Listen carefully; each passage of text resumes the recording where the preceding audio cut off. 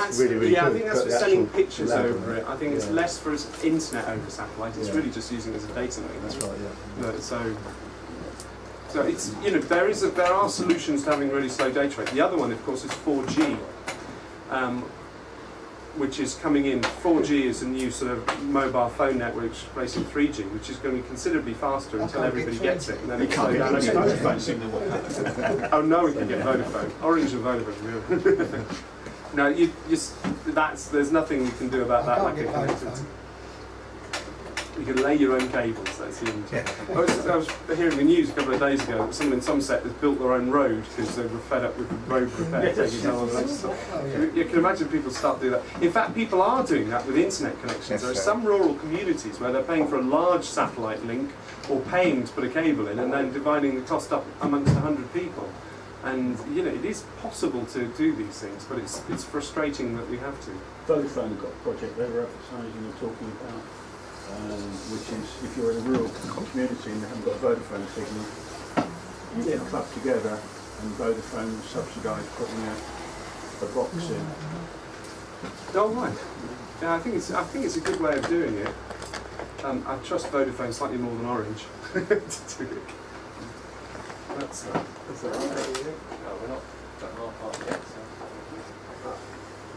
Let me get back to you. I'll just play the GH4 one again because I just love the idea of moving to New Zealand. How much, you said that it's sharper, but if you were to, in stuff that you filmed, if you downscale 4K, yeah, and you shoot the same footage side by side at 1920, yeah, and you watch it on a reasonable size, you will see a difference. You see a huge difference. There's some stuff about downscaling. I mean, I'm sort of spoiling the talk later, to be honest. But one of the things, if you shoot 4K and you down convert, the GH4 shoots at 8-bit 420 compression, quite heavily compressed. It's actually 100 megabits a second, but it is 4K. So it's, you know, it's 4 times the data rate of HDV or not HDV of AVC HD, but it's 4 times the resolution too, because 4K is like 4 HD pictures together, if you see what I mean. So it's heavily compressed, but it's equivalent to HD at 25 megabits a second. But the important thing is it's 4:0 color space, 8-bit and sort of 8-bit. So the accuracy of color rendition isn't as accurate as AVC Intra at 100 megabits a second.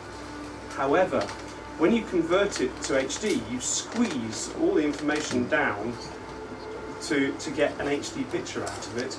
It actually becomes 4:10 bits because you're moving the color resolution together, you're moving the chroma resolution together, and you're also, if you use intelligent downscaling, if you're using Adobe or Edius, and you know, that's not a sales pitch for Adobe or Edius, they just happen to do this really good downscaling. If you do that, you also get as much as possible of the resolution of 4K down to 1920 1080. Now, when you buy an HD camera, it's doing its best possible. It's trying very, very hard to give you as much resolution as it can, based on what the lens is, what the sensor is, what the electronics are. It's trying to give you that full 1920 by 1080. It's a hell of a lot easier to take something that's 4,000 pixels and compress it to 1920 and use the great big processing grunt of an edit system like this. It will give you much better 1920 1080 than a camera costing 10 times as much, which is HD. To get a camera that gives full HD and yeah, 444 to give perfect full, it's unbelievable. Yeah, exactly. To get 4K just to compress down to 444. What's it doing with chroma keying? So I keep saying, I really think exactly. It's especially good for things like that. It's really important for shooting and editing, but it's not so important for watching at home, in my opinion. Because apart from anything else, like you said, I mean, even with my 70 meg download, I'm not going to be watching 4K, partly because I've got a lovely plasma screen. It's great. I've stopped making them now. But I don't want to change that until it dies. And I suppose I'll have to have a 4K screen in 10 years or 7 years when it dies. Because if you were at IPC last year, yeah. I mean, they're showing 4K, and then there's around the corner they're showing 6K, and then there's a bloody great big 90-inch screen showing 8K. So you can't see the resolution. resolution. The only thing you can see is contrast. Yeah.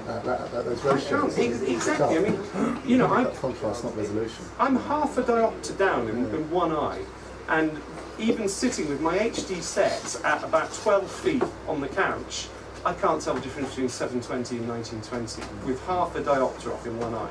So I went to Specsavers and I got some plastic glasses, and then I realised that I hate looking through plastic. So I almost prefer my bad eyesight to the fact I'm looking through these. And you know, it's so, that's 1920. There's no way I'll appreciate 4K in my lounge unless. And my wife has always told me that your bookcase has to be bigger than your TV, otherwise you're a pleb.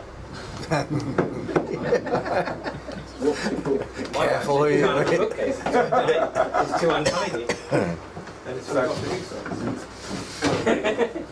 We're not streaming this yet, are we? Yeah, I think it. But it's you like to be watching. Very, very good point. No, Yes. no, never. Okay, so we'll just start in a second.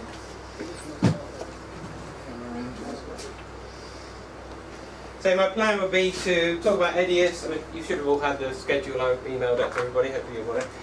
It's on the website stuff. But the plan was to do an Edius chat, which is going to be sort of an hour and a half-ish, although we'll stop, get a cup of tea, and then we're going to talk about 4K and things like that for an hour or two. And then the afternoon is going to be Premiere and then a bit of Avid. Basically. There are a few other things we'll throw along the way, but that's the general plan. So obviously I'm going to start talking about Edius. We did call it the 4K Open Day. I'm going to be talking about things that aren't 4K as well, but obviously we'll be talking about how you deal with 4K footage in various programs. I'm going to be talking about Edius to start off with, and this is the latest version. Before I start, the other thing I was going to say is up here we've got a great big nice screen so you can see the output, and as I told quite a few at the start, that's not 4K. That's an HD screen. This one is 4K and this one is 4K. So I've got some footage over here which is running on it. To appreciate the quality of it, you're not going to see it from back there. You know, you need to get a bit closer. So maybe during the tea breaks we'll just set some stuff running and then you can have a look at it. And I will pop the picture down on the 4K screen at some points so you can see it, but actually I've got to scroll underneath the desk and plug in an HDMI cable in the dark to do that. You've got 4K running in it. That's 4K run per, but it's a different computer. Yeah. Which I haven't plugged in properly, which is why I've got cables standing off the side. So that's basically, yeah, that's 4K. That's nothing to do with this demo, but it is a 4K picture which I've just got running permanently, which is the same kind of pictures that I'm going to be showing you here. But so generally right now what I'm going to do is to talk to you about Edius. I just wondered if... I was going to put this on the interweb afterwards, and I wanted to make sure that was being recorded. Yeah. So it's being broadcast live. So if anybody are here escaping from the wife and you know, she doesn't know, don't walk in front of the camera. Or husband. Which is there. Yeah, just don't walk up here. I mean, anyway. So how many of you are actually using Edius at the moment? And is there any sort of half using Edius? Are you using that half or this half? I'm using that half. I use the old Neo for very, very quick things. And are you on Edius 7? You're on early ones? I'm still on 6. 6.5. Yeah. 6?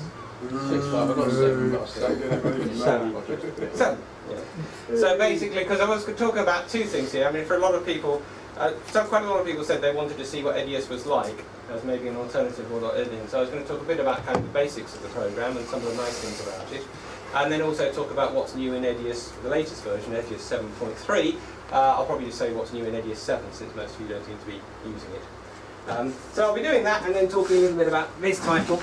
And I have to admit, I was doing something in 4K last night. I found a very good reason to buy VisTitle just for 4K, but I'll come to that in a second. It's a very silly reason, but it was amazingly useful. Anyway, so I started this off, and I didn't show you the start of it, so I'm going to start it all again.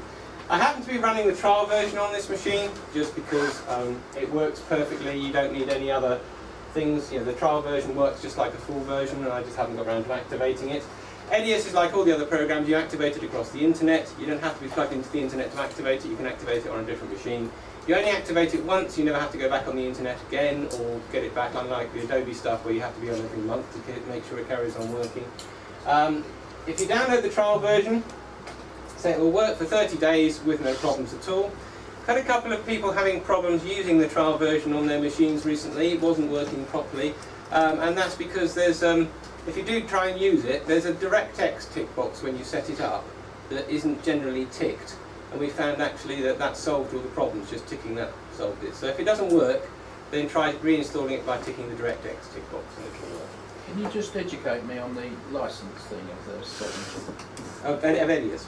Yeah, you got 3 attempts, is it? Or Basically, you've got 3 activations and 2 deactivations. So the idea is that, I mean, you're only supposed to use it on one machine at a time, just like all software. So it's pretty similar to most software. You know, they let you activate it on a couple of machines, but you're only supposed to use it on one at a time. If you use the same copy on 2 machines at a time, and you're using them both at the same time, you're breaking the license. If, on the other hand, you've got it activated on your desktop and it's activated on your laptop, if you're not using the desktop, no problem at all using the laptop. And you can activate it on 2 different machines, so you can quite happily have it running on both. It's just the licenses you're not supposed to use both at the same time. If you're using both at different times, then you're not breaking the license. does that license need to be on the internet? No, basically it needs to be activated. So right now, I went straight past the trial screen.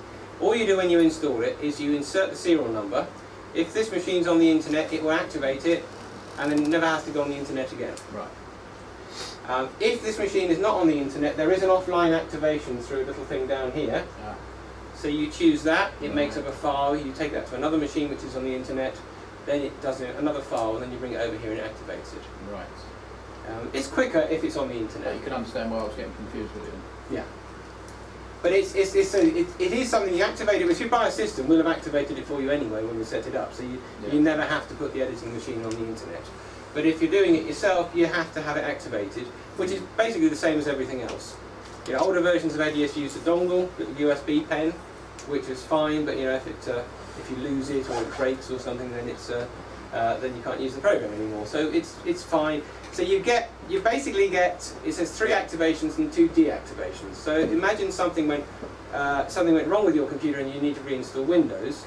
Ideally, you deactivate it first, reinstall Windows, reactivate it, and you've used up one of your activations and one of your deactivations.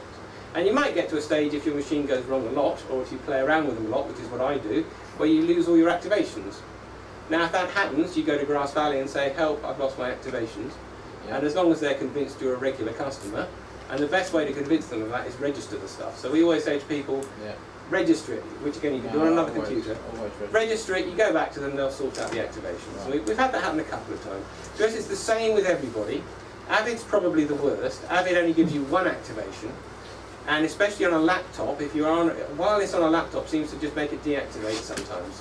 And I had one guy got really furious with us on Avid, because he was doing a job in Spain and his Avid deactivated and he couldn't use it and he wanted us to sort it out. And we said, sorry, we can't. If we could activate it, we wouldn't have to buy the software, you know. But, you know, Avid's the worst.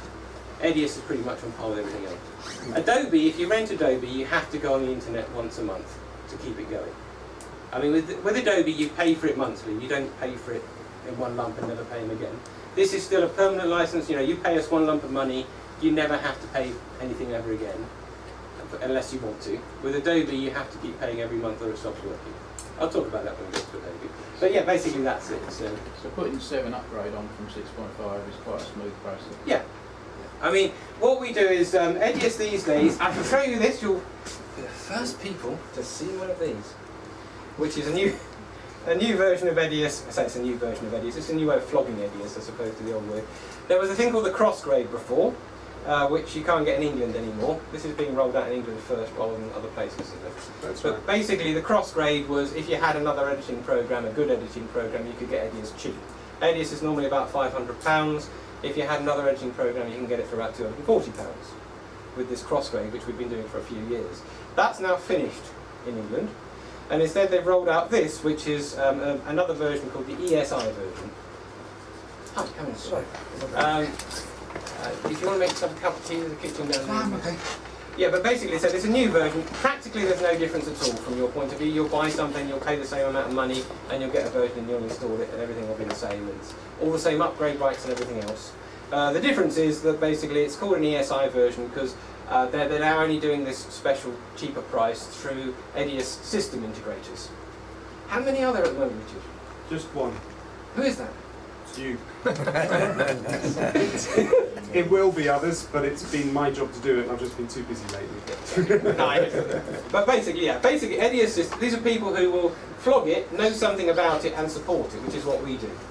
Okay, it's a new version, it's an Edius box with USB. And that's 100 and what? This is still 240 quid. Same price. Same price as the cross-grade. Yeah. Same price as the cross-grade. But you don't need to have a system you don't need to have previous edit software, so someone can be new to editing can get it. So we've had occasionally people wanted to upgrade from Studio to Edius, and they had to pay the full price. And now we've got with this one, they don't. In practical terms, when we send this out to you, you'll get this with a USB pen, which will have the original installer for Edius on it, and we'll send you another disc which has got the latest one. It's also got some project presets and user profiles and instructions on how to chuck them in there. So if you do buy one of these from us, have a look at the CD we send it with you. It does say read the CD, read the PDF, do what it says on the PDF. A lot of people don't do that, so and then they ring us up and then we say read the PDF. So, but we give you stuff to make sure you get on the latest one quickly and that you get all your project presets set up. So anyway, that's how you buy it, preferably from us. But basically, first thing you'll see when you open up Edius is this, which is fairly simple. You have different user profiles. So if there's 3 or 4 people on the same computer, they can have their own settings. Or you can put Edius on 2 or 3 machines and cart the user profiles around. So we have our own DVC user profile, which we send out with the stuff, which sets it up how we think is sensible. And there's a lot of little things in there, but I mean there was one the other day that somebody was talking about restoring offline clips and this annoying box that pops up all the time. And I put up how to get rid of it, and I said, oh wow, that's brilliant, and it should be the default, but it's the default in our user profile. So.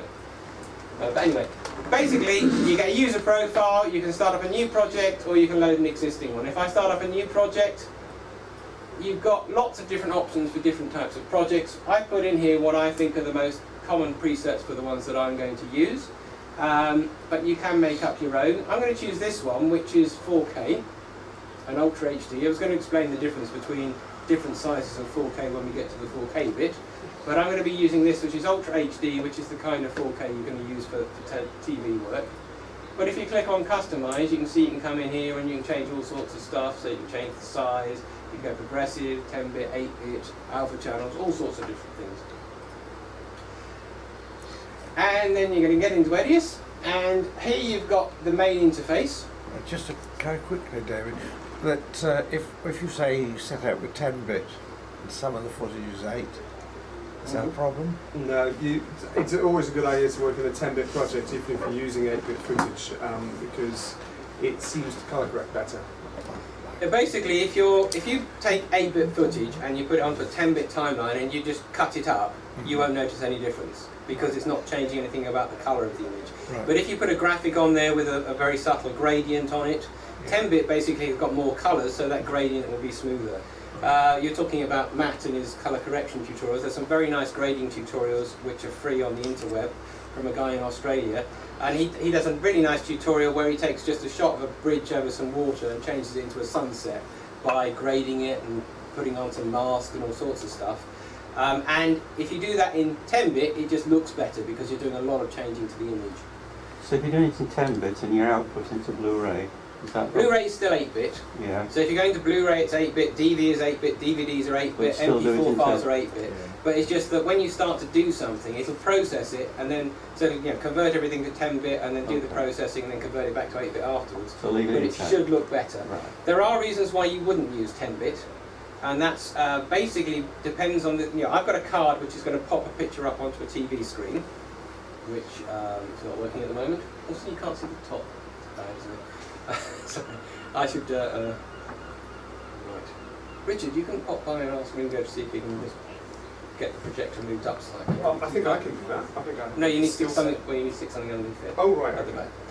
Just raise it a little bit. That's all. But yeah, basically, if you're in a 10-bit project and you've got something like a Grass Valley, Spark, or a Storm, do these things mean anything to you? There's different ways of outputting a picture to a TV. So I'm using a Blackmagic gizmo, which is going to output a 4K picture if I want to. But if you're not using some of the Blackmagic, most of the Blackmagics will do 10-bit, some of them will only do 8-bit. Pretty much all of the Grass Valley ones will only do 8-bit. So say you're using an HD Spark to output a picture, that's brilliant, Richard. If you're using an HD Spark to output a picture to a TV and you go into a 10-bit project, you don't get any output. So you might stay in 8-bit. I mean, probably that's a longer explanation of 10-bit and 8-bit than I think it possibly warrants, really. I like to work in 10-bit because I think it's going to look better. A lot of the time it doesn't make a huge difference. And if, frankly, I've got a Spark, I'll probably just stay in 8-bit because, okay, what the hell, because I'll see a picture. But that, does that make sense, everybody? Which Grass Valley card does 10-bit? Is it the... It's the Storm 3G. Does 10-bit, none of the others do. No. The Blackmagic cards are all 10-bit though, aren't they? No, the Blackmagic cards, there's a whole variety of Blackmagic cards. So in here I've got a thing called an Ultra Studio 4K, which is about £600. And that does resolutions all the way up to 4K. So it does just about everything, and that does 10-bit. The one that doesn't do 10-bit is the Intensity Pro. The Intensity Pro is the one we sell the most of, because it's one of the cheapest. It's for £125. You get component, composite, S-video and HDMI in and out. And it's 125 quid. You know, I mean, sort of the equivalent from Matrix, which is this thing, that one's about £300. And there's reasons why I might like this over the Blackmagic, but on the other hand, the Blackmagic's 125 quid. I mean, if I was using Premiere or Avid, I'd probably prefer this, because there are ways it's better. But in Edius, the Blackmagics are just as good, to be honest. And the Blackmagic support, one of the things we're talking about later was differences between old versions and new versions. You only get full support for Blackmagic gizmos in Edius 7. So if you're in Edius 6, you can capture with some of them, but you can't output to a TV. On Edius 7, it properly supports them all the way through. And as a result, since Edius 7's come out, we hardly ever sell any Grass Valley cards at all. Too expensive. Because they are better quality. And there's a guy on the Grass Valley forums called Anton, who's done some tests on the analog capture. Never heard of it. And basically, he wouldn't use a Blackmagic because they don't quite capture legal levels. But you know, it's also Blackmagic, and we'll be talking about Blackmagic a lot, partly because Richard flogs it, but partly because that's the main stuff that we sell with it as well. Yeah, they aren't perfect, and they are cheap. And sometimes I describe them as adequate. I mean, if I was in a sales hat on, I'd say good enough. If I'm trying to sell you a Matrox, I'll say it's adequate, because they basically work. They have little problems here and there. There's some things about them that's annoying, but if it's only 125 quid and it works good enough, well then I'll use that, and I won't spend 300 quid on something else. When it comes to 4K, they're the only things we've got that output 4K from most programs. The other great thing about Blackmagics is they work with just about everything. I mean, they are by far the most popular cards. They work on Macs, they work on PCs, they work with a grading program, which I was going to talk about, called Resolve, which is a Blackmagic program. So that's what we sell most of. But anyway. So, back into Edius. Looking at the interface, if you've never seen it before, it's pretty much like all editing programs.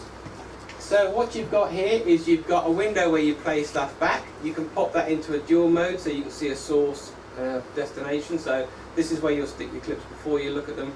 That's the timeline. On a single screen like this, I tend to have them together, and I'll just tab between them like this.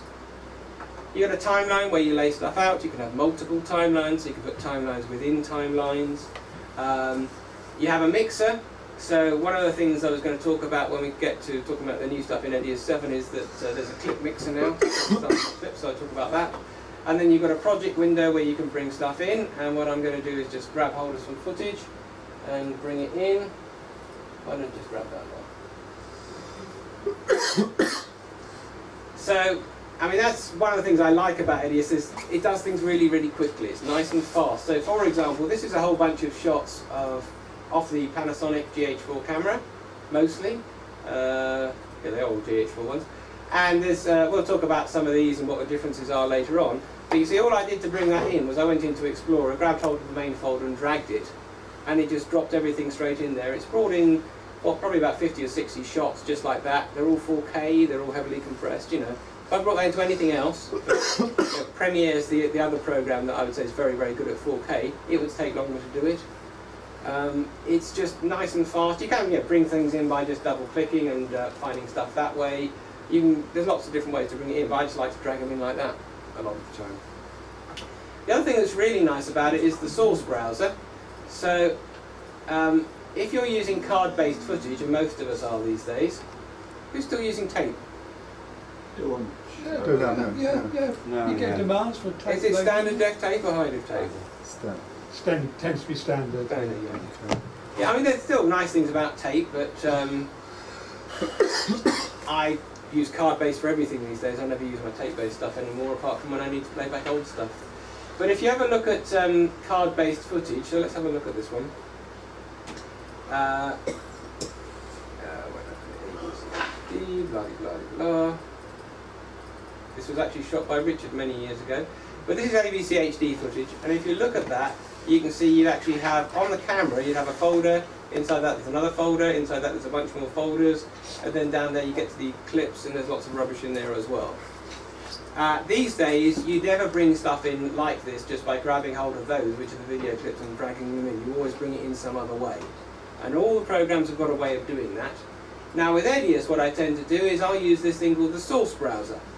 So instead of going all the way down to the stream folder where the video is, I'll just click on that, and then open it up, and it will show me all the clips that are on the card.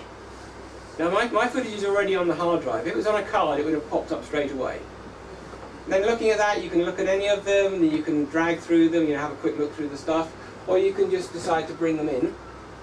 And if I select a few clips and just right click and say add to bin, it'll add the clips into the bin, but they'll still be on the card, or they'll still be where I put them in the first place. But it's got this nice thing where you add and transfer to bin, so what you do is you select the clips that you want, and then you add and transfer to bin, and it takes the clips, little things popped up down there saying it's starting to copy stuff. I can bring up a background job and it tells me what's going on. But basically it's taking those clips and it's copying them off the card. I can actually carry on working whilst it's doing that. And what it'll do is if I use any of those clips, it'll play them off the card until it's copied them onto the hard drive, and then it automatically swap them over. So it's a very easy way of getting stuff off card-based cameras. And it's also the sort of thing where, suppose that camera that's filming up there, the Panasonic, which is filming and going off to the interweb, it's got a 250 gig hard drive on it. I can film 30 or 40 hours worth of stuff on there. So I can get several projects worth of stuff on it. I had it actually the other day with the local TV company. They were saying, yeah, we've done this job and we've got 3 or 4 different jobs on the same card. We've only got 30 gig cards, but we've actually got 3 or 4 jobs. I don't have to copy everything off that card into every single project. I just want to choose the clips I want and do it. And Edius lets it do it through here. Now if you're using Adobe, you have to use a separate program which you've got to buy from them called Prelude to do that. So with Adobe, you have to buy something else to be able to do that sort of thing. So it's all built in, it's all quick, it all does it in the background. If you're in a hurry, like I said, I can carry on editing. If I start playing stuff, it'll pause that, and while I'm doing stuff, it won't do anything, and then when it's free, it'll actually do it in the background. Am I right in saying the original source browser was a bit problematical, but now it's better? The original source browser, which was in 6, basically the original source browser, it was fine, but it's just when it copied the clips off the hard drive, it put them into a folder and gave them big long gibberish names. Whereas these days, if I was to have a look at where I put that, and I've completely forgotten where I put it, probably in the Edius projects folder. What's it actually called? Untitled 29. I've called this Untitled 29, which is so easy to find. But you see what it does is it's made up a little mini AVC HD card. So it's made me up something I can just quite easily import into any other program. Whereas in version 6, it used to give them gibberish names which made it fairly useless for other programs. And that's the thing I use an awful lot, to be perfectly honest. I mean, with that thing up there, which has got 250 gigs worth of stuff on it, I want to back it up onto something. Now, one of the things I do is I back them up onto Blu-ray discs, but I can only get 25 gig on a Blu-ray disc. Now, I want to keep that whole folder structure and everything intact because it makes it a lot easier to load into every other program. But there's no easy way of doing that without something like this, where I can just choose 15 clips, make that up, back up 25 gig, and make another lot. So I use this awful lot just for backing up my footage. It does the same thing for P2 and XD-Cam and footage like that. Richard's got some nice P2 footage, haven't you? It should be on here. Oh, is that the Bright 9? Yeah. Yeah. So I've got some HDX 250. I've got some HD, I've got 4K ones of those, so I think that's the difference. But again, P2 is just coming up here, and again, you can just bring the stuff in and do stuff with it. Anyway, so I like that. Source browsers are very useful. Also, on top of that, it does do things like it will rip video off DVDs. It will rip audio off CDs. If you put an audio CD and it pops up with a list of tracks, you can play one, then rip it onto the hard drive and use it. And the other thing I like about it is that you can tell it where it's going to go, but generally it goes in the project folder. So it's also something else that you can use when you're just plain importing footage. If I come in here and I want to import a still image, so penguins, that's important. You know, these still images, these are actually somewhere on my computer on the C drive, and I'm just going to import them. Now imagine I was then going to take this project and whack it onto another computer. Those things will still be where they came from in the first place. They could be on a USB pen, they could be on a CD. If I put them on another computer, they're not there anymore. So I'm going to have to remember to drag them across. Well, what I can do is I can click that button, and what it'll do is it'll copy them into the project folder. You can do that for everything that you use. So everything will get copied into the one folder. If I hadn't named it Untitled 29, which is what I named the project, is have a sensible name, and I could end up with a folder with everything I need to recreate that project.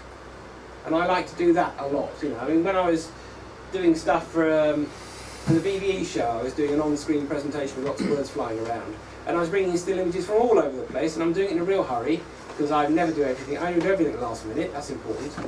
But basically, I had to know that when I got up to the show and I've got to change something at the last minute because somebody's just changed a price, I want to make sure everything's there. I just tick that. Wherever I brought stuff from, it was all in that project folder. I didn't have to worry about it. Obviously, it takes a little bit of time and it takes up more space because you've got your original copy in this. But it means that at least I've got everything in the one place. So you're talking about backing up projects. I like to do that. There is a thing called the project, not project manager, isn't it?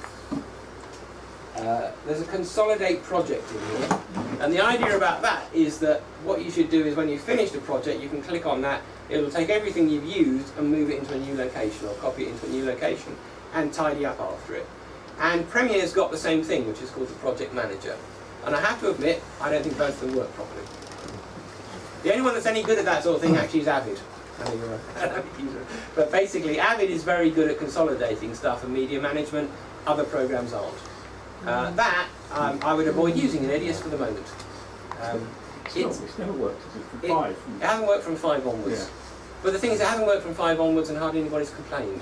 Yeah, it's weird. So that's why they haven't put the effort into fixing it. I used to use it all the time in full. It's a low project. Yeah. A question about the source browser. I've got 6.5, and when transferring directly from a card, occasionally it fails. So I have to transfer everything to the computer. And then, 7. So 7's dealt with that? Yeah. Okay. I've never had that. I've never had it fail. But, yeah, but I've heard of that before. It's Okay. 7's just, you know, it's not just trying to flog you extra bits and new pieces. They quite often put serious bug fixes in the new software. You know, they're not perfect for programmers, and they'll work on it. They won't patch the old software once the new stuff's available. So quite often, as well as some new features, you're getting some important little bug fixes. And quite often it's because of something that, you know, on a Panasonic or a Sony card that isn't quite compatible in certain circumstances, or a file name that doesn't quite work. So it's not, you know, you couldn't say it's Edius's fault or Sony's fault. They'll just have thought of it and added an extra line in the new software. Okay. I mean, the biggest things that have changed between 6 and 6.5 and 7 are basically 7 is 64-bit as opposed to 32-bit, which is you know, it doesn't sound, you know, the actual, when you're using it, it works pretty much the same, and it doesn't sound huge, but it makes a big difference, because basically all computers these days, they've got lots of cores inside of them, they've got lots of memory inside of them, and if you're a 32-bit programmer, you can't use all of that. So Edius 6 was actually very good. Some of the stuff they managed to fudge it so it used most of the processing power, but it couldn't address more memory.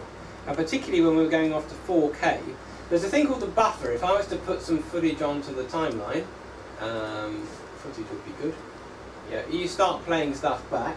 There's a number that pops up down here, which is called the buffer, and basically what that's doing is it's taking the clips and then putting it into memory before it plays it.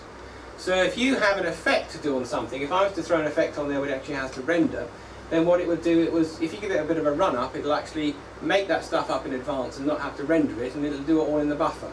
But it's limited on the amount of memory that it's got. So I'm in a 4K project, and you can see I've got 64 meg on there. If I go into the settings, and Why does it always have no buffer when you've got the level meters shown? As soon as you turn it off, it's fine, but as soon as you've got the level meters on, you've got like 2 or 3 frames. it doesn't in 7. Oh, right. But basically, the one thing, this is a big change, which is because it's 64-bit. In old Edius, in Edius 6, the most you could use is 512. As you can see, I can go up to 8 gig. Because memory is relatively cheap, I've only got 16 gig in here. I could have put 32 in. In fact, I meant to for the open day and I forgot, but 16 is enough. 32 is nicer and it doesn't cost much. But it's just, you can see I've got 64 frames in the buffer for 4K footage. If I put that up, I can do a lot more buffering of the stuff, which means it plays back better, which means I render stuff less, and it's generally better all round. But I only get that if I go to a 64-bit version of the program. So on 7 at 64 system, with 16 gig of RAM, what do you recommend the buffer at? To be honest, I've been using it about 2, and I haven't really stressed it out going up. I'd go to 8 if I had 32 gig. Going up high is always going to put more. It's just going to use more memory for the buffer and less memory for other stuff. Yeah. So the buffer is for playing stuff back. If it's using that for playing it back, it won't be able to use it for maybe doing some effects in and things like that. And maybe you've got 3 or 4 programs going at the same time. I've got to go and find a happy medium really. Yeah. I've set it for 2 and I've been quite happy with that. But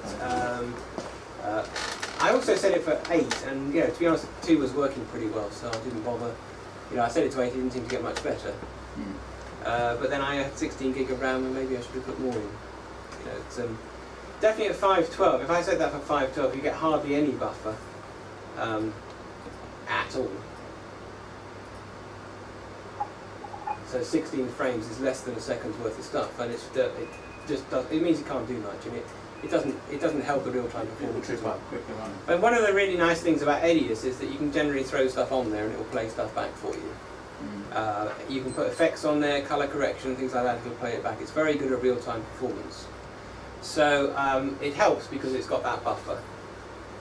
And they're still the same. I mean, it's better at, they reckon about 30% better, 30% faster Edius 7 on the same machine than 6, although it does vary depending on what things you're doing. Just straight cuts, you don't notice a difference, but colour correction and stuff like that, I can get more out of it, I can render a bit faster. So there's basically lots of nice things about it just by being 64-bit, and certainly if I want to do 4K, I wouldn't want to try that on 6.5. No. I'd want to go to 7, definitely.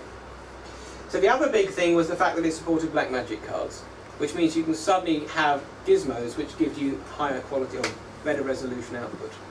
Now you might have noticed I said I was going to be putting a picture out to that Samsung TV, which says Samsung on it, and I'm not getting a picture at all. And you might be saying, why are you not getting a picture to the TV, David? It's because when I went into this, I set it up for Ultra HD, and that's only an HD TV. So I haven't got a way of downsizing from Ultra HD, downsizing the output and putting it out there. If I plugged it into the 28-inch, you'd be seeing a picture right now.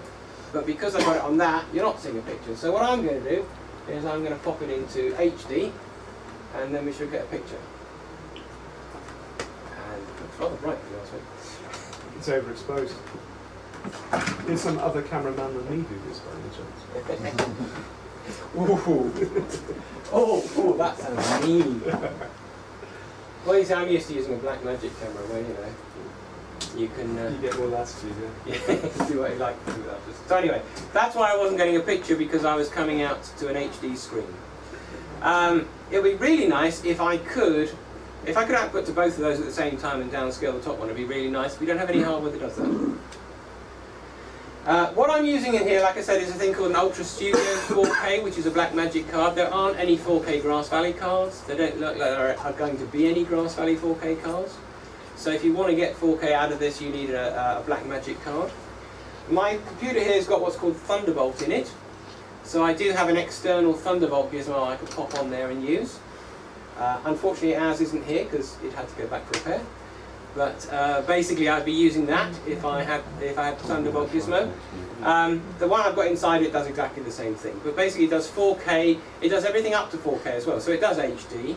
It does do 1920 HD at 50p, which is another thing that you don't get with most gizmos, like the Matrox box only does 50i. A lot of people are filming on 50p these days, and you want to see it in 50p, this will output 50p. So this is a 600 quid card. They do have something which is in between. I mentioned the Intensity, which is 125 quid, which only does HD. Something in between is that, which is called a Studio 4K, which is a new card, which I think is going to be very, very popular. It was only come out a couple of months ago. It's 300 quid. And it does... 50p? Sorry? Does it do 50p? It does 4K and 50p and everything else. It does pretty much everything that this other gizmo does. Is it SDI? It's got SDI on it, it's got HDMI, it's got a whole bunch of silly cables which I couldn't be bothered to plug on there, but which gives you SDI, component, composite, S-video and an adapter. So basically it does just about everything. You can also use that as a weapon if you're attacked in your edit. So you've got to get them to attack you behind the computer. Yeah, true, yes, exactly true. But basically that gizmo is £300. So this is going to be, I think, a very, very popular card. To be honest, at the moment it doesn't work 100%. So it's not something we're flogging to. We've flogged it a couple of people at the moment, and it depends on the program. But no, I mean it depends on what you're doing. But Edius only supports a particular version of the Blackmagic drivers. It supports the version 9 drivers. This only works with version 10 drivers. Yeah. So you know, it's. They are working on it. I think they're definitely working on it. It's just this is pretty new. Yeah. I use it all the time. I've also, I mean, like I said, Blackmagic cards I describe as adequate. They're producing new drivers all the time, and I've tried 3 different versions of these drivers, and different things go wrong with different ones of them. They might have actually produce some new ones today because we haven't seen it. But yeah, there are silly things at the moment with the drivers on that. So that, for instance, at 4K, I get an output to that screen with this card, but I don't get an output to that screen. Which I know is there's a saying I've heard in the industry a little bit. It's that they're black, but they're not magic. Well, Blackmagic is evil. So yes. But yeah, basically, okay. So not working 100% right now, but I think that will be extremely. What was the name of the card? It's a Blackmagic Studio 4K. Have you got stock? You've got stock anyway. We can get them the next day. I don't think I actually got one on the shelf. All right. Can you bypass your smart card, or has it got to be changed? You can put it in the same machine. I mean, you can have the 2 in the same machine, but it does depend a bit on the computer as well. Because this is, I don't know if you can see that there, but it's a bigger PCI card. It's a 4-lane PCI card. Does that mean anything to anybody? I mean, your regular PCI cards are little ones, and they've got little slots. This has to fit into a bigger slot, and it uses up more resources. So if you stick that into a computer and then you've got a graphics card and a RAID card in there, you're going to find it really hard to make them all work.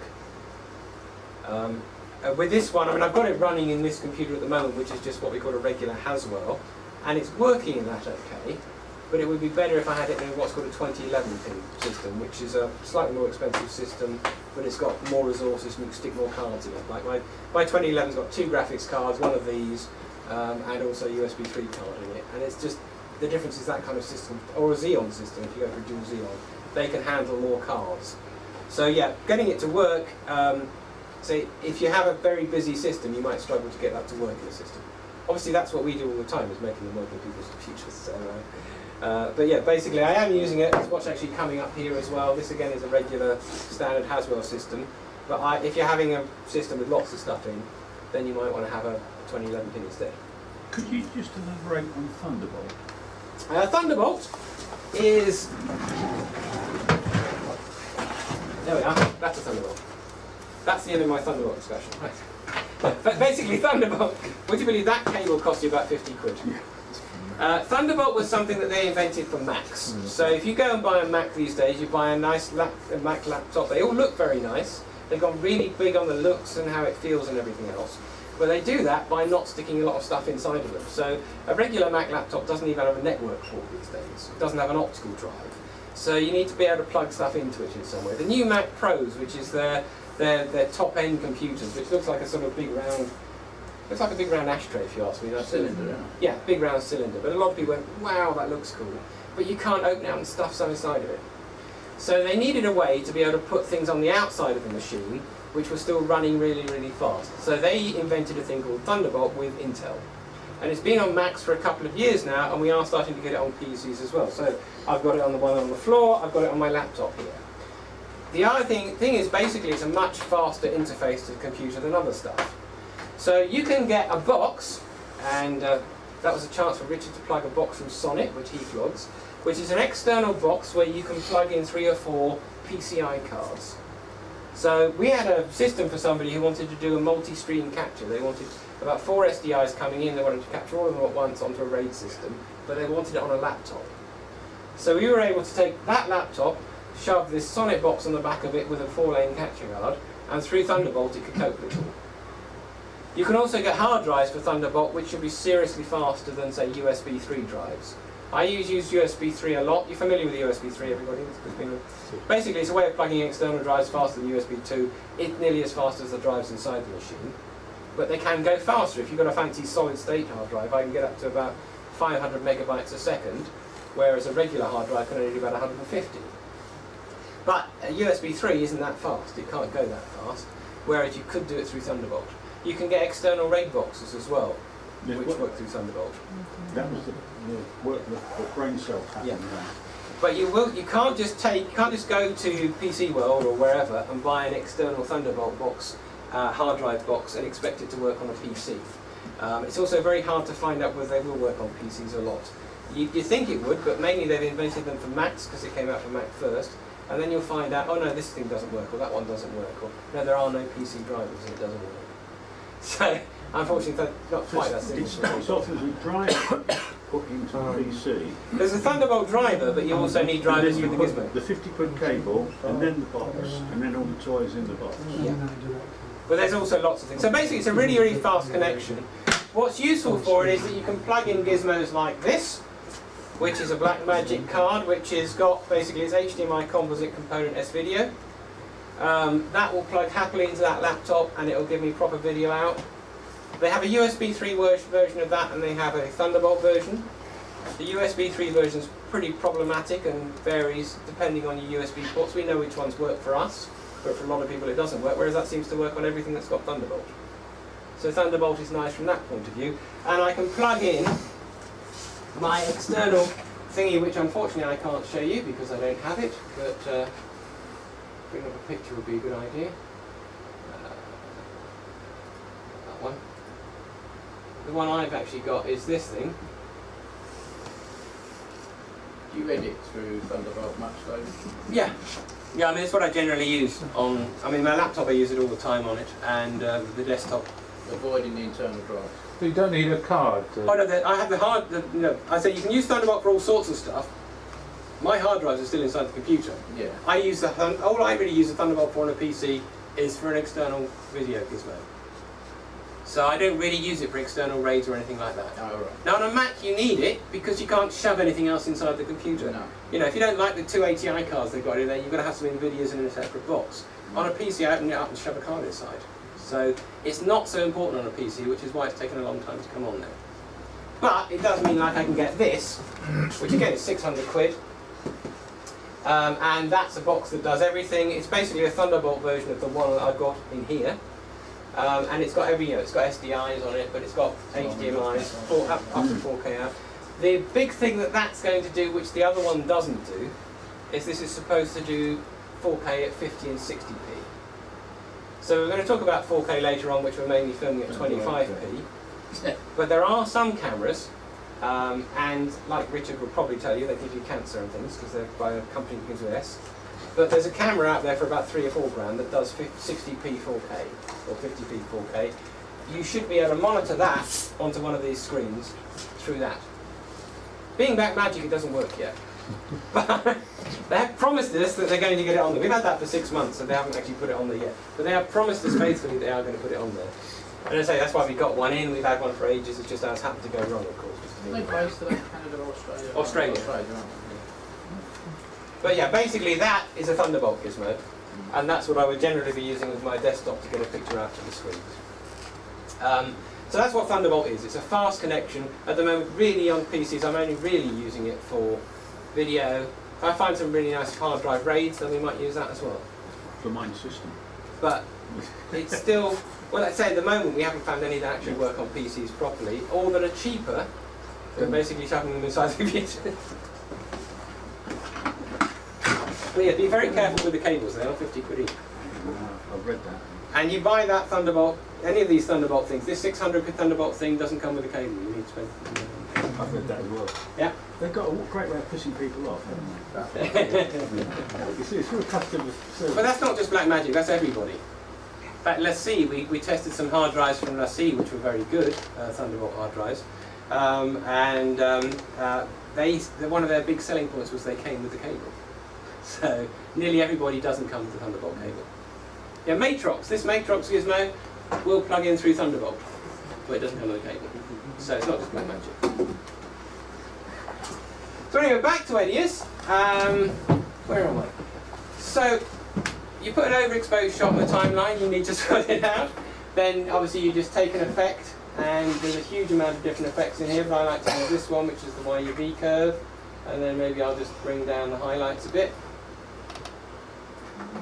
Still looks overexposed over there. I'm thinking it looks reasonably okay up there, but it still looks bad over here. And apart from the fact that I possibly haven't set the TV up properly, I would always go by that and not this when I'm doing a video. Because most of it, I mean, if I'm doing an output for a TV, this has been the same for donkey's years, I would want to watch it on a TV, not watch it on a computer screen. Because you could have done a spider setup on the monitor, couldn't you? Yeah, but the spiders are calibrating it. The spider's a little box. Ringo's got one that you stuff on the thing and it calibrates the whole screen. But it's still, this is still working in RGB, YUV, and also this is still at the wrong frame rate. So this is, the screens will be running at 60 Hertz, and my footage is 25p. So there's some stuff going on there. It just doesn't look the same, even when I've calibrated it. I mean, we've got one, and we've calibrated both of our demo screens. It still doesn't look the same as that, which is what it's going to look like when it finally makes its way onto the DVD. Yeah, the trouble is people have different settings on the flipping TV. Oh, well, there's nothing you can do about that. Yeah. I mean, you'll make a DVD, and you've got to make it to a standard. So you make it so you've really got to set your screen up properly. If you learn to use them, you should start using the scopes. See, scopes. So here you've got a waveform and a vector scope. It just disappeared. Does everybody know what a waveform and a vector scope do? No. Oh, well, I'm not going to explain it. Now, basically, I use this a lot actually when it comes to Resolve. I really do start to use it an awful lot in Resolve. But the waveform is basically the brightness levels. So if you look across the image, that's the dark bits, that's the bright bits, and it goes all the way across. So that dark bit in the middle equates to that dark bit just there. And what it's telling me is those are the legal levels.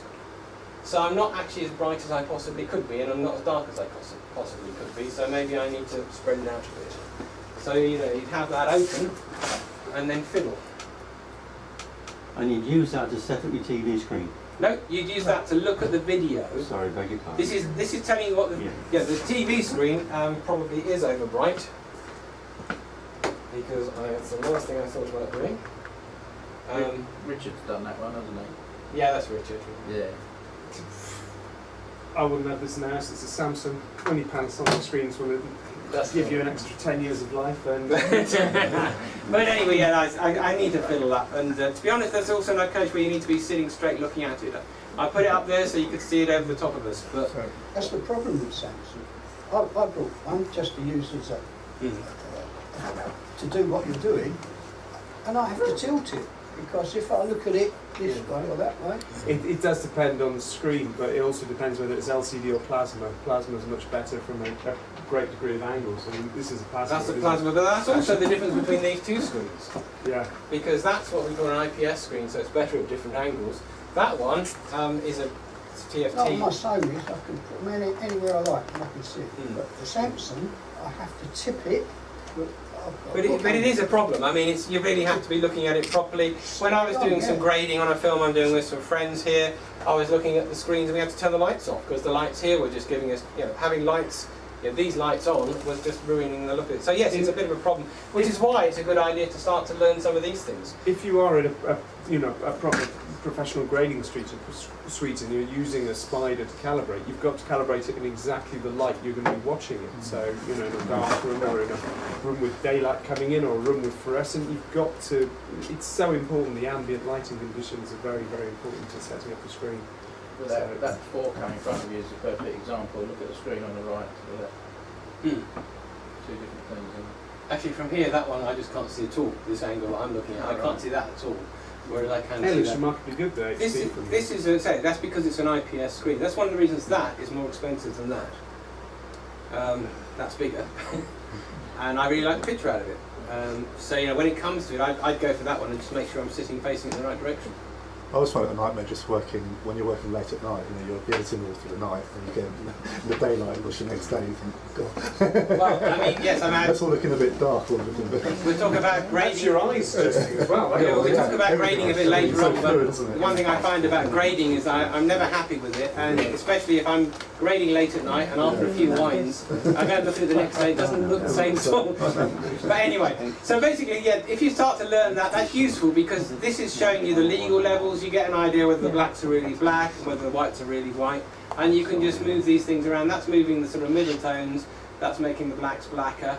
You've also got to use your eye and actually look at the results. But if you tick safe colour there on the, then it will keep it within the legal limits. Yeah, if I do that, then if I go over the top there, it'll actually crop them off. But it's the sort of thing you start to learn those. If you do get into grading, the one thing I would do is I'd recommend reading the Resolve manual. I learnt a lot of things about using scopes and RGB grades and stuff by actually reading the manual. Which is odd, I never really read manuals. But It does get complicated if you don't fully understand it, which I certainly don't fully understand it, because if you're sending stuff into ITV through AdStream, they'll tell you about the 100% and the 0%, and then they'll also talk about millivolts. And you look at stuff and you think, oh shit, this is going to come back. You just know it's going to come back because it just looks on there as though it's wrong. You click safe colour, it goes in, and they'll tell you, oh, there's a little bit of a dip on the first frame of the freeze. And they haven't noticed, they haven't sent it back for any other reason. They've spotted something. yeah. And you're thinking, I can't really see it. The first frame of the freeze looks perfect. It's back up there. There's 10 seconds in that I'm worried about. But also, I think it depends on the editor as well, because you know, when I talk about the GH4, there's 3 different settings for colour range. You can crush the colour to make it broadcast safe. But if you know the editor, or if the editor is not that fussy, he'll just say, oh, I'll just reduce that bright cell. It's an easy thing to do. Something else requires more work than just crushing the levels tiny. They've probably got a button that says, I'll make this safe just by pressing one button. So it makes it a lot easier for him, whereas the first frame of your still being lower, then he'll actually have to go and edit it and do some work on it, so that's more of a problem for him. But you've also remember that a lot of studios in the older days would run through a legalizer. Yeah. Hardware legalizer. Yeah, I mean, it's. I think they're getting more and more picky about colour and grading these days, and actually, it's always getting annoying. I didn't have to worry about a lot of it. That's right. In the old days, as long as we got it, we got a bit. Anyway, talk about that a bit more in grade. Just out of interest, I put this shot up, and this is AVC HD, and as you can see, when you put it up on the video projector, you can see little jaggies and things. I mean, I know it's only the overlay on the computer, and it would be better through the Blackmagic, but that's when I need a 4K one. When I'm using a video projector at home, I now need 4K because I'm starting to see stuff like that. Just like saying, I used to be happy with standard def, and now I'm not. But anyway, this is a good idea of, I've just whacked a button, hit it, so it's playing it full screen on the computer. This is why it looks different on the TV. You can see the way that guy is moving across there, it's just not right. Yeah. It's sort of progressively, and it's converting interlace to progressive, and on the TV, that's what it's going to really look like. If I was looking at that, I'd be throwing on anti-flicker filters and stuff like that. That's interlaced in a progressive project, so that's not looking quite right to me, either. No. But it's one of those, yeah, it's one of those things. You can see the way it stutters as well. That's the sort of thing that, it doesn't work properly with just the overlay. This is why I like to have a piece of hardware on it. Anyway, coming back to Edius itself, haven't really told you very much about that. Planning to go on with this till about just before 12 and have a break for a cup of tea. So in terms of actually using Edius, it's very, very similar to lots of other programs, but what I like about it is it's all nice and fast. So if I need to make up a title, for example, I will say I want to make up a new title. And I've just gone into VisTitle, but never mind. Type in a title, save it, and what happens is it goes straight away onto the timeline. I right-clicked actually on the timeline and said new title, and it went straight away onto that timeline there. It went just exactly where my cursor was. I've got special title tracks, so if I say let's create a new title in the title track,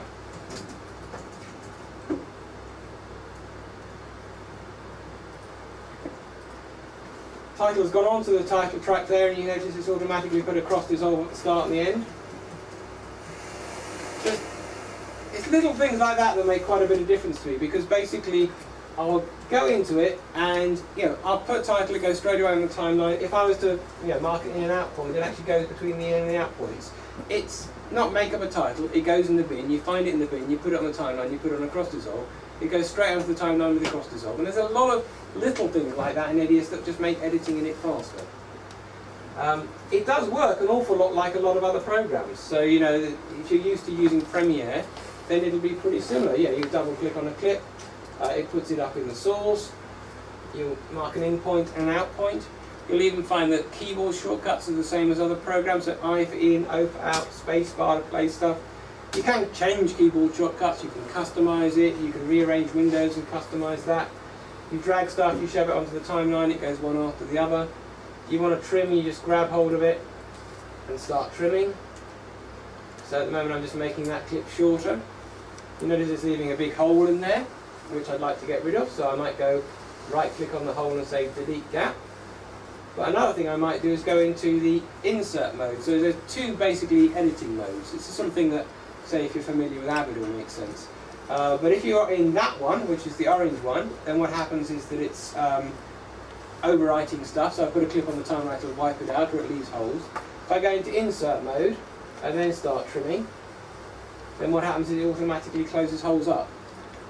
And if I was to, say, put some other clips a bit further down the timeline and then start trimming, it moves them as well. Assume all that can be done with the keyboard. Yeah. Yeah, I mean there's keyboard shortcuts for everything, so if you hang over the insert overwrite thing, then it's telling me what the keyboard shortcut is for that one there. It's the insert key. If I start trimming stuff on the timeline, so I've got this one here, it's the, oops, daisies, I took it right. It's the comma and the full stop. And the comma and the full stop have got little arrow keys that way, so I try and think of it that way. But yeah, that will trim one frame off, add one frame on. So yeah, there's keyboard shortcuts for absolutely everything, and you can customise them. Yeah, regarding keyboard shortcuts, I've looked everywhere, and maybe I'm stupid, but I can't find a keyboard shortcut that says go to the end of the timeline. End. End. What is it? End. Just, oh, is it? Oh, thank you for that. And, do you want to go to the front? Can you guess what it is to get to the start? Yeah, the home key to go to the start. So, yeah, thanks. That's why you need a fancy coloured keyboard. And you don't need to pass go, right? So, because that'll do. But yeah, basically, you can customise it or you can change them. There are also some things which are very useful which don't have keyboard shortcuts, which I sometimes assign. So I've talked about a lot of that in the tutorial. Let's put some clips on the timeline. So we do a tutorial on Edius, which you'll get if you buy a system, or you can buy it off separately. But basically, I've talked about things like things you'd like us to assign keyboard shortcuts to. It's things like I can take a selection of clips and then put them in the bin as a new sequence and things like that. There's quite a few there which you didn't even know were there, but they're actually very useful. I mean, it does do most of the stuff, but there aren't enough keys on a current keyboard. You need a keyboard with about 200 keys on it, I think. And that's the same with every editing program. It's the same with Premiere and Avid. But anyway. But there's really nice things in here. Some of the nice things in here have been in Edius for donkey's years. Like I've put a bunch of clips onto the timeline, and I'd like to go through and just top and tail them. So I'm saying I'd like that to start there, where you just press the N key. Do it again. You just press that's the wrong key again. I pressed B there. Sorry, N, and it will chop the front off, and it'll chop the end off. And so it's very quick to go through and just, you can take all the clips, throw them on the timeline, and then just go through and trim them. Can we give you a particular problem? Okay. We film nightjars, and we've got a nightjar on the ground. As soon as it's gone on the ground, you can't see it. We can see it, but it's that well camouflaged. Can you, with Edius, can you circle it or highlight the particular part of a... Yes. Yep. A good lad. Use the mask tool. Yep, I'm trying to find something that, oh well. No, that's a nightjar. Yeah. Right. It looks like a house. The mask because it's nightjar tool. camouflaged. Yeah. It's very good camera. Yes, I mean one of the things, it's got an awful lot of filters inside of it, so I did quickly go into the colour correction earlier, which I find that the colour correction is very good and very reliable. Sorry, I can do an awful lot with it. So like colour correcting a shot, I just go in there and click, click, click, and it colour corrects it quickly. But the one you're particularly looking at is the mask filter. So I'll put a mask on there, make it a bit bigger. Seems to fit. Where's it got? So, right. So what I want to do is I want to highlight a particular area. So I can do a square, or I can do a circle, or I can draw my own. Very good. So if I draw my own, That's ironically exactly the shape of the nightjar. After it's been run over. Sorry. now you can do things like, say, just make the background transparent. So it's a way of masking something. This can also be animated, so it can change over time. So you can do full-blown rotoscoping, which is the sort of thing you probably have to go into After Effects to do if you're in Premiere. If you're in Avid, you can do this already. But basically, you can put soft edges on it. So if I had something else underneath it, obviously you see it. If I want to animate that, then I turn on keyframing down here and I go through and animate it so it moves over time. What happens if you just want to circle it and put a circle around it? Yeah, like the centre. Well, I mean, I've made it my own shape. Yeah. If I want a circle, I'll just use a circle. Right. So at the moment, I've made the background transparent, but if I say no, what I want to do is either make the outside darker or the inside lighter. Suppose I want to make the inside lighter, I'll come up to filter and choose some kind of filter, and probably, where's the brightness? I can't see the top here. Yeah, but all we want to do is put a circle actually around it. Oh, just a circle? Yeah, we've done it with Premiere Pro, but we can't find how we can do it on this. So Right. you can actually see the bird is still there, and you've still got the natural habitat. Right.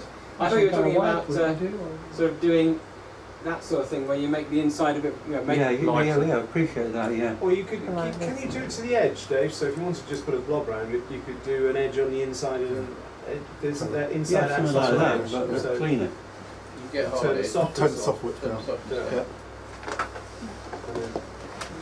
Why not use region filter? And then region. Because it doesn't have one anymore. No, this is replace Oh no, the because region it's filter. on 7, it's in the... Yeah, sorry.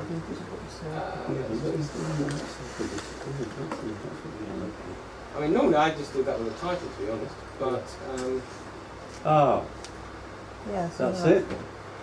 so basically I went down to Edge and gave it, Edge.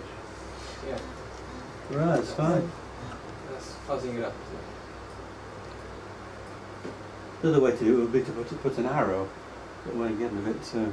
Well, circle's better. Yeah, stick with a circle to start Yeah. with. Yeah, I mean, you can do that with this, or you could use the titling program. Oh yes, So, good thinking, Robin, yeah. So, I mean, the actual titling program that comes with it is Quick Titler, which is this thing. It's got a very rudimentary drawing tool, so I could do a sort of arrow a bit like that, but it's not very good. If I wanted to draw something like that, then that's something I might want VisTitle for, because it's better at that sort of thing. But yeah, you're talking about the circle. I was also thinking about doing a circle like this, and then making the inside completely transparent, but putting an edge on it. Okay, More we're than with one it way now, thank to you. circle a nightjar. Thank you. Either way would do. I mean, the major thing I use the mask tool for is for doing things like, I thought you were saying you'd like to brighten up the bit where No, just draw attention to it. yeah. But rather than just a circle, if you wanted to brighten that bit up, I'd use the mask tool for that. I've also used it a lot for just tarting up images. So when I'm grading stuff, I might use a mask on something. Like I want to bring my face out a bit more, I put a mask around me, brighten me up, fuzz the edges up enough you don't notice the join, and then you can just go to follow me around. But yeah, you can use it to do the edge, or you could use the title to do that. Thank you very much. To work with the voiceover. The one thing that neither of them will Working do with is... voiceover. Whatever. Yeah. Okay. So the one thing that neither of them will do, I've now got two on there, because I've got the mask on there as well, but neither of them will follow an object automatically, so it won't track an object. Yeah. And there's no tracking at all built into Edius, so if you want to follow it, you have to do it manually. So like on this title here, I would have to use this thing called the layouter, which is how I do any kind of picture-in-picture effect. And so I'd start it off maybe there, and then I'd move it to there, and then I'd move it to there, and then maybe make it a bit smaller, and then you see it flies across the screen. Okay. But there's nothing automatic about that, it's you have to do it manually. And that's sort of a bit robotic the way it's doing it, so maybe I'd come in here and I'd actually go and make it Bezier-handled keyframes. It should be a bit smoother as it goes through. And if I don't like the way that works, then I can open up this, and then I've got a little graph, and I can change the handles on that, so you can change. If you're familiar with keyframing in other programs and Bezier handles, it's got all that kind of stuff. It's got a huge amount of control. This kind of keyframing is on lots and lots of different filters. So I'm using it for a filter to move the title around. I could be moving a picture around. I can stick it in 3D, and I can twirl it around in 3D, which is looking a bit peculiar when I'm doing a title, but you can do it for a video. I can put borders and soft shadows, all sorts of stuff in there as well. But this is how I do all of my picture-in-picture effects, or how I rescale something. So we're talking about 4K, and I'm on an HD timeline. So let's grab hold of some 4K stuff. I was looking for so I've got a 4K shot there. Actually, I'm looking for a different one.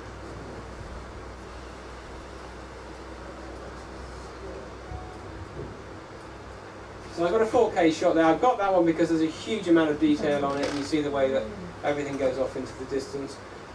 Basically, that's a 4K clip which I've now put onto an HD timeline, so it's being scaled to fit the timeline. But again, I go into this layouter, and I can just say go to the original size, and then that's now showing me the middle part of the image. I zoom down a bit on that, down, the other direction. You can see I've got a border there which shows me the entire image, and I can choose to move around it, I can pan and scan. That is also giving you a good idea of how much detail there is in a 4K picture. Because that's a 4K picture, and I've just chosen the middle part out of it and made it to HD, and you can see that looks, to me, easily as good as an HD picture. And this is showing kind of one of the big things, and what Richard was talking about with 4K. 4K lets you do that sort of thing. It lets you, A, do more of a zoom than you have in the first place, B, it just lets you reframe shots, because there's more detail in there. If you use an image stabilizer, and Edius has got a very nice image stabilizer, it always has to zoom into something to stabilize the picture. But if there's more stuff there in the first place, then you won't notice the quality dropping so much. I think that's the only real practical use at the moment for 4K, in my view. I mean, you know, there's lots of other... No, there's two. Don't forget there's the 422, sorry, 4208 that becoming 10. I mean, it's not every day, like editing all the time when you're doing like bread and butter stuff. It's brilliant that you can... Yeah, being able to, because you can shoot an interview, you can shoot a locked-off interview, and you've got the wide shot, the close-ups, and even a gentle pan across it, or a tilt down the guy, all from one shot. So you don't have to do multiple camera angles for interviews. And people have been using this for a while with RED cameras. And I know the RSPB film unit actually bought a RED Epic just to do interviews, because they could do it as a one camera piece. One guy just sits and shoots it, and then they can decide in the edit to do it. Huge overkill, if you ask me, but hey, we must have had too much money. So if you've been to an open day before, you might have seen this shot before. But this is that's actually my son there, who now is 11. So that's quite how old this shot is. But this was a shot I did in an HDV camera many years ago in Turkey, and it's a bit wobbly and handheld. It was just home stuff. And I'd like to stabilise it, and you said you'd like to see the stabiliser. So basically I'll come into here and find the stabiliser, and you shove it onto that. Now what every stabiliser's got to do is it's got to look at it, and then if you move the shot to the left, it's got to move it to the right. If you're wobbling it up and down, it's got to compensate, do the opposite of whatever your movement is. Then in doing that, it's then going to leave gaps around the edges unless it zoomed into it. So every image stabiliser is always going to lose quality. There's an image stabilizer in this, and Avid and Premiere, they've all got one. What I like about this, let's say it, oh, I think I turned background jobs off, hang on a sec. Yeah. It works in the background, and normally I would have expected it to be finished whilst I was explaining that, but I happened to turn it off a minute ago because of very silly reasons. But basically, it's now stabilised that. If I come into this and whack all the sliders up, and then set it going, that's now been stabilised. Is there more sliders do I see in 7 here? No. It's the same as before. Same, exactly the same as before. It's just because it works in the background and it's 64-bit, you notice it performing less. But basically you can see there's my before on that side, which is wobbling around quite a lot, and there's the other one. Hasn't stabilised it perfectly, and there's also some very strange sort of wibbly things that go on around here, which is to do with the kind of camera. But I found this works very well. It works easily as well as Macaulay, which is what was in the old one, and it's very quick. If I put this through the stabilizer in Premiere, it does a better job, and it takes quite a lot longer to do it. So inside of Premiere, that was done in about 10 seconds. Inside of Premiere, that takes me about 3 minutes. So talk about Premiere CC. CS6. CS6. Actually, in Premiere, not After Effects. Yeah, I mean, it was started. It's a stabilizer that started off in After Effects, and then it came into Premiere. And you know, I've got typical handheld shot. This one is actually DV. Long time ago. Where's that noise going on? And I've just done right. So if I was to take that shot and shove a stabilizer on it, I like going into Sean Connery impersonation mode. You notice how quickly that did it? Yeah, overtaken in terms of performance. Just turn that up. I'm going to turn all the sliders up a bit. And again, it won't do a perfect job. In terms of performance. But nevertheless, this aircraft fought in every theatre. Where's that noise from? What noise? Oh, the speakers. But you see, you get an idea there. I don't know even if you saw how quickly it actually took to do that job. But it was analysed it very quickly, and it does a very good job. And there's, you know, one side is before, the other side is after. Let's move it over a bit.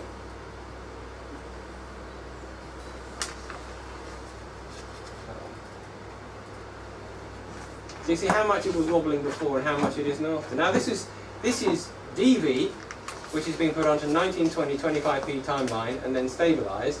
Obviously it gets fuzzier. I could turn the scaling up in Edius, and one of the good things I really like about Edius is that it does very, very good scaling. Oh, it's on Lanxos anyway. There's a whole variety of different settings for scaling in here, but I like the Lanxos ones, which do the best quality.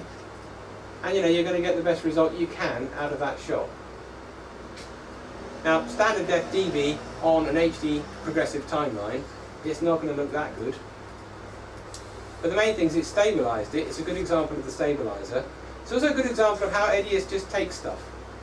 You know, I took a bit of DV, threw it onto an HD timeline and stabilised it. If I did that in Premiere, Premiere will only stabilise clips so that if they're on a timeline that matches the clip. So then you immediately have to put that clip in its own timeline, then stabilise it, then save it out as a clip, then put it into the timeline that you're actually using. And you know, it works, and in fact their stabiliser, I think on this shot, it does a better job. This is a pretty good job. With Premiere I can get that completely stable. It would take an awful lot longer, and you know, if I'm doing, this is HDV, if it's on a full HD timeline, I'd have had to make a proper timeline up, fart around. It'd just take me a lot longer. And in fact, the stabilisation takes so long in Premiere that I don't use it, because I really just don't have that much time. You know, I did a wedding for somebody, and I thought I'd like to just stabilise a whole bunch of shots I did of the photos outside, see what they look like. If it doesn't work, I'll take it off.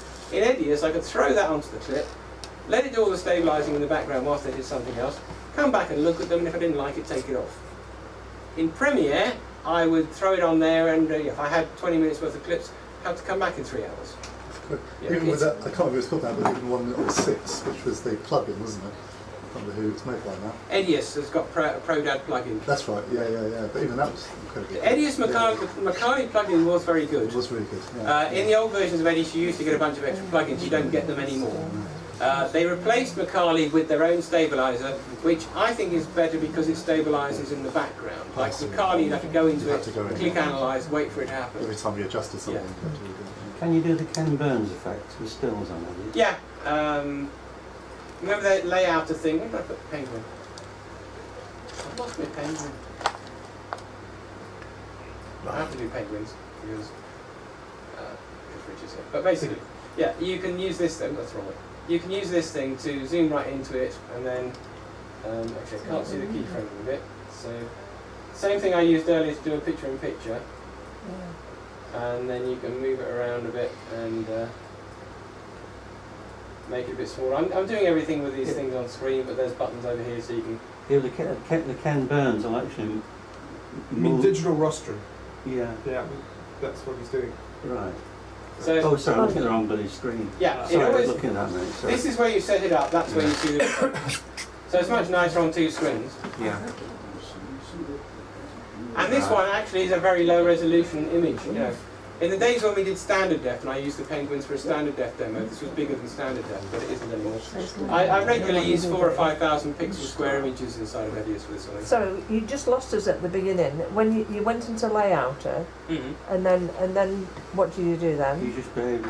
Well, I select the clip, go into layouter, and then keyframe it. So right, just stick a keyframe at the start. Yeah. Oh right, okay. With you. And then move it along and put another keyframe in. Now just when I turn keyframing on, anytime I make a move, it then sorts it out. But you see, if you've shot footage that's 4K, then you can do this sort of live movement. You can turn a static shot into a pan or a tilt. It's the stills I'm thinking of. Yeah, where you, obviously, if you can do it with moving video, stills are a walk in the park. Yeah. But you can have a 20 megapixel image and zoom right into.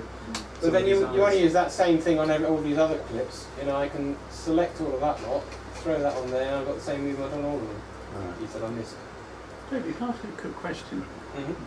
Any reason why when you are in layouter and you scrub and you see the movement, as soon as you hit play, it only outputs the movement to the monitor? That's the way they programmed it. Yeah, well, very disconcerting.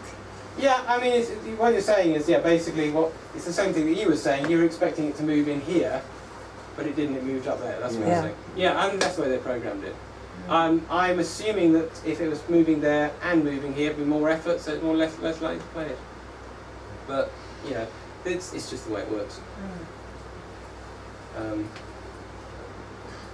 had a lovely one on the forum yesterday I really wanted to reply to. It's on a SpeedGrade forum, and somebody said, how do I get the menu bar back in SpeedGrade? And SpeedGrade doesn't have a menu bar. I wanted to write how you get it back. Go to university, learn how to do programming, get a job for Adobe, go and work for the SpeedGrade team, and then program it. Be the same as how you get that to move, I'm afraid.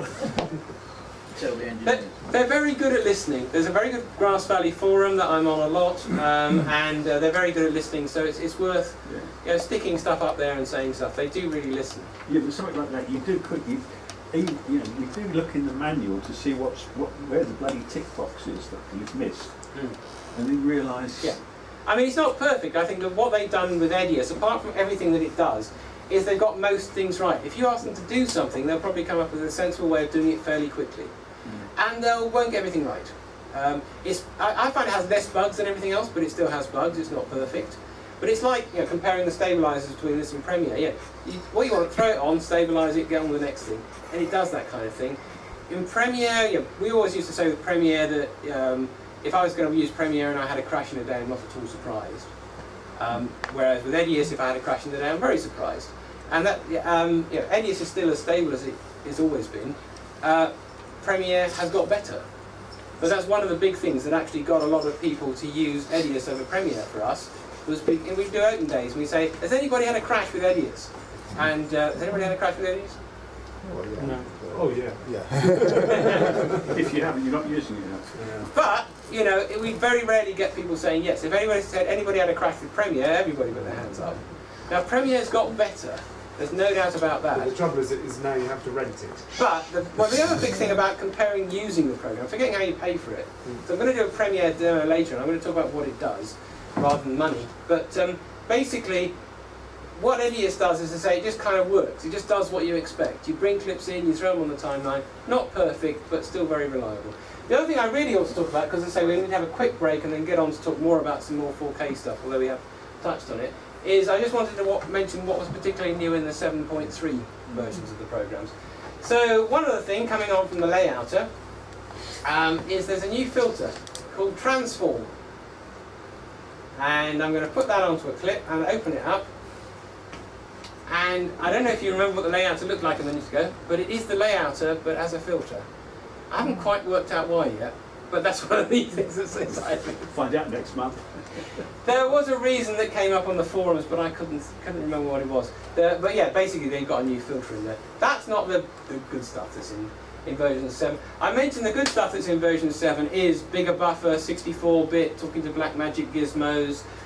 When it comes to exporting, if I was going to export out of here, and you're going to do things like H.264, so one of the things Edius is very good at is making up MP4 files in the right kind of computer and knock them up really, really quickly. Knocks them up faster than anything else. So if it's HD, I can knock up an MP4 file an hour in about 20 minutes. Now you have to have the right kind of computer, it's using something built into the processor called Intel QuickSync, and you have to have the monitors plugged in correctly. But basically, and that's the kind of machine I've got in here, but I haven't got the monitors plugged in correctly. But basically, if it's got that, it does it faster than everything else. And H.264 is what we're using for most stuff. So it's how you make Blu-ray discs. It's how you make Flash F4V files. It's how you make MP4 files. In my case, I don't actually have Blu-ray as an option because I happen to go into a 25p project, and you're not allowed to make Blu-ray out of 25p projects. But I can get it up there by converting it to a proper Blu-ray format. But the big things, this stuff was there before. The big thing they've added in is if you go to the H.264 exporter, it goes up to much higher bit rates.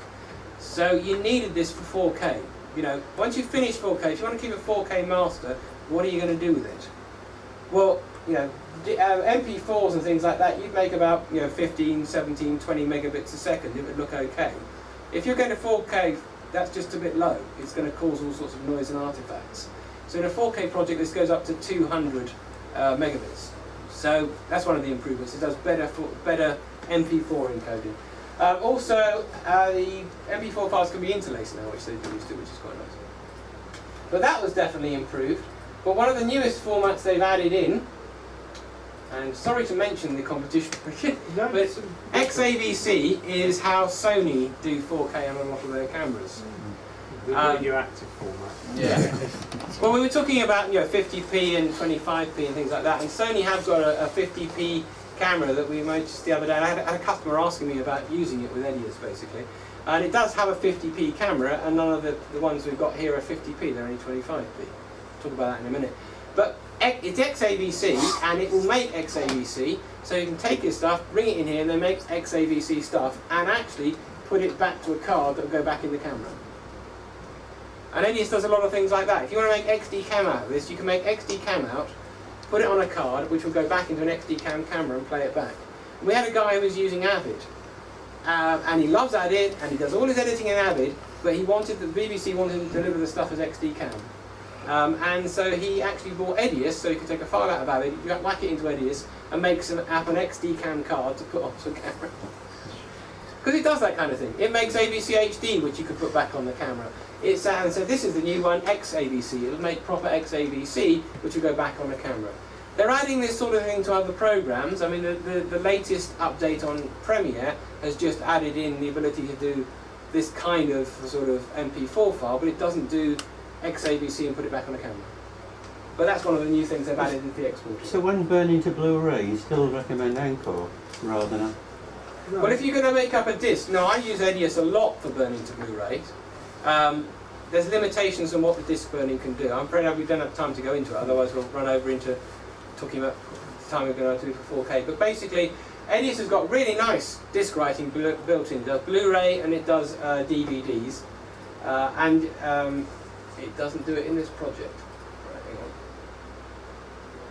But you seem to recommend Encore on your website. Now, I would recommend using this for simple discs. Basically, what's good about it is it's simple and it's quick. So you'll come into here, you'll choose the type of disc, you'll then choose the timelines, you choose a style of menu, you type the menu up, you burn the disc.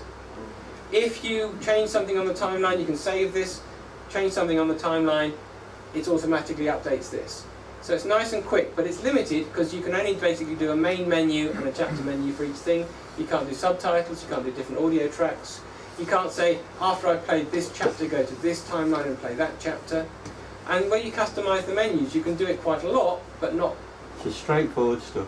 Straightforward stuff. This will be good enough for everybody. Yeah, the big issue with this with the burn to disk is when you create a disk, all right, and then you test it and you think, oh, hang on, there was something a little bit wrong there. You go back to the timeline, you've got no audio. You have to reboot Edius again. Every time. What version? 6.5. Yes. Are you sure it's okay at 7? Because I'll be upgrading it for sure, but I'll come after you. If, eh? You can come What are after you playing at Blu-ray now? Don't tell him No. David. If I forget the DVD, okay, I test it on the monitor. Yeah. Okay, see if there's any mistakes with the menu, for Yeah, example. but do you play that with Power DVD or something? Yeah.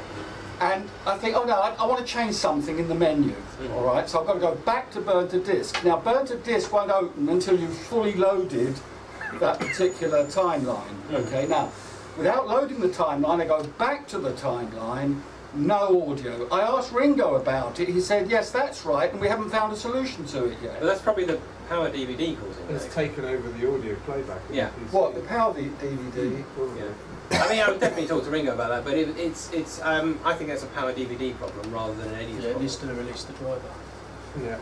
Yeah, well, I'm not technical enough to deal with that. It does it in loads of different things. So in that particular scenario, probably 7 wouldn't fix it because it's not Edius's fault. It's Power DVD. When you switch to play it in Power DVD, it said, "I want your audio card," and then it's not giving it back again. But you could probably play it in Media Player and get away with it. So another way of doing it. Audigy. But I need to find out. But Audigy does the same sort of thing. You go into Audigy and do any audio post-production, and then when you come out of it, there's bubble coming out the speakers. Yeah. Because it's taken over the bus. That happens with some programs. Yeah. Is that you just once you know how to correct it. But coming back to this sort of making up a DVD, like making up a DVD or a Blu-ray disc, I would do in here if it's simple. I'd use Encore if I want something more complicated. The only problem is these days, if you haven't got Encore, the only way to get it is to rent it, which means you end up paying Adobe £20 a month. So in renting it, what version are you going back to? 6. There is no Encore's stopped at version 6. It will never be updated. They've left it alone now. And they're not going to change it. They've said specifically that. I'll talk about that when I do Adobe. But another thing to look at if you want something to do more complicated DVDs is the program called Sony DVD Architect, which does pretty much everything that Encore does. It doesn't do Blu-ray pop-up menus, but it does everything else. It even does different video angles. It's got scripting inside of it. And you used to have to buy that with Vegas. And that was costing you £400 or £500. You can now buy DVD Architect on its own for £125. So I like it. I think Encore's a bit more intuitive than Architect, but there's nice things about Architect that's slightly better than Encore, and there's some things which aren't quite as good. But it does pretty much everything that Encore does, and it's thoroughly customizable, and it's £125. So Encore 4 will still work? Encore 4 will probably still work on Windows 7. Older versions get more problematic as the operating system goes on. But yeah, I mean, if you've got Encore, carry on using it. But if you haven't, we're suggesting you look at buying Architect instead of having to pay Encore, pay maybe £20 a month forever for something that never be updated. The Japanese thing, TWG. Yeah, TMPEG. There's a cheaper one. TMPEG is one that pop-up menus and everything. Yeah, but it's not quite as customizable as it is with Architect and programs like that. And there are cheaper ones as well. But it's, yeah, that's the one they're recommending on the Avid forums, obviously. But I tried it, but I'm not very happy with it. Oh, it's like a Mickey Mouse type of program. Exactly, it's a £50 program. I use TMPEG. It does it. Yeah. It does it though. But just quickly, I mean, I must stop so we can get on with other stuff. But the other things I was going to talk about was basically the clip mixer. Is another new feature that we've got in 7. So if I was to load up a clip McDonald's, yay! I was told to stop filming at that point. So, yeah, when I was pointing the camera at McDonald's, don't film them. But anyway. Where were you? Where's that? It's down at Marina. Oh, the security literally came out. Oh, we're here. Yeah, down at Brighton Marina, and I just thought... Incidentally, just while you've got on that, a couple of these shots are perfect illustration. And does anybody shoot on a DSLR? You know, Canon 5D or anything like that? Yes. The images of your camera on that shot will be falling apart because of all the geometric patterns in the bricks and in the fine detail of the fences and in the... Well, I'll put it back on progressive because it was having some jaggies on there because it was converting. Right. So DSLRs can't cope with that sort of pattern because of the way, certainly something like a Canon 5D or 60D or 7D. 70D? Yeah, 70D is exactly the same because they're doing a really rubbish method of downscale. So try, if you, well, you've probably seen it, if you've got a shot with lots of geometric patterns, sort of diagonal lines, things like that, that's where you get a thing called aliasing. This problem coming in where your diagonals become flights of steps. There's fake detail in it. There are weird patterns in which you can't. What happens on the Panasonic? You don't get any of that malarkey. Yeah, not GH2. Goes away. Hardly any of that. And the GH2 was brilliant. But GH4. GH4. Even you know, it's absolutely perfect with the GH4. In 4K. Yeah, if you shoot 4K. Yeah, the HD will be similar to your GH2. It'll be a lot better than a 5D, but it's not perfect. Whereas the 4K is perfect. Yeah. You just don't get aliasing. You don't get these problems with geometric patterns. So it makes the footage look a lot better. But what was I saying? Clip mixer. Sorry. So the new thing that you've got inside of Edius, which is for me actually not something I've used very much, some broadcasters said absolutely brilliant, is a clip mixer. So you've got this mixer that I put up here all the time. By the way, you were asking about the buffer there and whether it changes. If you get the audio levels up in 7, the buffer works. Yeah. It's only when you go in to start doing things like recording keyframes on the timeline that it goes down. Now, the reason it does that is because if you're mixing levels live, you want it to record those as it happens, not 3 seconds after it happens because of the buffer. But they changed it in 7 so that if you're just playing stuff back, it doesn't turn it off like it does in 6. But anyway, in terms of the clip mixer, you have this new mixer now so I can actually see the levels of clips here. But I can also adjust them. So if I want to, I can put that onto, it should have been off in the first place. But yeah, if I put that onto clip, I can actually play this thing back and adjust the levels as I'm playing it back. Sorry, that's the wrong one, I should have gone touch or match. Should have gone back and watched my tutorial, but there we are. As you're doing this, I'm now doing a live mix. So this is an extreme example of what I might do with the clip mixer. But then as I've done that and then I've put it onto the timeline, you can see that mix has actually been recorded in there. What's the difference between that and 6.5 then? You can't do it. You can put that on the timeline, but you couldn't do it as per clip. So you can do it in the clip window, as opposed to doing it on the timeline. I can still do it on the timeline, and now once I've done it, I can come down here and I can adjust that on the timeline. The audio you're... The big thing, I mean that's not the big thing, doing a live mix is not the big thing you can do in the clip window. The major things are that if I put it on clip, I can just adjust the audio levels before I put it on the timeline. I can set those as the defaults so that, you know, if you've got a bunch of clips coming in. I can also set it up so, one of the things you couldn't do with Edius, and that probably isn't explaining it very well, but one of the things you couldn't do with Edius is imagine you have a clip with 8 audio tracks, which a lot of cameras film with 8 audio tracks these days. You'd put it into the clip window and you'd only hear the first 2. Now you can set it up. Now I've only got a stereo clip here, so it's not showing it very well. But I can set this up, and I can set it up as a standard, so that I can put an 8-track clip in there, and it'll play all 8 tracks through the 2 speakers I've got connected.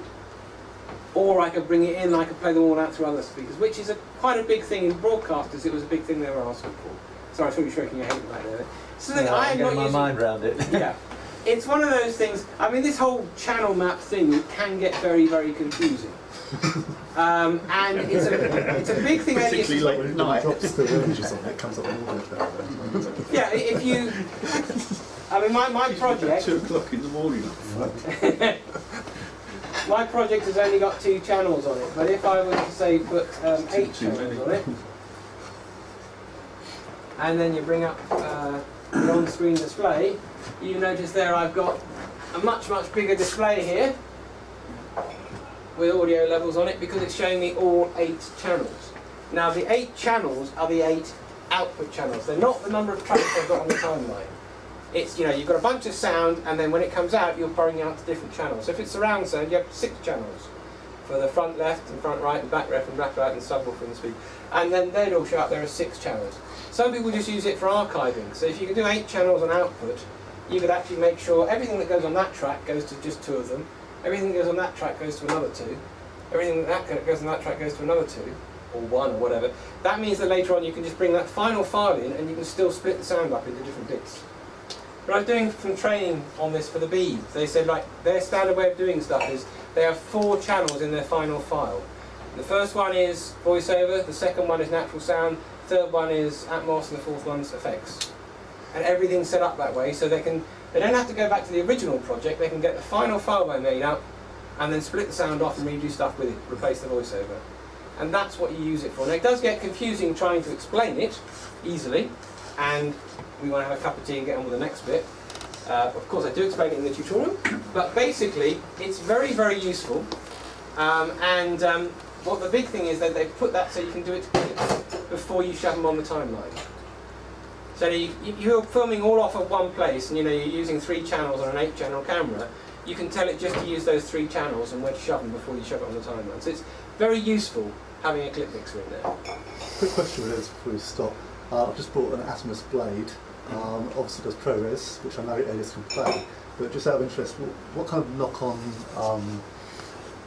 real-time output using ProRes files in comparison to like HQ files? HQ is better. Yeah. Definitely. It's a bit more efficient, isn't it? ProRes files, I mean HD files, I've not had any problem at all. Yeah. On the 4K files, which we're going to talk about when we talk about the Blackmagic one, don't quite play properly on this system in Edius, whereas the HQ ones does. So you'll get less performance, but they'll work. Does it play Avid DMG 36? If you've got your ProRes files will load into Avid, no problem at all. Sorry, will it play Avid files from like a... Avid DNX? Avid DNX, yeah. Avid DNX QuickTime files will play. Yeah, cool. Don't do the MXF. Well, I don't know what the I don't know what the output is on the MXF are more problematic than the QuickTime. I think that's one thing that Elite does. Oh, really? There's 2 versions of Edius. There's 3 versions of Edius. You've got Neo, but they're not developing that any further. That's kind of stuck at the 32-bit version. There's Edius Pro, which is the one that most people get, which is the one that's 240 quid, with this special USB pen version. Or there's Edius Elite, which is about 1500. But you're not going to go for Elite unless you're into broadcasting. The biggest things that the Elite does is it talks to some of the other Grass Valley hardware and mixers. That's the biggest thing it does compared to everything else. So the Pro is the one that Leo probably gets. One final question, which we were talking about ProRes. Have you got a preferred way of outputting to ProRes? Have you tried the... No, there is a plugin now, isn't there? Our friend from Germany. Well, yes, I mean it's one of the things. So we're going to have a. If I just, I'm going to talk about that as we're having tea. Ringo's just putting the kettle on. We're going to have a quick break. Everybody get a cup of tea. Then we'll come back and we're going to talk about 4K cameras and 4K stuff like that. Obviously, if you've got any other questions about Edius or anything like that, you can grab me if I'm not talking here, or grab Ringo or Adam around the back. They're waiting to talk to you, no problem at all. But yeah, as I said, probably a good idea to say, why don't we all get a quick cuppa, quick breather.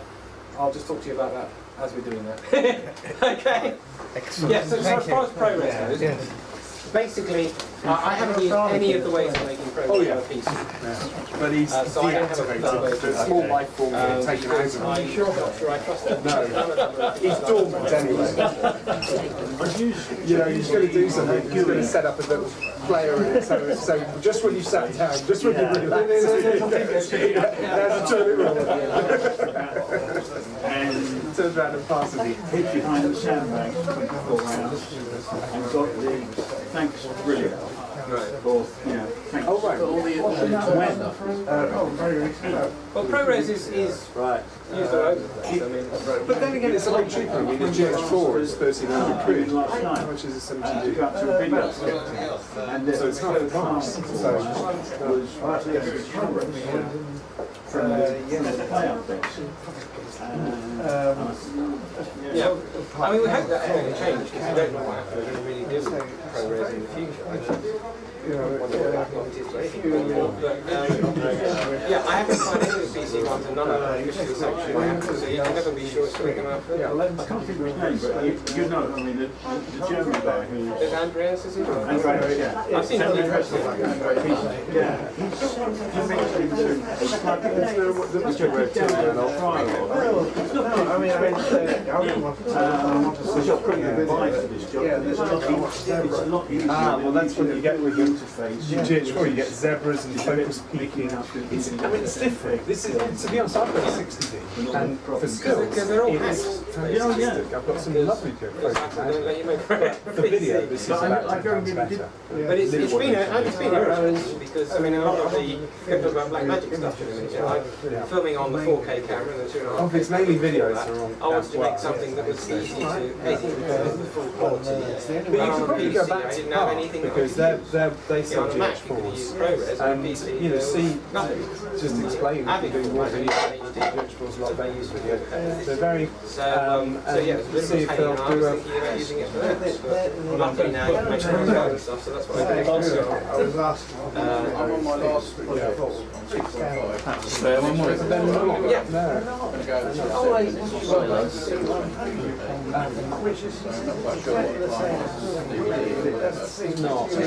It's a totally different sensor. You can make a Blu-ray out of it.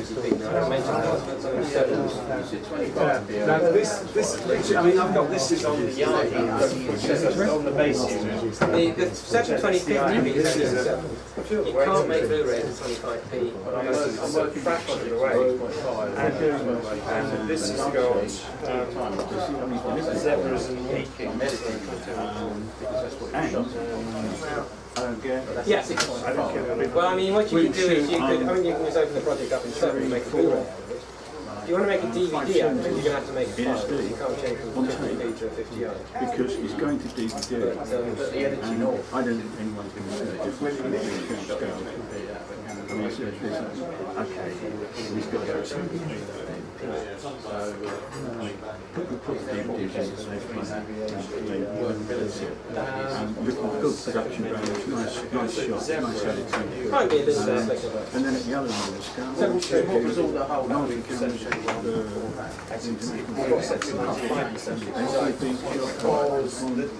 A2. No, you could do 50p and 6. But it's just that you could make a Blu-ray. Blu-ray, you're not allowed to do 720p Blu-ray. It's grass industry's changed so much in the last. You can do certainly with anything And then the focus. You shot it on DVD. No, we put it on the beach. It always has been, they just You've only got this one DSLR. I could have done it in Ultra. You've still got 500. 25 means how much are you going to get? Absolutely. Absolutely. Blu-ray training course and now I started filming 25 years. I kind of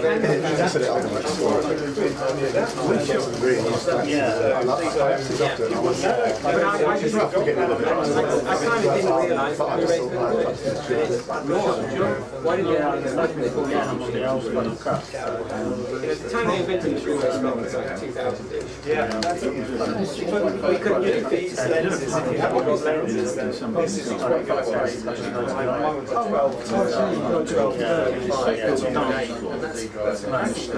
Very simple. Yeah, you can open this.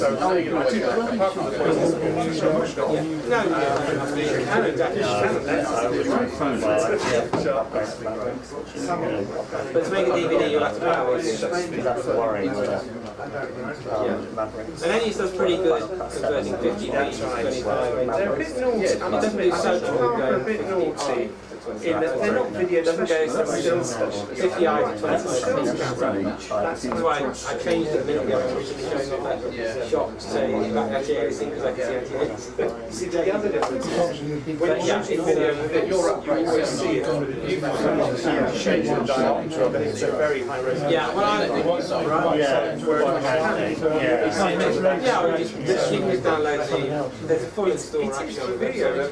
But the lens, actually what Avid did was put Jockey 7 on it. that lens is too expensive. That lens is 700 But also, I mean, you've got a disc which has got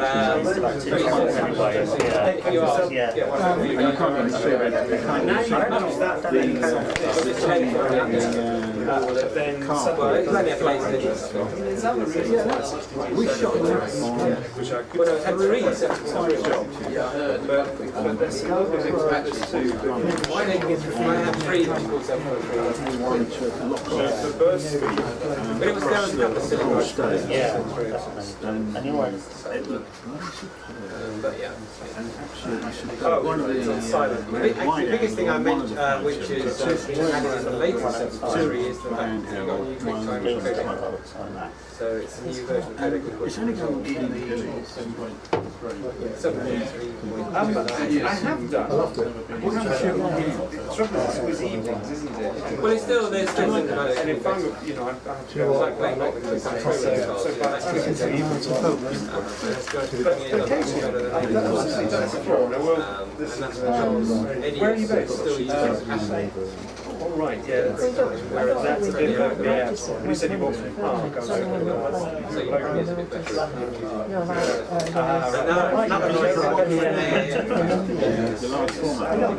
This is why I like it.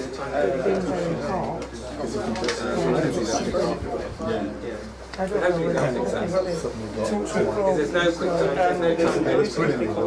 If you're going backwards and forwards between up in Hemel Hempstead, and to be honest, they're not the thing is with this, is that you can put an EOG lens in and get camera, or you can put a speaker install on it. Well, they're good for cheap, but yeah, once you still get pulse. So it does everything. You won't have any outputs. All it is just a standard fixed converter. Yeah, so that does mean that you've got what you see is But all you do is you drop it in. Autofocus. Don't use Autofocus. It's hunting. It's called hunting. You've got to have, and it's no, it's depends on the shot, but you know, the autofocus is very good. But if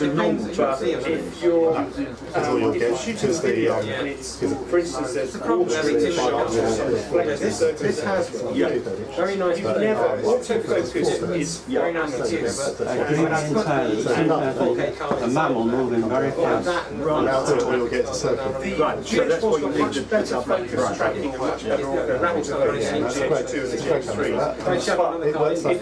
If you can't trust autofocus at all because it's so. I mean, you know, if you're doing that kind of stuff, it won't work well next time because it uses something called contrast. I was putting in a Xeon then. If the contrast is changing because the branch is moving or anything like that, then Running across in front of you, you're struggling to manage.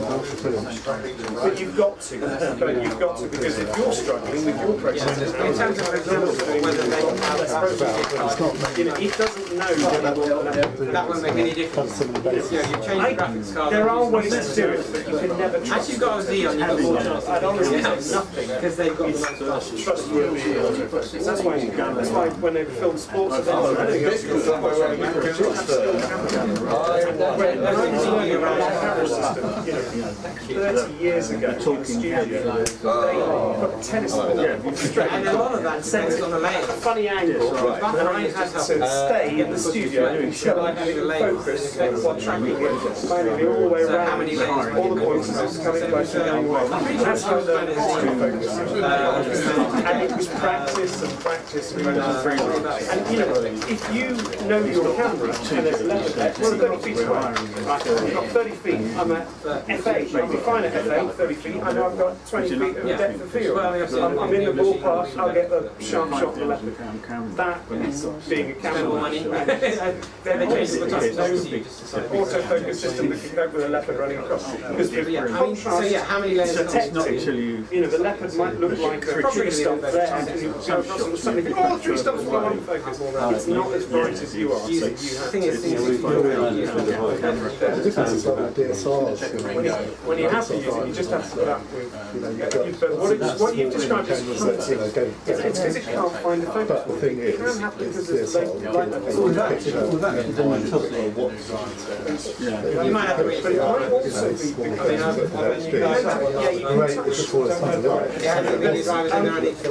it might also be because when it comes with you can do touch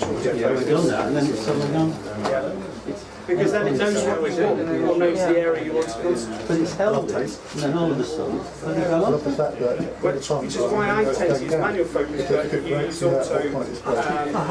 This touch auto stops. I'm clever at He doesn't really. focus on that, but that's manual. It's always worth finding out, isn't it? How much this goes? Sterling.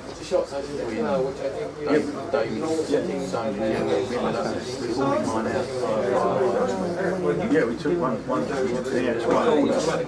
down,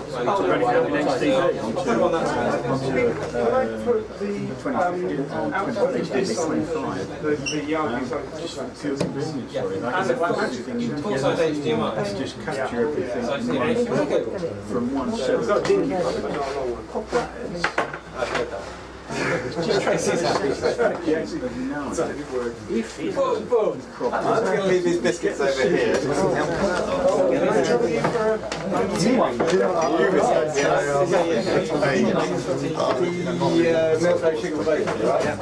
Yes, please. Lots of good for me. Yeah, I remember that. And they were talking about backing up. You've got this electronic shutter. Really, like, drive to back up to really short. And if you want to be really short, you want to back up to DL2. But you just think, well, if you shot it on tape in the first place, you've always got that on the shelf, which is going to be great in 20 years' time. Yeah.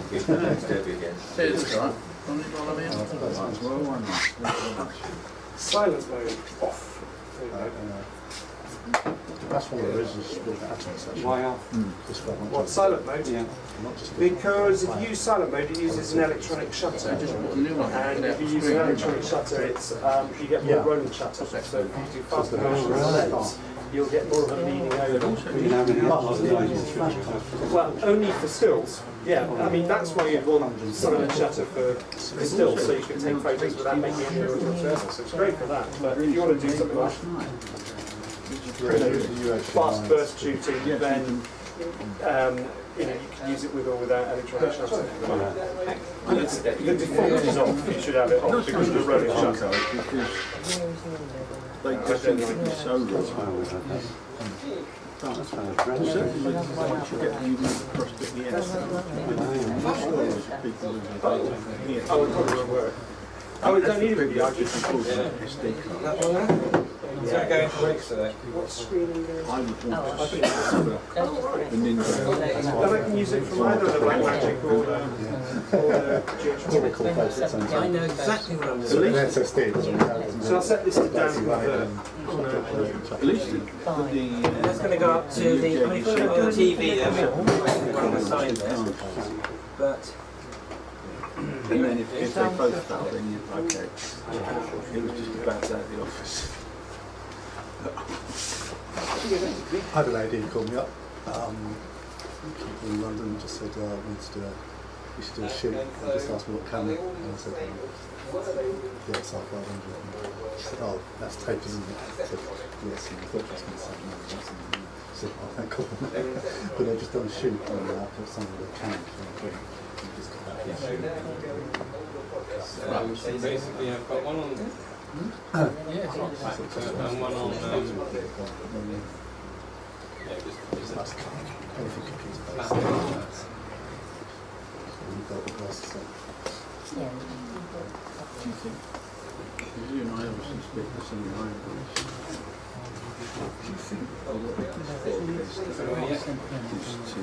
See what it is, yeah? Right. Shortcomings. You're not very Jackson. You're not allowed to know, that's right. You're zooming into a picture because you haven't shot a variety of shots. Well, I don't know. What might be on that HD side of HD side. Oh, I know. That's the last things I know. There's a very, very certain what there is a thing in the show, depth of field. How much footage do I need to see? Because you're trying to shot 5 days.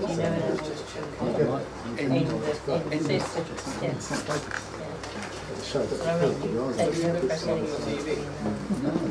What that's But yeah, it's the ability to be fun. I mean, I don't know if that's something you can ask for just like on the side of the TV.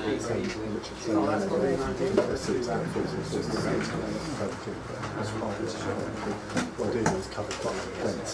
Where's the TV? It's on the 4K GH4, just set it wide There's one on the edge.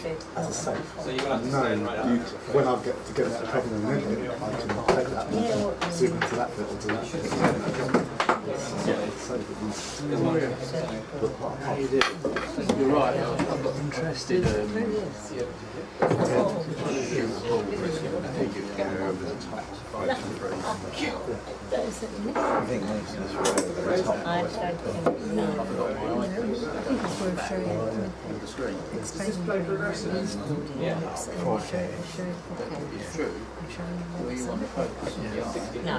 Well, it's interesting. The downside is I wasn't getting it.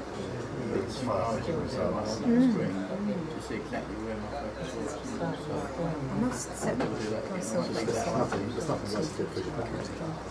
There's nothing worse than good with that shallow depth of field. The other thing I must do is get myself a keyboard because You know, because on the must screen. one of those keyboards. that might be a good idea. Once it's up to But the edit, a keyboard, because if I type, So what we use is doing events and stuff like that, you know what, it's cursor just when people relocates. down the down on the shoulder. You don't want that. All I the can't do it. That's cool. Yes. I'm just wondering if we should get easier. Certainly running gun and things like that. When you used to using I can play recording out off the computer. yeah, it's So that's, yeah, it's going to be nice to go. when you go to Right. Are you all sitting comfortably? Bring the space.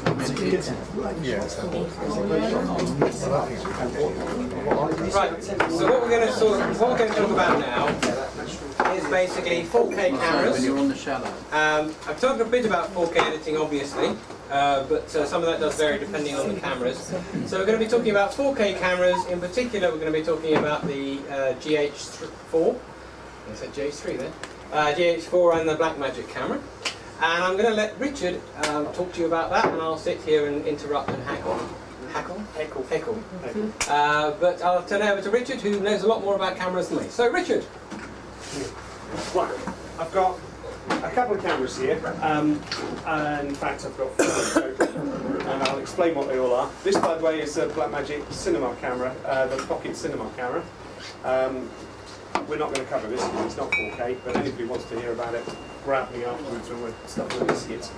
The cameras I'm going to concentrate on are the Blackmagic 4K production camera and the Panasonic GH3. Now, of course, I'm biased because I work. Pardon? 4. Oh, thank you. GH4. Yes. The GH3 is old, and you don't want one of those anymore. And they've dropped in price hugely because this is out. Now, you might have noticed that this GH4 looks different to the other GH4.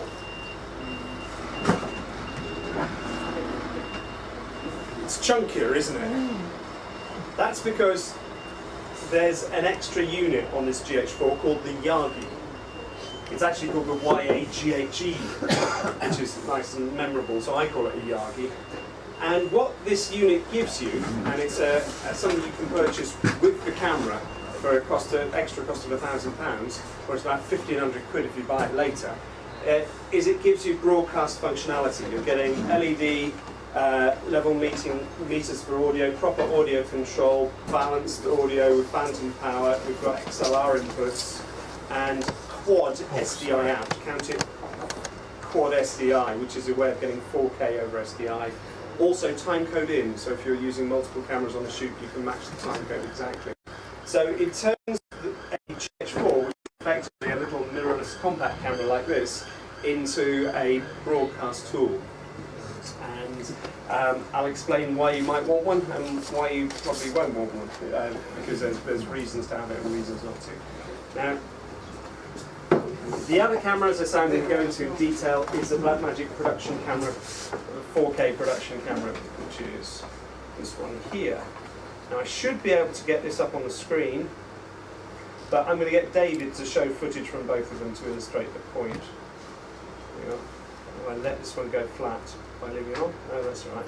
So I've got an adapter. This camera only has SDI out, and so in order to convert it, I need to come out that way through the monitor, so I can show the pictures from both. Right. A bit shocking in low light, this one, but we'll go through the details of those in a minute. So, 4K cameras. When I first got the 4K camera from Panasonic, it was at NAB, the big show in Las Vegas for video, and they passed me one and they put me off sent me off in a helicopter to go over the Grand Canyon, which is fantastic. Was slightly spoiled by the fact I was looking through this most of the time, going, "Oh, how would make the bloody thing work?" But I've got some footage from that, and to be honest, I hadn't ever shot in a helicopter before, and it shakes, it vibrates the hell out of you, and without a gimbal you can't get any decent stuff. But I did get some nice shots of the Grand Canyon, and I then found out one of the main advantages of shooting 4K is that you can image stabilize even the most extreme vibration, because you've got that extra resolution to crop in and play with. But I might get David to show that on YouTube, and I can show you the footage from that later. Anyone who's interested, I'll show you that later, because there's much better. Has that not got a screen on it? It has, yes. So they're very different, these two cameras. They're for very different purposes, and I would say that anyone who is either thinking of buying that or that is mad, because if you're not sure, you should probably buy something totally different. You know, these two cameras are, it's like a hovercraft and Eskimo. They're very, very different. They just have 4K written on the side, that in every other respect they're very, very different for the sort of production you could do with them. Maybe the hovercraft and the Eskimo was a comparison too far. But oh yeah, that's what my helicopter stuff from the GH4 looked like. Yeah, thanks Dave for reminding me how rubbish that was. There were some good shots on a tripod. Can you go to one of the tripod ones a bit later, just to show that I could kind of get it right occasionally? But I can show you how that's stabilised by using Edius's image stabilisation. Right, so they're both 4K, but they are both very different. The main difference is the type of footage they're filming.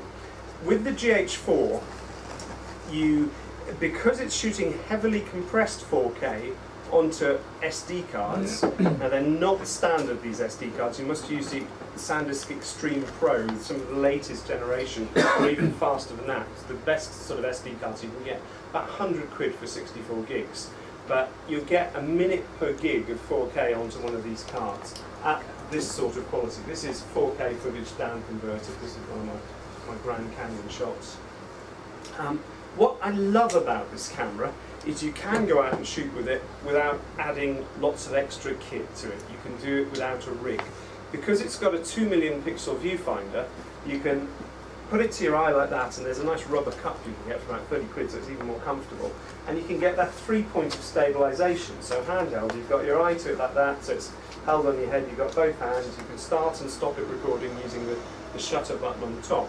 And you can actually get it as stable as a lot of video cameras, especially if you're using an image stabilised lens, like the one I have on this one here, which has got a floating prism built into it, so you get fantastic stabilisation of movement. Have you got any of the London shots, Dave? Just to show, there's one on Westminster Bridge. I don't think so. Oh, it hasn't. Oh, but it's in 102, I think. and can you I'll just show you the sort of advantages of shooting with it. Go right down. No, not those. No, not those. Up a bit. Oh, we'll have to take the card out. If I take the card out, mine. Okay. Show how easy it is to bring it into Edius.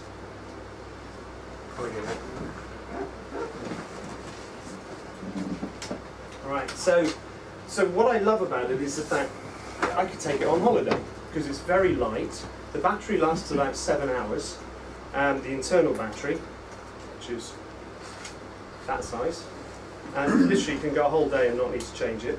It records, as well as doing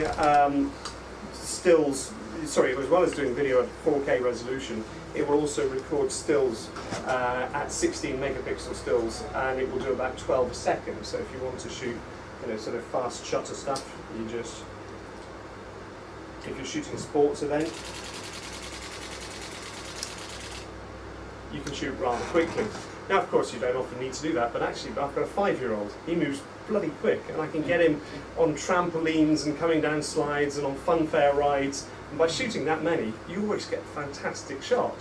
And it's 12 a second is about half the speed of video. But the other thing you can do is you can shoot 4K video, and each frame of video, each 25th of a second, is an 8 megapixel still frame. So you can decide later what shots you want to print out, and they'll print up to A4. An 8 megapixel still will print happily at A4. So you can shoot video and then print good quality stills from it, or you can take stills at 12 a second and always get a really cracking shot. So for my own use, I'm loving a GH4. The problem with it is it doesn't take Canon lenses. The only decent lens I own is this 70-55 Canon lens, but luckily there's a new lens adapter come out. So because this is what's known as a micro four thirds sensor, it's a smaller sensor than you get in Canon cameras like a 60D or 70D, and a much smaller sensor than you get in cameras like a 5D Mark II or Mark III. So the sensor's smaller, but that does mean you can use cheaper lenses on it and smaller lenses, and it does mean it's a very lightweight package. And like I said, Papa use it? he does, but his adapter's really expensive, and it's not fully electronic. There's a company called Metabones who've just come out with a speed booster, and this is a very clever lens adapter which focuses the large frame image from a Canon full frame lens down onto the smaller sensor. So you get, when you use a camera like this, because the sensor's quite small, you get something called the crop factor. It's quite hard to get very wide angle lenses on it. Because the sensor's smaller, the lenses are always quoted as if they're on a full frame camera. So if a lens is quoted, let's say something like a 20mm, on a Canon 5D with a sensor this big, a 20mm lens will be really wide. We'll probably get all of you in the audience by shooting on that particular camera, because it's got a big sensor. This big lens will project an image on the back which is really quite wide. With a smaller sensor, it's like looking through the letterbox into the same image which a lens throws onto the back of the camera, but the sensor's smaller, so you'll only see the middle bit. So I might only see from that part of the centre of the image. So in order to get you all in, I'd have to use, instead of a 20mm lens, I'd probably have to go to a 10mm lens. So to get everybody in, this is called crop factor. But this speed booster, which is about 400 quid, has a little lens inside the adapter. So not only can you screw on these bigger Canon lenses, but it will focus the image, just like a magnifying glass frying an ant. It focuses it down onto a smaller sensor. So not only does it give you that crop factor back to a great extent, but it also makes the image brighter. So your Canon 1.8 lens becomes a 1.2 lens, and you get the width back. So it's actually quite a magic little adapter. It sharpens it slightly as well. If you're using bigger wider lenses, it condenses the image. It does. It's like a win on all sides, isn't it? It's almost magic, isn't it? It's called the Metabone Speed Booster, and thank God it's just come out, because I'm not sure yet whether it worked with my 17-55. I haven't tried it yet, because this is an EFS lens. So it might have a bit of vignette. But they're using the pocket camera ones on those as well, which gives you like a 1.3 crop. But you should go for the 1.5 crop. You can use APS-C lenses on it. Yeah. I can't remember. Oh, interesting. Have you got one? No, I haven't. But I'm looking to get one because I've got GH2 and AF101, and Oh, so really? for that as well. But so if you have a feel of the weight of it. So what I love about the GH4 is it's very lightweight. I can take it on holiday. I can use it for stills and video. I'm sorry, does that mean the low light performance isn't as good? It's certainly not as good as a 5D. No. The low light is certainly not as good. I think it's easily as good as my Canon 60D, Right. you know, which is a sort of older generation Canon. Yeah. Because the sensor's smaller, it literally, the buckets it collects light in aren't as big as they are in a larger sensor. So the GH4, it's certainly not a low light. It's certainly not remotely problematic. We'd get decent stills in this lighting condition at 800 ISO. We just couldn't go lower than this. No. And you may have heard there's a new Sony camera come out called the A7S, which is a low light king, and that's using a full frame sensor. And it's only 12 megapixels, but it's 400 ISO. Isn't it? Yeah, I mean, you 400,000 ISO. Yeah, you could literally use that in the understairs cupboard and get pictures that your eye couldn't see. But you know, I must admit, although I've joked about Sony making radioactive things, they're not actually radioactive. But you know, the ironic thing about this camera is it will give you brilliant low light stuff for wildlife. If you were shooting wildlife in the dark or dawn and dusk, and you know, this thing would be magical. However, because it's a full frame sensor, it would be very, very hard to focus it, because your depth of field is going to be very, very small. And you know, I think photography is about light, not about dark. So actually, you'll find more times you're piling on neutral density filters to knock down the light level, so this thing will work properly. So I'm not sure. Just a quick. I realise ETC is not available on 4K, but is the ETC better on the GH4? What's ETC? Extra solid conversion. Yeah, when you zoom into it. Oh, so you can zoom more. Yeah, well. Yeah, but it's not digital. It's not. So it says. Oh. It cuts down to the native resolution. Down, it used to be exactly. a GH2, so you could like crop down the image, and it used the actual pixels that made up the resolution. Like the so it's still basically you could do that in post production just as well. But in 4K it does it anyway because it's pixel per. Because it's perfect, yeah, perfect because it's pixel mapped, so you get 4K. But is the GH4 any better than that than the GH3? Where it would be better is you could shoot video, and then you could do a digital punch in, which would be full 1920. But sometimes with wildlife you need as much as you can get. But this is, yeah, but you can't get better than, you know, I don't see how even using that system on a GH2 would give you better resolution. It doesn't. They kind of. It's just a cheat. It actually says in the handbook that there's no loss in resolution. Yes, but you're getting a smaller megapixel image. Yeah, entirely, yeah. You get more noise, like on GH2. But there's a digital one, which it tells you it'll drop resolution, and the ETC which says it doesn't. It can't. There's no magic formula. But I don't understand. You cannot make resolution except by sending. Panasonic may, of course, pay for someone to go out, recreate the exact scene in your photo, and then shoot it again with a camera closer up, and then come back, mail it back to you, and do that incredibly quickly using time travel. Or they're cheating. I think it's the cheating, because it has to be. Laws of optics. It just doesn't. It doesn't make sense. So they might say, yeah, they're finding some clever way. They've got some lawyer who's worked out if we use this exact word in it. But you know, it is cheating. It's got to be cheating. Just run the YouTube stream. Sorry. Right now. It has to be cheating. I've used a camera called the FZ1000. I don't know if you've heard of it. FZ1000. This is a new Panasonic bridge camera, which has a 25 to 400 meters. 25 to 400 millimeter zoom on it. And I was at Wimbledon. I don't know. Can you get on my? You probably haven't got that. I'll show somebody later on my iPad. But this camera. I've got these shots on your car. Right?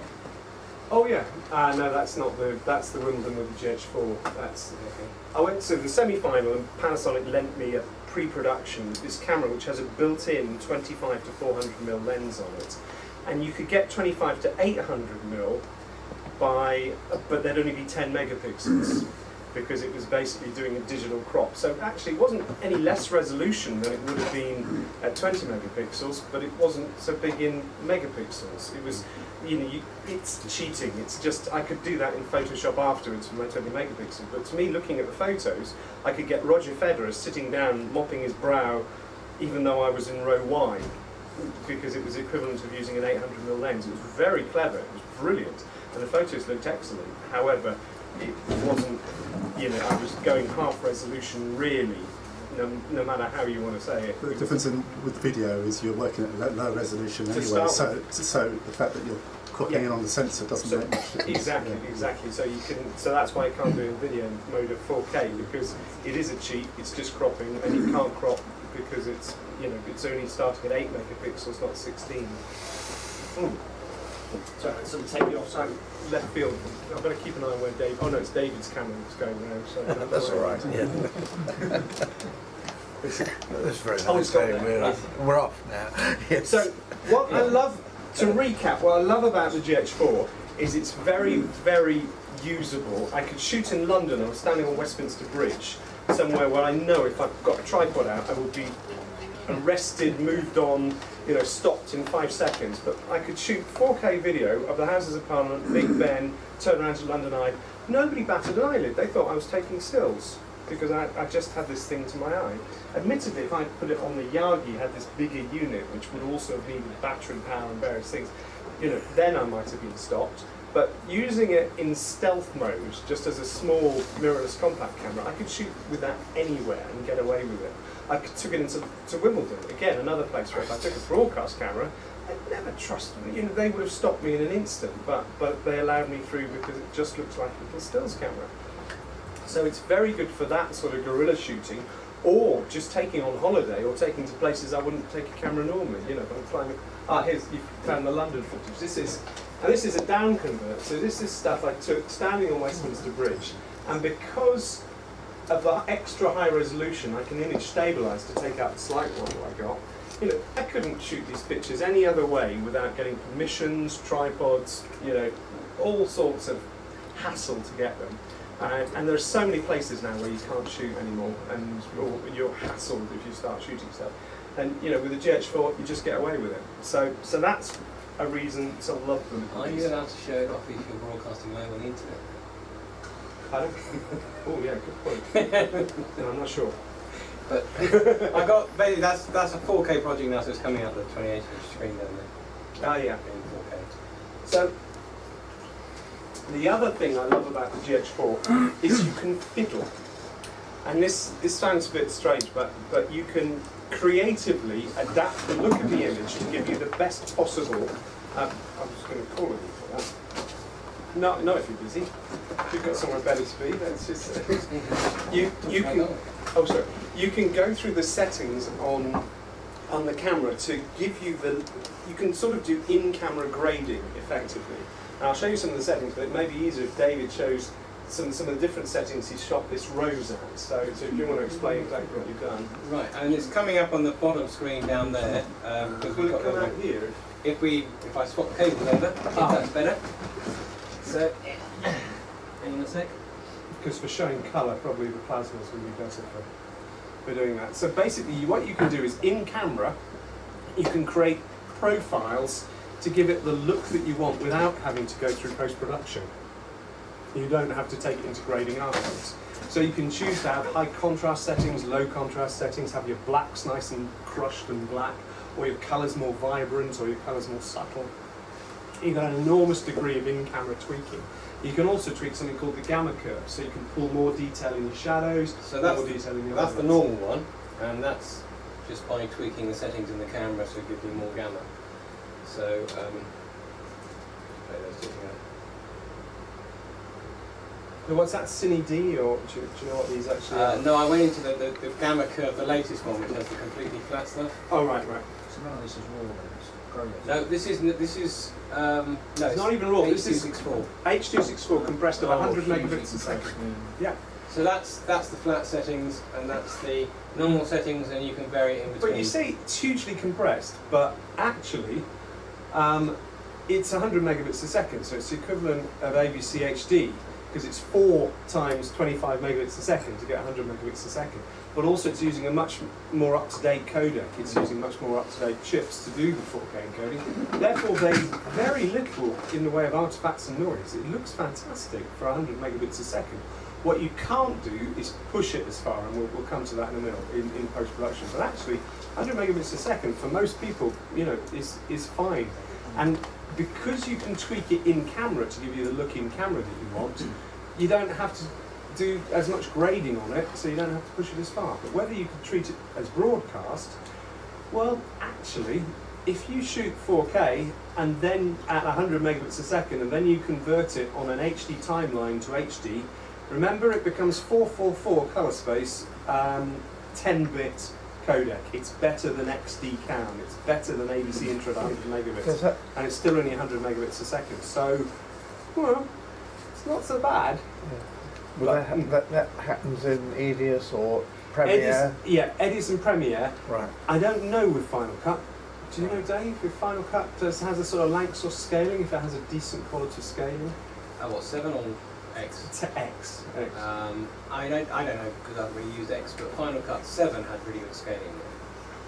So I would assume that they carried that over. You never know for sure. So you don't use Apple stuff anyway. If I just, I'll try. Sorry, David. Can I switch back to my output? I'll show you what sort of control you get over it. Let's see. So, right. So you can see the bit of. There's one thing you can see there, which this camera's got focus peaking and expanded focus, and there's a. I've turned on every toy in the book. It's got this horizon stabilizer here, so you can see when it's green, you know you're perfectly level. And we've got the zebras on the window because that's over 100% exposure. Basically, this is a stills camera that has zebras and focus peaking. This is stuff you don't normally get on stills cameras. You certainly don't get it on any other stills camera I know. Those two features. You can put Magic Lantern on a 5D, and you'll get. I think you get zebras, don't you? I don't think you get focus peaking. I'm not sure. But it's not particularly good in the slow light scenario. It's very slow lens on it, right? Oh, it's no. This is my. There we go. That's better. This is my lens. It goes to 2.8. Oh, right. Yeah. I thought it was original. Yeah. So, and like I say, with focus, if I start focusing, it will just go to this expanded view, which looks terribly noisy. So take it down. And, you know, I can now watch what I can do if I start going into menus. So let's go into page 1 of my menu. Photo style. I've got that natural. I set natural. I quite like natural, but you've got obviously monochrome. You've got scenery, portrait, custom, Cine D. Cine D is a sort of flat, Panasonic standard flat image, which it's intended that you grade later. But as you can see, I've actually adapted this one. I've put it on -5 for contrast, sharpness, noise reduction, and colour. So I've made this flat image even flatter, so you can push it further in post-production. Cine V is a more sort of flattering, straight out of the box setting. So if I didn't want to grade, I'd probably use Cine V. But actually, I really like the natural setting. I think the colour looks better, and then I'll play around with, with contrast, with sharpness, with noise reduction to get the sort of image I like out of it. So you've got infinitely configurable styles there. I'm also going to come down here to this highlight and shadow.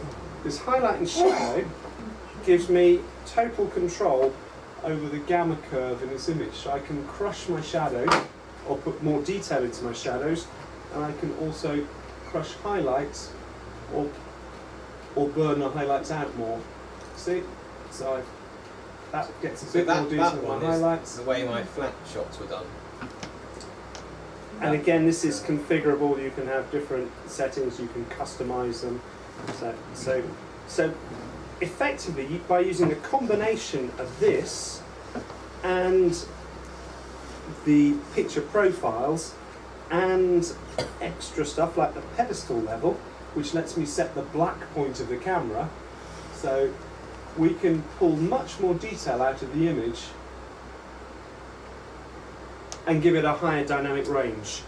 So we can fiddle to our heart's content. If you sit in front of this with a landscape and you're looking through the viewfinder, because it's an electronic OLED viewfinder and back screen, you get very good quality images. As I said, it's 2 million pixels, this little viewfinder.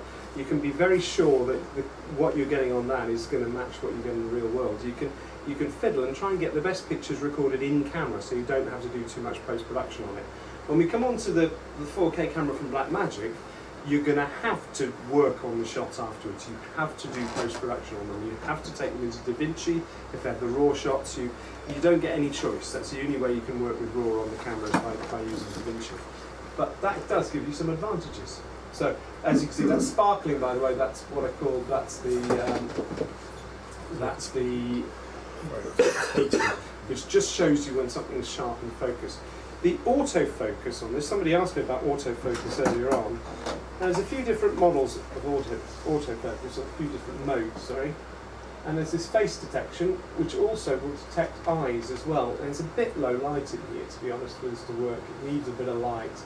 And also, when you're doing a down convert on the camera, when you're having to do HD out, HD out rather than 4K out, it uses quite a lot of processor grunt of the camera to do that. So that the things like face detection won't be as good as they would be if I was not using the down convert. You see, it's not only detected your face, it's detected your eye as well. And you can choose the left eye or right eye. And you can choose the sort of dominant face, you can choose what you want to talk about.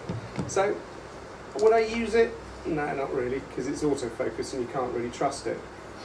But it's there, if you want to. It's great for the kids, actually. It's great for shooting the children.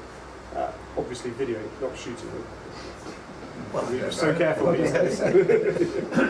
The other method of autofocus we've got is tracking, is focus tracking. And with this, what we can do is set a point, and it will try and lock onto that point and keep the focus. So you could do a focus tracking on your leopard. If it was a recognisable enough shape to be able to track it, it would try and follow the focus on it. But again, it's never going to be as good as a human being is at deciding exactly what you want in and out of focus. But it's got it. And this mode, 49 area, is just a sort of simple autofocus thing that looks at the whole scene and decides what it wants. And in this case, gets it to be wrong. Or, this is one of my favourite modes, free select mode, which lets me have you in focus, and you in focus, but nobody else.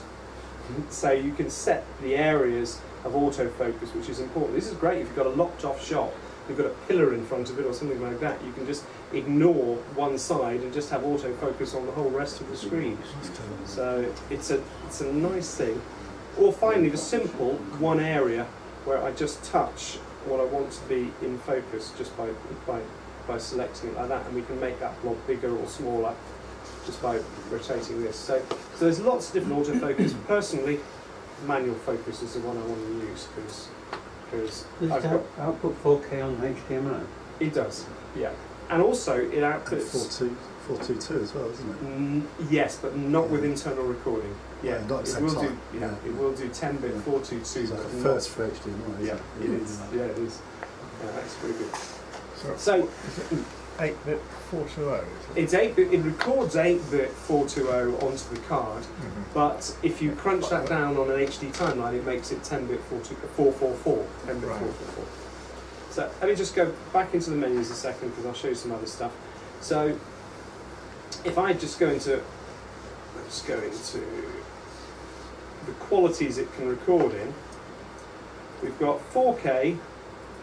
And we've also got HD at 200 megabits a second, so very high quality HD recording, or 50p at 100 megabits, so 1080 50p, or 50p at 50 megabits, or full HD 25p at 200 megabits, which is a very, very uncompressed, very little compression on it, but it is still 420. 8-bit, it's not 10-bit, even at these high compressions, so it's not as good as ABC Interest, so it's a bit of a con. And finally, my favourite is 100 megabit full HD at 25p, because now we can do a variable frame rate. So if I go down to variable frame rate, we'll set 96 frames a second, and if if you'd all mind, oh, can I have my memory card back?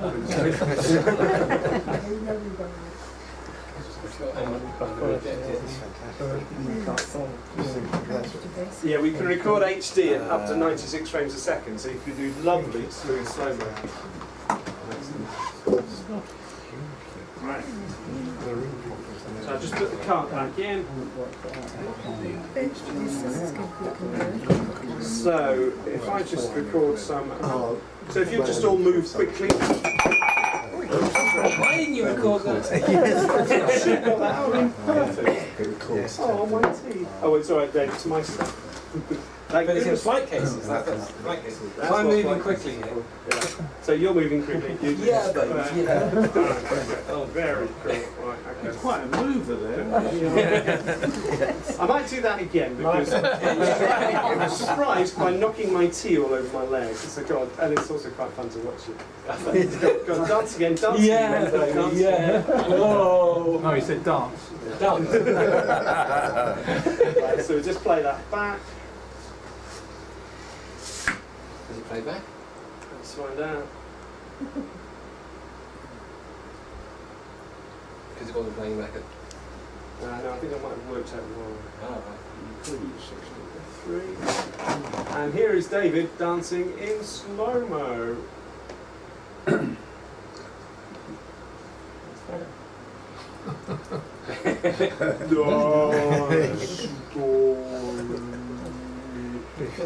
They slow the sound down as well. Yeah, no sound. No sound. Now the reason he's got that sort of strobing, slight strobing, is because of the frequency of the projector. You know, and you have got to watch your lighting if you're shooting at higher frame rates. But you see, it's done in low light. It's happily done 96 frames a second. I did this one because I was just having a fire, so I thought I'd film it. Oh. And it's quite nice when you do that. So it's all slow-mo stuff, but yeah, it's all very low light. I mean, I'm getting very good performance in low light out of it. And sorry, did I get you? How did that hold up when you Almost got to you. Try again. That's that. God, that does sound You're going to do it now. If you've got the Yagi, then you've got XLR inputs with balanced audio and phantom power. But without, yeah, exactly, it's another 1,000 quid. But you know, you're really buying for the SDI rather than for the XLR, because you could get a beach trap box or you know one of these. Juice is fabulous. Oh right, well one of these other converters, because it has got a 3.5 stereo mini jack for audio in. Your settings for slow-mo. Yeah. So So you can just put a normal little microphone into it if you want. yeah. You would without. That's right. Yeah, you can have a normal camera mounted mic without the Yagi. Yeah. Where the Yagi is, it's great if you're using it in a studio situation, or if you're running it for hours and hours and hours, because it takes its power. It needs external power. So you'd have to be somewhere where you can either plug into a battery or plug into the mains. And also, it is very, very good quality audio. With all the other audio solutions, they're coming out, going into a 3.5 mini jack, which is unbalanced. With this one, it's injecting digital audio straight into the motherboard of the camera, straight into the encoder chips. Therefore, the sound is going to be as good as you get with something like your AF101. Whereas with anything else, it won't be as good. So you'd have to be a bit of an audiophile to know the difference, but it is as good as it can possibly be. But the Yagi, really, most people buy because it gives you SDI out, either 3G for 50p or quad SDI out. Quad SDI is quite wacky. People think, oh my god, quad SDI, I haven't really got my head around what SDI is. But quad SDI, it literally takes a quarter of the picture per SDI feed. So we could do 100 meters on 4 cables. Sorry, please. Oh, yeah, you could do 100 meters on 4 cables to get the 4K video to a 4K screen or to a 4K vision mixer or anything else like that. So it's a very robust interface. However, if without the Yagi, if you're using a micro HDMI connector, which is about this blooming big to get your 4K out, 8 inches is pushing your luck. And it's as flimsy as if you blow on it, the lead comes out. So by putting a Yagi on, you're suddenly making this thing much more robust for use in the field. Whereas, you know, I reckon we sell 1 Yagi per 15 camera bonds. It's about that. So not everybody needs it. But B, you know, when I took this to the BBC Wildlife unit, they said, oh yeah, of course we'll have those. You know, of course we will. We can interface it with the rest of our production kit. We can have it plugged into an OB truck. We can do whatever we want. Whereas, you know, for using it for wildlife stuff, why would you want one? Not sure, you just wouldn't need it. So not everybody needs the Yagi. If you filmed it in cinema 4K, could you still drop it down to 1080p? Oh yeah. Yeah, that's something actually I didn't say, which is important, because let me go back to my menus. Because this does two 4Ks. This not only does, let's go back to 4K mode. So it does this 4K at 4K at 25, and this is what David said we'd talk about earlier. You see, it's not 4K, it's 3840, it's 3.84K, it's not 4,000 pixels, it's not 4K. But this is Ultra HD. Ultra HD is 4 times HD in terms of quality. It's like 4 HD pictures, all on a quarter of a screen. So it's 4 times the resolution of HD, but it's not 4K. 4K is officially 4,000 pixels or more of resolution horizontally. But this camera can do 4K, which the Blackmagic can't, incidentally. This camera can do 4K, but you have to be in a 24 frames per second mode to do it. You have to go into the system frequency, change it to 24 cinema, turn the camera off, turn the camera on again. Then, we weren't getting out, but no, we won't. Yeah. Oh, you did. Oh, you did. Oh, we might do. That's totally clever. It might do because it's an HD. It might. It won't. It might down convert when we get a 4K. Isn't the aspect different on 4K to? Yeah, it is. It's about 16:10. So you wouldn't really want to use it anyway if you're using exactly. it. Well, Let's that's use it exactly, literally for cinema. Yeah. That's exactly it. But now you see this 4096 by 2160, 24p. So if you're a total film head and you want to shoot something 24 progressive, you want to play it back at the Sundance Film Festival, you want to shoot proper 4K, this can do it, but only at 24 frames a second. It can't do it at 25 frames a second. So it makes life a bit more difficult for going back. This shot, by the way, I did into the 3 different settings on the camera. So the top one, that one that you're seeing right now, yours is lovely. that is actually a 4K setting, 24 frames. That one is Ultra HD, and that one is an HD. And you notice they are all slightly different bits because they're using, because you're talking about crop factors and things like that. You know, at HD you see more of the image than you do at Ultra HD, and at 4K it becomes more letterboxed, and it's actually being squeezed. You know, the camera actually has 3 different crop factors depending on how you're shooting, because when you're shooting Ultra HD, it actually uses, natively on the sensor, it uses 3,840 pixels by 2160. So it sort of punches in a bit, which means you don't get that full width. So the crop factor, compared with a Canon 5D with a full frame lens, is about 2.3 when you're shooting Ultra HD. It's about 2.2 when you're shooting 4K, and it's 2 when you shoot HD. You actually see a wider picture if you switch the camera to HD shooting. And the reason for that is it uses the pixel mapping, these perfect pixels for both 4K and Ultra HD, but it uses a processor-based downscale for the standard HD. So you will get a little bit of aliasing. You could get, with your brick walls, with your fine mesh fences and things, you could get some strange patterns going on when you're shooting HD on the camera, which is why it's much better to shoot 4K and downscale in post-production, in my opinion. The only reason you wouldn't do that, and Sky used these recently to film the Tour de France and some cycle racing. Actually, they didn't do that. It was to film some cycle racing. Is they wanted 1080 50p. They wanted 50 frames progressive, and you can't shoot 4K 50p. So they put up with the downscale and put up with the aliasing, because as they said, it was a lot better than their GH3 was. So why not? But not than the GH2. Pardon? Not than the GH2. Well, not better. Yeah, the aliasing one was pretty well non-existent, and then it appeared, didn't it, when the GH3 and the GH3. That's true. And it goes away again with the GH4. Yeah, 4K. Yeah. I think the GH3, although it's, no, I can't say that because it's being recorded. Okay, so I'm just going to go back into the time base of 50p. Do you want to go on with Blackmagic? Yeah, look, am I running out of time? Well, no, we're going to supposed to go on with the next thing about half one. We'll get later already. So. I'm just going to quickly go back into that because I want to just show you a few more things in the menu for this. So as well as being able to tweak the picture, you can customize the camera to a great degree here as well. So we've got this silent mode, which I mentioned earlier on. If you switch to silent mode, it uses an electronic shutter. So you can, you don't get it every time you take a photo, which means you can take a photo at a press conference where you're not allowed to take a photo. And sports journalists are using this also to take photos as a golfer's, hitting his ball, to hitting the putt. Something where even it might be enough to put somebody off, or snooker during shots.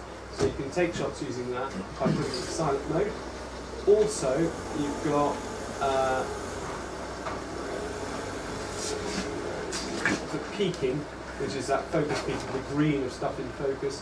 There's a histogram here, so we can see the histogram, and we can choose the size of our histogram as well by moving it around, which is just a way of looking at the brightness levels in that image. You've got that's not particularly great. Zebras, which are the important thing, so you can tell what area of the image is overexposed, or you can set that to 70%, and then you know that it's good for Caucasian skin tones. Whatever you want to set the zebras to, you can do that. You've got two-stage zebras, so you can have two different ones. One on that 100% for when things are overexposed, one on faces for when they're correctly exposed. So an awful lot you can fiddle with, and as you can see, they've got this horizonometer for getting your seascapes perfectly level. You can turn that off just with the display button, like that. So I've got a great lens on this, which is a 12 to 35 2.8 zoom lens. So this, because of a 2x crop factor, is the equivalent of a 24 to 70, which is a very useful range to have on a zoom. So it can get a pretty wide image in here, but also, in telephoto, it's zoomed in there because I've got it in manual focus. So don't worry, it'll come back out in a sec. There you go. So that's its sort of maximum zoom. So it's not the sort of zoom you get on a standard video camera, but for a stills lens, that's a very good, very good sort of zoom. And the nice thing is it stays at f2.8 throughout that range. But this lens is about 600 quid. It's not cheap. 600 or 700 quid. So I got a cheap lens for that. And by the way, we talked a bit about this Metabone speed booster, which is, on Dave's there's a 150 quid lens, so you don't have to spend that much. But the Metabone speed booster is a lens adapter which lets you use Canon lenses on these cameras with the smaller sensors and the smaller mounts.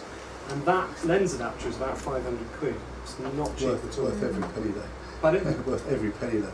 I totally agree, but it's amazing. It costs as much as almost costs as much as this lens. Yeah, but you could put like a Nikon 24 to 70 or 70 to 2.8, and you suddenly got an f2 all the way through the range. Yeah, or if you put the Blackmagic cinema camera one on, it can get it down to 1.3, and you've got about a step and a half more. That's light. amazing. I know. So absolutely amazing. What we're talking, these new breed of adapters, they make it more intense, make the light more intense, so that it effectively focuses it onto sensor, so you get extra stops, so you get faster lenses. Sorry. Yeah, so I just wanted to, I'm sort of making a comparison as to what 4K cameras you get as the first camera. Yeah. I do a lot of corporate work and sort of arty. Arty. I do arty sort of work, and I mean, with respect to all that stuff you're telling me about that camera, it's just gizmos. I wouldn't personally ever use much of that. Perhaps the focus peaking and the exposure, everything else. You don't do it. So I'm curious though. I mean, what's important to me is I've got a 4K camera that it takes a beautiful image, and then when I put it through my processing, it stays beautiful, and then when I finally output it, it still retains quality. So I'm interested in what's the rolling shutter like that on that? Is it called moire? What is it where bricks tend to throw? The moire is so as a comparison to that, and also the dynamic range. I mean, dynamic range is an interesting one because it's very important. Yeah, no, you're absolutely right. Well, fine, good. That's what I want to know. Because the dynamic range on this, if you the dynamic range on this has been quoted on the internet between 10 and 13 stops. Right. Now, I don't think it's either 10 or 13. I think it's about 12 actually. I don't believe the 10 and I don't believe the 13 because there's too much noise in the image. Because it's a small sensor, there's too much noise to make it 13. And there's too much fiddling you can do. You can get a flat image. It's a fantastic sensor in this, and a fantastic processor image, and there's no way it's 10. I've seen it do much better. I've seen shots with the sky, with the cloud detail, and with the shadow detail under trees, so it's definitely not 10. So where does it compare, not just that 12. one, but across the board? So well, if I was going to come to you and say, I want to get a 4K if you want the camera, best dynamic range, I think you'd probably get better dynamic range out of the Blackmagic camera in a day-to-day, in a good situation. Right. And what about rolling shutter? Sorry, I know you're pushing for time. No, rolling shutter, this has better. I know that's got none at all, has it? Because it's a global shutter. Right, yeah. So I won't get any problems with that. And what about that Moire? When will you see rolling shutter? Because if you're shooting 25p, you're not going to get it on pans because you've got to pan so slowly so you don't get a so you won't see it there. So it would only be really if you're shooting out of a moving car and stuff, in which case this in HD mode has much less rolling shutter than most standard video cameras. In 4K this has a bit more rolling shutter, but you're only going to see it when a train's going diagonally left to right across the image. This has a global shutter. It doesn't have any rolling shutter at all. It's fantastic. But this gets decent pictures when you're in a really bright scenario. In low light, this struggles. This is no good in low light. This is actually better, a lot better day-to-day camera in low light than the Blackmagic. And if you were to choose one of those settings, the presets on that, on that Panasonic, that's a destructive preset, not like the Reds where you can put all the presets on. No, exactly, and because it's compressing it so much. That Dave has pulled up. But that's exactly not a good thing, what is I it? Because if I make a choice when I'm out in the field and say, I'm going to do this, this, and this with the pedestal, get it back, you and might it's be rubbish. actually explaining here why you might choose a Blackmagic camera over a Panasonic camera. And you see, if you waited another 3 minutes, I was going to start talking about. Oh, I thought you were moving on. I thought you were moving on. No, we wanted to talk about Blackmagic camera as well, so I wanted to get Richard on. So you know, all those reasons I love the GH4. It's because of all the fiddling a lot. Now, the other day I was in my back garden, and this is where the 4K comes in. And oh, by the way, the 4K production camera as well. Well, let me tell you what's wrong with it to start with, just so you know. The battery. Pardon? Oh yes, please. Yeah, I might as well. Because I'll then switch it so you can see the colour thing. Right, the Blackmagic 4K. Actually, I'd rather see the output from there because it's not going to get good images. And you're running it power. I am down to 10%. Okay, I'll sort that out when you carry on chatting. Okay. Let's just put the power up. Of course, I've got a So, now the Blackmagic camera, as I say, it is Eskimos and Overrun. The Blackmagic doesn't record onto SD card, it records onto SSD drives. Okay? Now the footage, the raw footage on the Blackmagic takes 12 times more space up than the 100 megabits on the Panasonic 4K camera. 12 times as big the files are. So even on this great big 500 gigabyte drive, I'm going to get about 40 minutes of footage on a 500 gig drive. Now when I get that home from my shoot, I then, you know that old adage with cameras, you don't have it unless you've got it backed up at least twice, probably at least 3 times. So you really want to make a copy of that, and then you've used 500 gig, half a terabyte, just to back up 40 minutes of shots. So now for your art house film, for your video where you're just, you know, you're looking for beautiful shots, wonderful creativity, your feature film, fantastic. It's going to be, these shots are the same size as they are with a Red, you know, with a what's it called? An Epic, yeah. Or with an Alexa shooting RAW. They're huge, great files you're getting with the Blackmagic camera. But I'd kind of I'd forgotten exactly why I love the Blackmagic camera so much. But here's why. There's a GH4. That's the GH4 shot of sunset through an Acer tree in my back garden. And then can you just switch to that is the Blackmagic Cinema camera, ungraded, the Blackmagic Cinema camera doing the same shot. Now, admittedly, I had to decide on the GH4 what contrast range I want. I just did it sort of dead flat. I thought dead flat. And the Blackmagic camera has seen more colour, it's a slightly different framing, but the Blackmagic camera to me has by far made a more beautiful image. You know, without any work on it. It's got more colour fidelity. It's 444 12-bit colour. There's more accuracy in it. It's got the colours better. Even though with this colour I have to guess the white balance at sunset, because you can't, with the GH4 I can set it on auto white balance. You do the white balance for me. With this one, you can't put a white card in front and get it exactly right. You just go into the menu system and you say, ooh, it's about 3,500. So it wouldn't come out anyway, the menus don't come out. Yeah. So it's about 3,500 Kelvin, or it's 4,500 if you're under fluorescent light, or it's 7,000 if it's dawn. You know, you've got to guess, you've got to get it in the ballpark. But actually you don't really, because the image, the raw image this records, coming off the sensor, is just a bunch of noughts and ones. And it's DaVinci which is deciding how to interpret that and turn it into a picture. So the reason that the files are 12 times bigger from the Blackmagic camera than they are from the Panasonic is because in the Panasonic the camera's done all the processing to get the image right in camera, or as close as possible, but like you said, it's destructive. I can't change it afterwards. If I don't nail it, if I don't get it right, there's only a little bit of plus and minus I can do afterwards. With the Blackmagic, it's a huge difference. In fact, come with it, if you could do the Watson shot and just show how my black dog, called Watson, you can, there, that's lovely, show how you can play with his fur and decrease this exposure. That's sunset, so that's a line of pure sunshine across that. And if you play with the blacks, you see, look how, you see how much extra detail, how much extra exposure finding in the fur of the dog. And this is having a raw image. You're able to push it and tweak it and play with it and get it much better than you possibly could with the GH4 image in post-production, because you're starting with a much, much more detailed mathematical picture from what that sensor's produced. And that's when I realised that actually the Blackmagic camera, you know, gives you more creative, much more creative potential, because you can change your mind.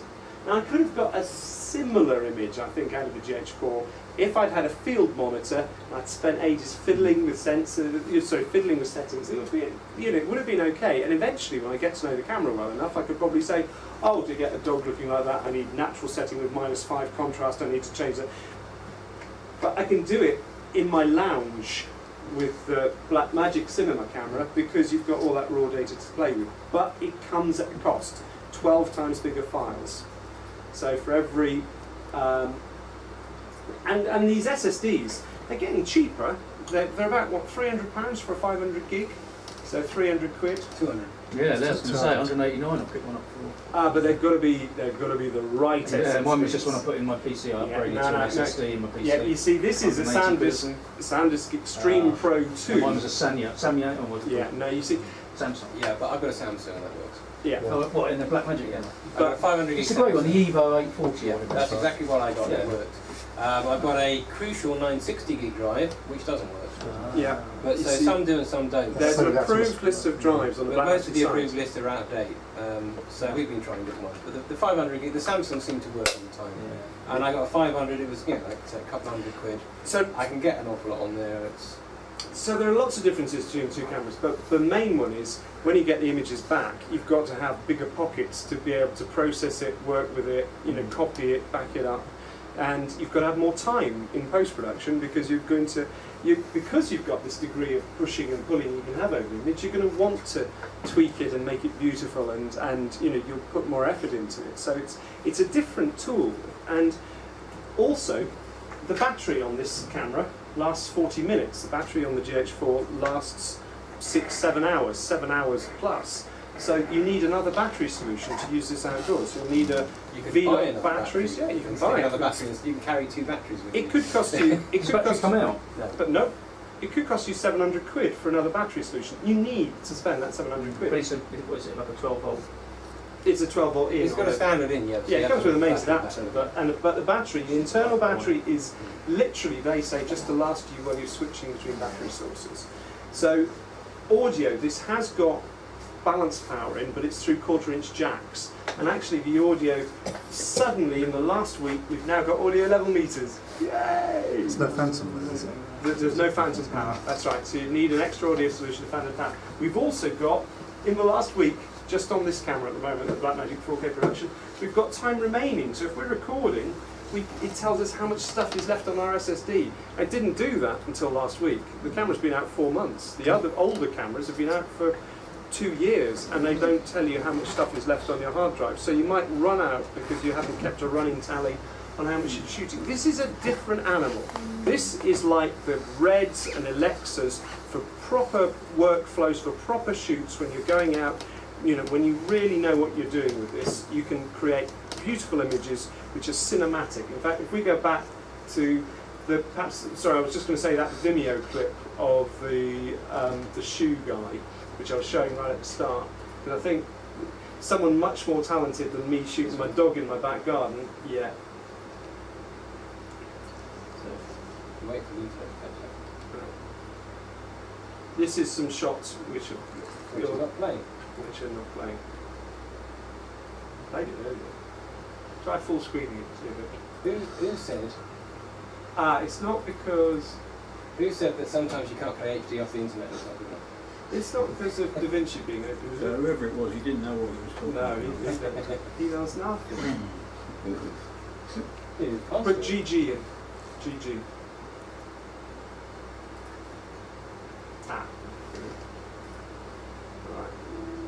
Right, so this is some stuff which is playing off Vimeo, which was shot on a 4K camera. And on a Blackmagic? On a Blackmagic 4K production camera in RAW. And I think it illustrates perfectly what you can do if you know what you're doing with the £2,000 camera. Because, you know, the guy shot this on Zeiss Primes, so this lenses costing more than the camera does, so, but you can rent those, you know, for a couple £100 That's absolutely good, but when he does the other shots, you're just good. So there's a sort of richness that it's been graded really nicely. It's got a sort of nice retro feel, hasn't it? A sort of timeless feel to it. Those browns are so lovely. Just the look of it is different. You could not get this out of a GH4, I don't think. You know, maybe some guys could with an awful lot of tweaking, but this is what the Blackmagic cameras offer you. If you're willing to put the time and effort and creativity into it, you can get stuff that you could really sit back and go, yeah, I'm really proud of that.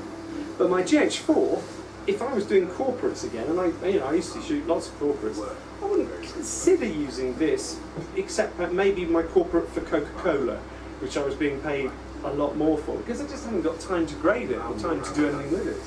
You know, you could do the most beautiful wedding video in the world with the Blackmagic 4K camera. You wouldn't have any life. Pardon? You wouldn't have another life. But Which is the whole point. You'd be up all night grading for so many nights to get it exactly right. Well, there is a middle ground. You can record into QuickTime files, yes, which aren't nearly as big, and they're, you know, so they don't take so much hard drive space, and they still come out really well. You can grade using Magic Bullet or something, and it just stick something. It's very true. You can use. With, so you can do a one shot. Not the raw stuff though. I don't think Magic Bullet. What's the other one? What's the other one that does do raw? That's on DaVinci. Cinema grade. What's it called? There's a film effect. Well, there's all sorts of things you can. I mean, inside of there's a plug-in. You can put lots of stuff on. Cine Convert? No. Sorry, there was something else which is important about the Blackmagic. Because they know that you'll need it, they give you a dongle, a £700 dongle for the full version of DaVinci Resolve. So actually with a £2,000 camera you get full DaVinci Resolve software. However, my 2-year-old laptop can't run it for toffee, not in 4K. Because these are big files, these massive files you're throwing back, you need to go to David for a new PC, or buy a Mac. You need Mac is a rubbish. DaVinci uses the graphics card to do an awful lot of work. You would actually have to buy a Mac Pro, you know, the new ashtray-looking one, in order to get the best out of it. But that's why the graphics card is probably the most important part. And I certainly found with 4K, I had to get a new graphics card, which I put in here, which has got 6 gig of RAM on it. It's a 780 graphics card, so it's about £400 or £500. So it wasn't that bad, but it's still a better graphics card than I had in there before, which only had 1.5 gig of RAM, which couldn't cope with half the stuff it needed to. That's a good question. I've got a 660 Ti. Not good enough. It will, no, it probably won't handle 4K very well. So that's 500 quid as well, so Yep. 2,000 quid for the camera. 2,000 quid, so we've got 2,000 quid for the camera, you've got to upgrade your PC, you need a lot more storage, you need a lot of SSDs, you need a battery solution, you'll probably put it on a rig because this screen is so reflective outdoors I can shave on it, either that or I can put my coat over my head so I can see it. GH4, remember you've already got an EVF. Add an EVF to this, it's another 1,000 quid. But, yeah, I mean, I've also said the same thing to people as well, but I didn't when I started filming with it, and I got away with it. You know, it worked, and I still got lots of good pictures I could grade out of it. So it would be better if you spent that money, which you didn't have to do with the GH4. Well, you can proxy the raw files down to using Premiere anyway, can't you? Well, I mean, the first thing I would do is just to bring the raw files into here. The latest Premiere can load some DNG files anyway, but it doesn't do this lot yet. It does the other, the 2.5K camera. So sooner or later you'll be able to load them directly into Premiere anyway. But what I normally do is I come in here and I just grab these shots, put them onto the timeline, and then I come out here and then I'll make it into some kind of format to put into Premiere or whatever. Notice now you can make it into Grass Valley HQX, and that's one use of in the, Edius. That's one of the big things. You were talking about making ProRes on a PC. You know, if I've got 4K footage and I want to take it out of this and put it into Edius in 4K or Premiere or something else, on a PC there wasn't a decent format to use.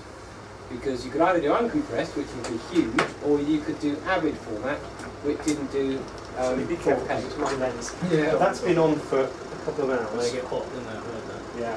But basically, because they've added in this support for Grass Valley HQ, it now means you've got a really nice format you can make stuff into. Of course, If you don't have Edius, you can still get that codec for nothing and shove it on your machine and make it. So you can get Resolve for nothing, you can get that codec for nothing, and then you can actually start to make HQX files which you can then use in other programs. Give it on Apple, Sorry? So, HQ files, you can use an Apple, don't you? You can use HQ files on Macs as well. I mean, if you're on a Mac, you've got ProRes. You see, that's... Got to plug it back into the battery before it goes down. Yeah. But basically, I mean, the big thing for me that's made life a lot easier for 4K stuff is being able to make HQX files. Yeah. And they do work better than ProRes files. Is that the Avid ones? No, HQX is Grass Valley. Oh, it's Canopus format. The Avid format files don't do bigger than high def.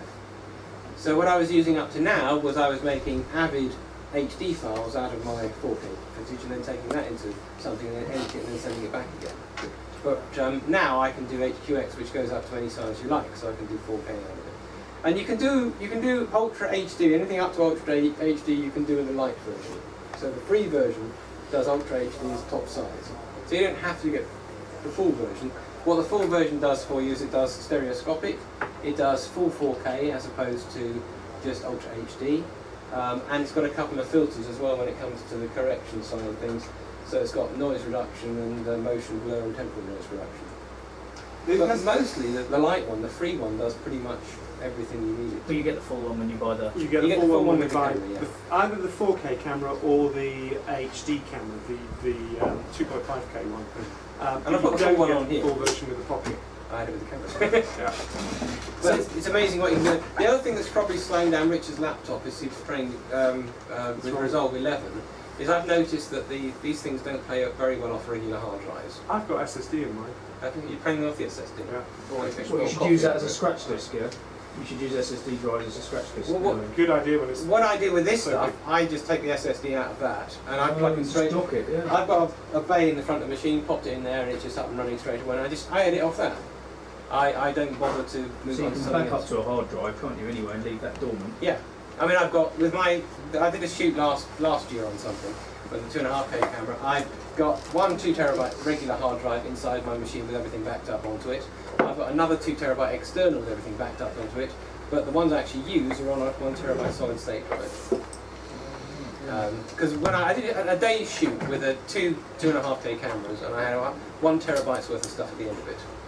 The thing is, you can factor that into your cost to your client anyway, can't you? The cost of an SSD, and they'll just have their own 500 gig SSD anyway, and they can have that as a backup at the end or whatever, couldn't they? But it's like Richard was saying at the start, if you're looking for a 4K camera, you're not really saying, am I buying that one or that one as a 4K camera? You don't make that decision. You say, do I want this one because the Blackmagic because I want to be able to fart around with it and grade it and get really looking beautiful images, or I want the Panasonic because it's nice and easy to use. You know, I'm doing things in a hurry, and you know, it's, No, I want Blackmagic. the Blackmagic, if you're doing want a really good Blackmagic, will do better shots, but you have to work at it. Yeah. But there's nothing about grading. I've taken the stuff that I'm. It's a Doctor Who thing, going to be released in a couple of weeks basically, and I graded it. And then I went back to it the next day and I didn't like what I did, so I graded it again. And then I graded it again. And I can grade it in 17 billion different ways. And if I never stop, I should just spend my entire life grading it, because I'm never quite happy Can I with the just say looks. that before he was using DaVinci and RAW, it's taken him 30 years to get a film actually finished. So now DaVinci is out. I'm not sure you've got the lifespan to do it, mate. This is a different one. Yeah, all right. But the thing is, that's the thing, you can fiddle with it as much as you like. You can go for what I did in the first place with this. You know, when we brought this stuff in, there's lots and lots of different things you can do in DaVinci, but this is the new stuff they've got in 11, is you can just bring in a Blackmagic shot and you can play with all sorts of stuff. But all I did in the first place was just put a default look on it, which is basically I'm actually finding that looks very good to start off with. And so you could just bring it in, put that on there, maybe just knock the exposure down a little bit, make a file, use that. That could be the end of your grading. Or you can kind of do what you like with it. Yeah. So you know, I'd take it off this and I'd put it into flat mode, and I'd choose the BM 4K setting, and then maybe I'll up the exposure a bit, maybe I'll boost the colour, bring a bit of detail in the midtones, which is where the skin is, so make people's face look a bit more detailed. This is where I do things like I do bring up the scopes, if I can hit the right button. So I just want the waveform here, and you know, looking at the waveform there, if it comes in really, really flat, I can just reset the thing. I'll click the right button. So you know, it's come in, and you can see that all the brightness levels are down at the bottom. So I want to actually do things like bringing it up, and I can bring up the blacks, spread it out a bit more, change the contrast. And this is where I do start to use the waveform, which is the same kind of thing that was in Premiere, because it shows me the range. It makes sure I got all the highlights are at the top of the light levels and the black bits at the top of the bottom levels, and it gives me sort of a way of seeing it without having to rely on a TV. Can you just put it on the screen to the HDMI input? Yep.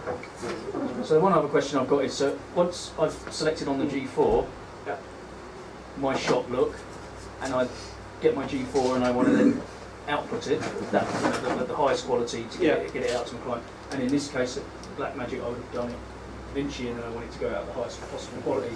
Which one of the two is the highest quality? Which seems to probably Blackmagic. 10 times as much data. Well, when you say have like, no, I mean the shots. If you're outputting you have as HD. much detail, they'll look as sharp, but you'll just have something that looks a bit better with the Blackmagic, because you could have tweaked it a lot more. But out of the camera, the shots out of the GH4 will probably look better. Yeah. Can I just? This is the menu system. This is I've cheated. I've got the GH4 shooting the back of the menu because you can't see. Just so you saw some of the menu settings on the GH4, which come out through HDMI. But with the Blackmagic, I'll just show you the menu system for the Blackmagic. Now, you know, for a lot of cameras, if I said I'm going to go through every setting in the menu, you'd all be asleep. But with this, you've got 4 pages. That is every menu setting in the 4K camera.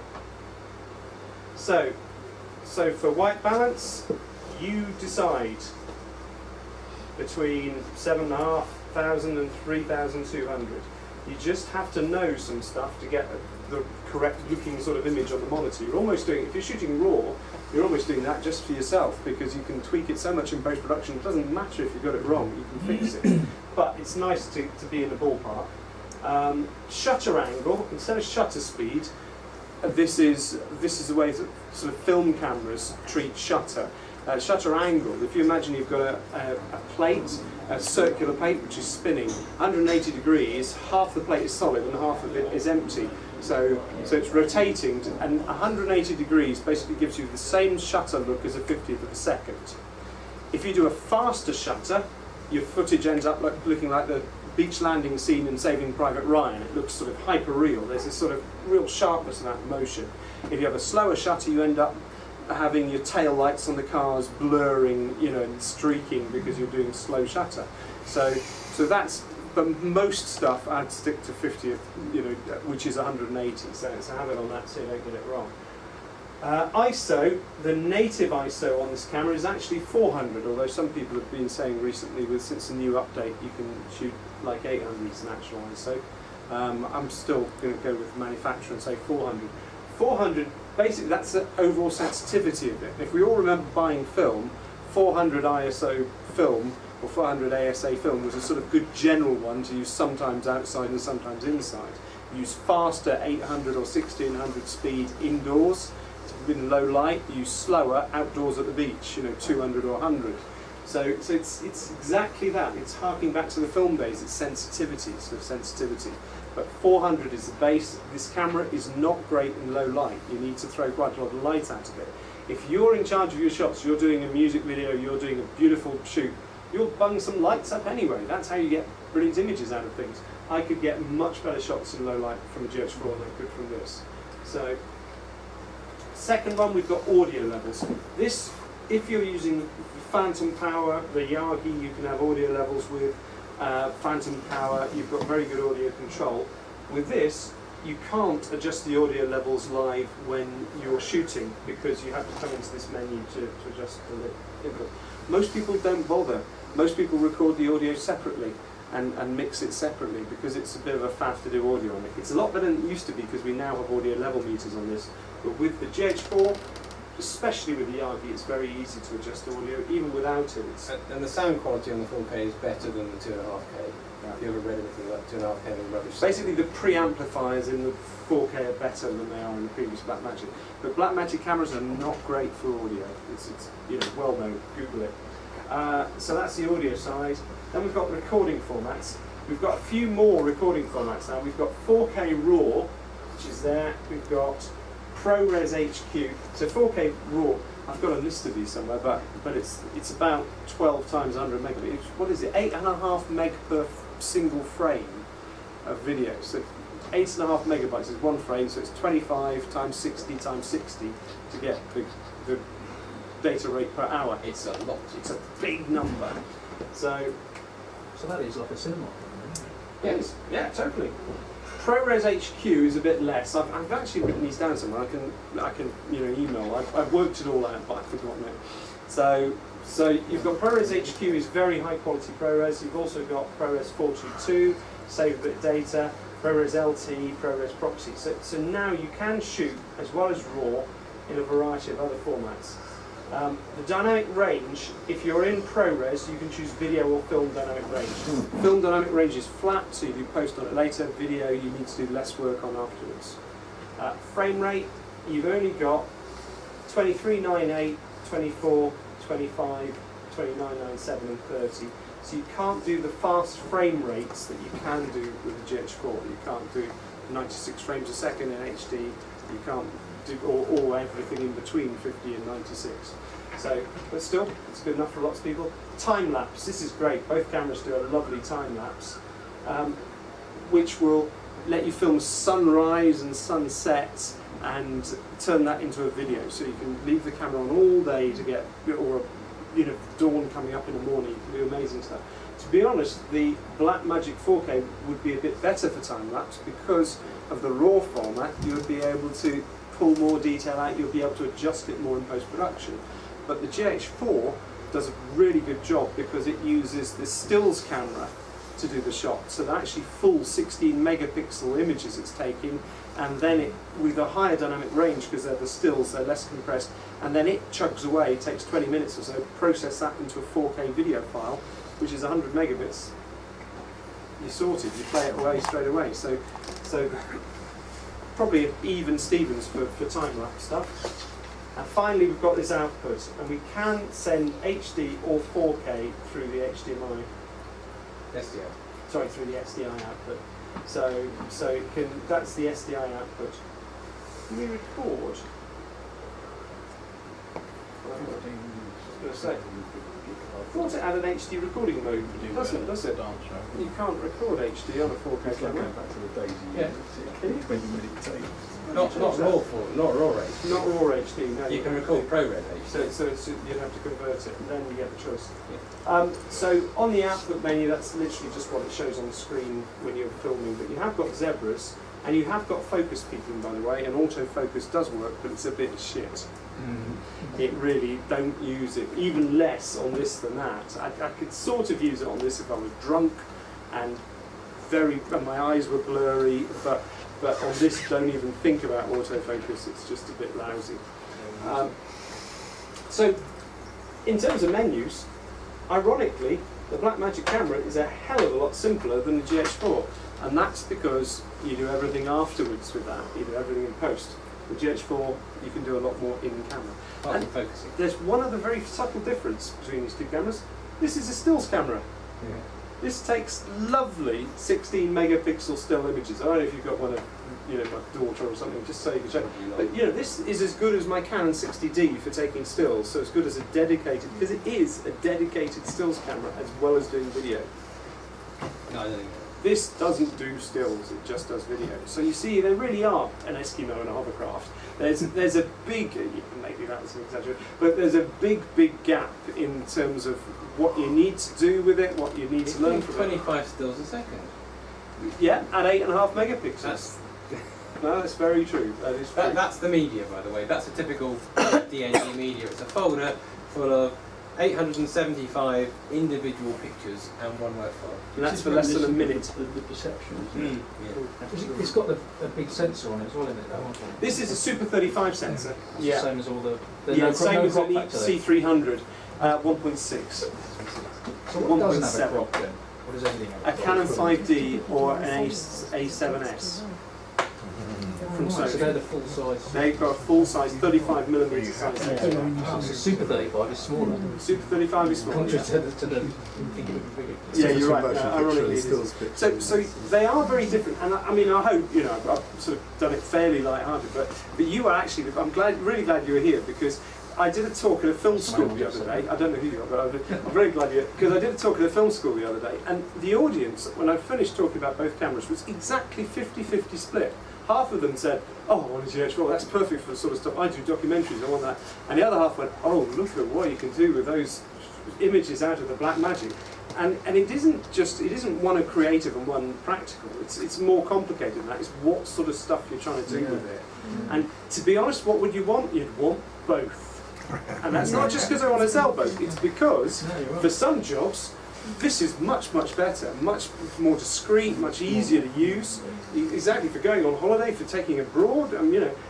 This, by the time you've added all the kit round it to turn it into a really functional camera in every situation, you've got this big rig. You almost need another person to help you with the bags to carry it. They are very different animals. So, but for some jobs, if I wanted to make the most beautiful film of my kids growing up, which was atmospheric, had people in tears, I'd use the Blackmagic. I really would. I could get some amazing looks out of it. I'd spend 3 years learning DaVinci, and then so I could grade it. I'd put that time and effort into it. But if I was doing a corporate or something, making a film about a machine that makes things, GH4 in a second, because I want to go home and play with the kids, not just film them. What lenses does Blackmagic? Blackmagic is, at the moment, it's only an EF mount, which is a Canon EF mount. So it will take EF and EFS lenses. Sorry, Dave, can you put up the Blackmagic website? Just show you another camera, which is nearly out, but not quite yet, called the Ursa from Blackmagic. Oh yeah, I've seen those. Yeah. Now the Blackmagic Ursa, if we go to cameras, is that one there. Now, this is about £4,000, and this is Blackmagic's answer to the Arri Alexa and the Red. It's got, not only has it got a screen on the side, big audio, level meters, XLR audio, it can also record at 50 frames, 4K at 50 frames a second. It doesn't record onto SSD, it records onto CF2 cards, the new compact flash cards, which at the moment it's 300 quid plus for a 64 gig. So you're not going to get much on that 64 gig. You're going to get about 10 minutes per 300 quid card, but it's got a flip-out screen the size of an iPad on the side of it, literally a 10-inch screen that flips out. It's got no viewfinder, which is a shame. I think you'll actually need to buy £1,000 EVF to use it. But for £4,000, it's made like a Navy SEAL's weapon system. It's all aluminium. It actually weighs 7.5 kg. It's quite hard to imagine 7.5 kg. But how big is it then? Is it like that? No, it's that. Oh. It's like putting a box of photocopy paper on your shoulder. You just go, ow! But you know, it's like the cameras used to be when I had tube cameras. Film cameras, isn't it? Yeah, exactly. I mean, film cameras only took a roll of film that big. That's you know, right. So exactly. You know, it's no different to your card. Exactly, exactly. And cost more than 300 quid. Yeah. That's it. That's the same data rate as the production camera. Twice the data so rate. it's twice as fast. It's twice the data rate if you're shooting at 50p. But obviously, if you're shooting 25p, it's the same data rate. It's actually the same sensor as this camera. So it will give 12 stops of dynamic range, and it will give you 12 stops. It's a global shutter, and it's also the same sensor as the Arger are using in their forthcoming camera, which is a lot lighter, but costs twice as much. So you know, this is coming. Be aware of it. Actually, for image quality, if you're happy with shooting 25 frames a second instead of 50, they'll give exactly the same image quality, and this is a lot lighter than 7.5 kgs. But this is, if you look at it on set, so if you scroll down a bit, you see you need 3 men to carry it, and sexy Linux like that. yes, so this is a proper, you know, doing it properly. Yeah, this is a camera which will need. There you go with a flip-out screen. This is quite something. You know, that's £4,000. You wouldn't expect it to be £4,000, and when you see it, the build quality is astonishingly good. Yeah, and look, you see, you can have different sensors on it or different mounts. So you can have this PL mount for sort of prime lenses. You can have the EF mount for Canon lenses, but there's also this B4 mount for using broadcast lenses. It's a smaller sensor, so you can use it as an ENG camera, which is great because I swear it will be bulletproof. So if you're in a war zone, you put this thing in front of you, 7.5 kgs, it's going to protect you from any weapon. I'm not sure I'd want to run with it, because 7.5 kgs is pretty. In fact, that guy, the girl in front, is possibly risking her life. And the reason that lawyer's looking so unhappy is she's just had to carry it here. So there is an issue, you know, with the weight of it. But on a tripod, who cares how much it weighs? It's not a problem. And talk about looking the part. If you took up, oh yeah, look, it needs IDX back, or it needs a battery solution as well, so you need to factor that into the cost. Suddenly, the cost of this camera goes way up. However, you turn up to your shoot with that, people are going to take you very seriously. You know, it looks the part. Turn up with a GH4. So this Canon's this only takes Canon lenses. Yeah, that's right. Yeah. But you can get the little converters, can you, to put old glass on it? Yeah, as long as you can convert it to Canon, you can convert it to this mount.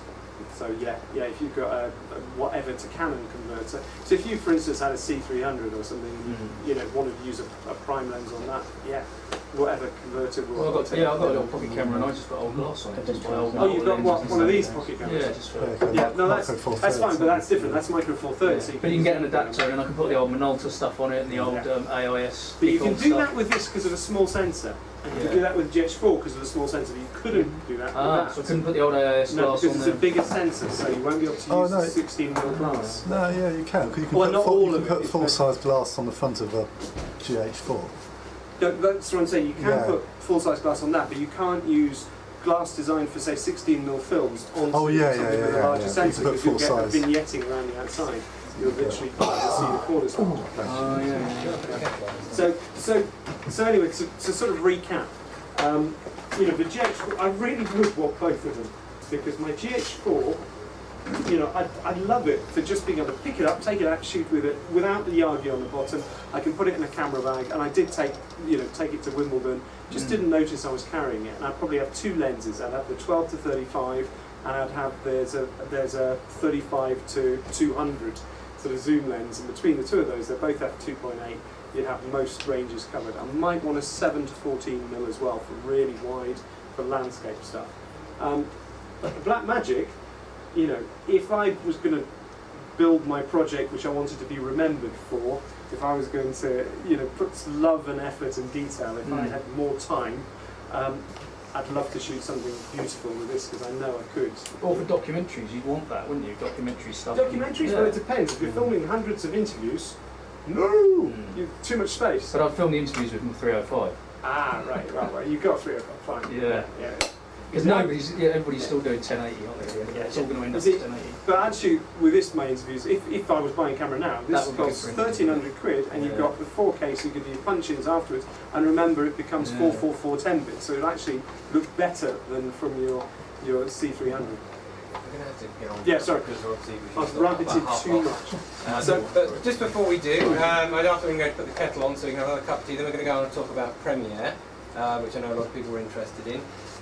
Things like the GH4, Richard said it's about £1,300. That's including that. We've actually got one GH4 in stock if you want it at the moment because they're quite rare because everybody wants them. We've got one left. The Blackmagic camera's been out for some time. It's very easy to get hold of, so that's no problem at all. But that's basically what I was going to. Yeah, price-wise, the Blackmagic is a little bit more expensive, isn't it? Yeah, it's about £2,000 off the top of my head, plus that. So it's more like the cost of the GH4 with the Yagi for the Blackmagic, because it's about £2,500 for a GH4 with the box. But the box is very specialist because it gives you quad SDI out, and you know it needs a separate battery pack. It's suddenly becoming a bit more of a camera system that you might put in a studio or shoot. I mean, for example, we just had a guy who bought one of those off us who's independent filmmaker. He won an award for directing at some film festival. What did he buy off you? He bought the GH4 and Yagi. And the idea is going to use the SDI, he's going to record onto something else. So it's yeah, it's both very good. I've got both. That's why we happen to have two of these hanging around. I'm going on holiday to Turkey in a day, and I'm going to take that one. I'm definitely not taking that one. But when I do a big shoot for my next Doctor Who mini movie, it's going to be that one, which is what I did in the last one. So you do need both. And how much Resolve is? Resolve is about 700 quid. Yeah, Resolve is 700 quid if you buy it on its own, but the light version is free.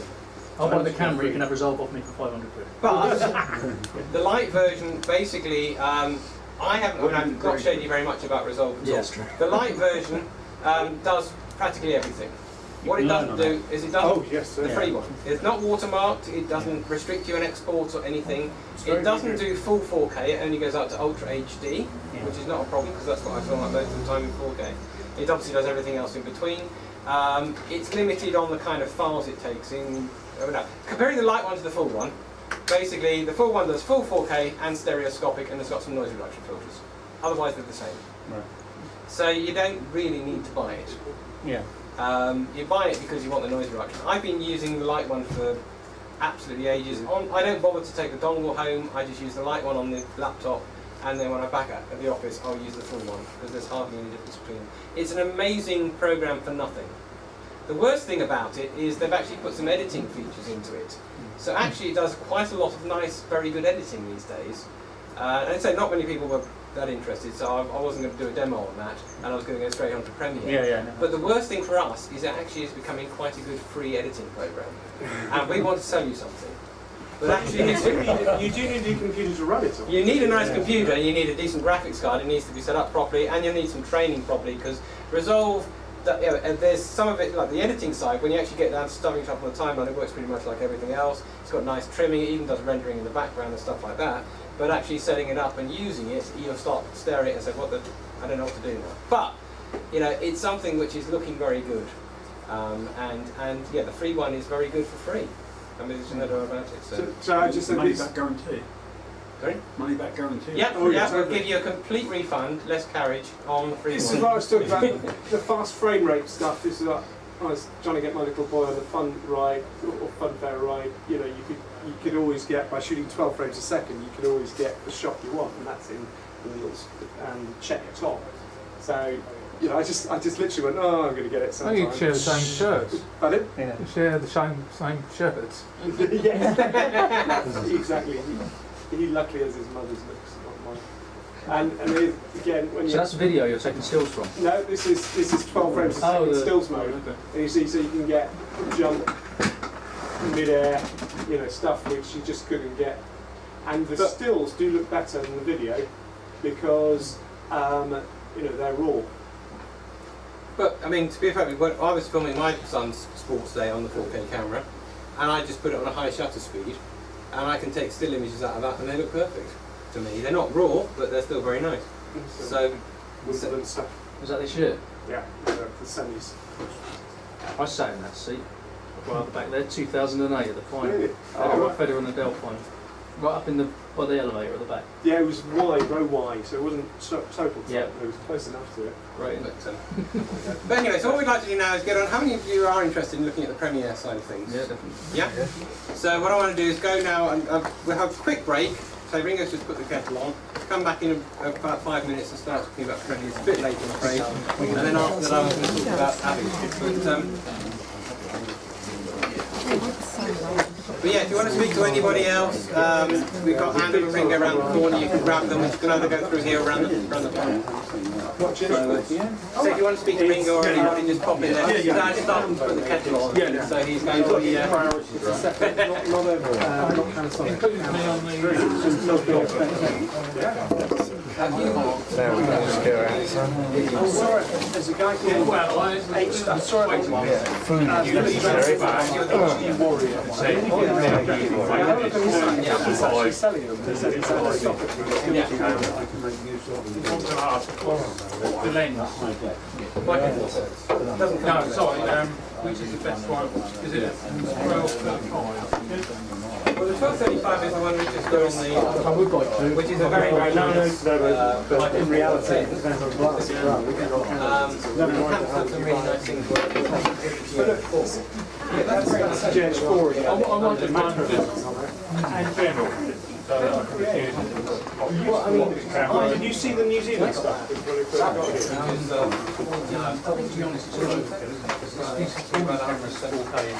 And it's a good With downside, when you down something, it does go better. You tell much more detail. It's really scratches. That Panasonic and you can't possibly get that much detail out of HD. There's a reason for it, because they have to use it to get rid of the AS. That one's about use optical lowcast to cut off the really high. when you're spending 300 quid on a camera. It's very expensive. But I just went on to Amazon and looked around. So what's that? This is a 14 to... So they knock it off at 17 to 1800 lines. Sorry, 14 to 42. You never quite get full 1920. Panasonic then is 14 to 42. What's the Blackmagic can bring much better HD than you can get out of it. You can get out of it. I've got a couple of very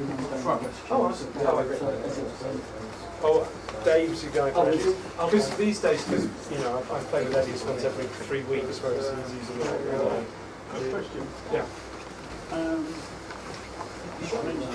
Yeah. Yeah. So you could run it out to 135 to 5. Yeah, and you could run it out at 10-bit 422. That's like a 422 10-bit. So There's a 4. coming out. So you could actually use it as a 442 lock on. yes. I think it's saying 5.6 in that tool. I think it probably gets that 5.6 when you zoom in. Yeah. I'm just out to find out the company buying camera for these still cameras that are wide view. Yeah. But, I mean, there's Yeah. I just thought it was the general one. I got that because it was a good general one. I would prefer that one. But, Like you say. I actually want a bigger zoom as well, right? Oh, hang on, yeah. We might want to look at ZF10. Let me show you. Yeah. They're 535 to 5. This is what they lent me for. We do lenses, like, we do side rolls, but yeah, you can also get The other thing is battery. No, you can take the battery out of this one. So this is a little compact, which comes with a lens, which is the 25 to 400. And I was going to get one of those cheap ones. So I was able to get. Yeah, basically it's a battery which Panasonic battery. That's right. So I could get. I know Richard said there's some place where you get them back to Oh right. These shots. So that the batteries in there don't even last a huge amount of time. I was sitting. I thought we'd get 2 or 3. There, well actually there. Yes. And the other thing was the card. That's impressive. One lens, camera 750 it's takes 4K video, there's HD at 100 frames a second. Yeah, and It's not as good as the GH4, but yeah, it's half the price and it includes that incredible lens. But if I was buying a camera for well, the GH4 is overkill. So you need a faster card than one. We did have on the website. Oh, yeah.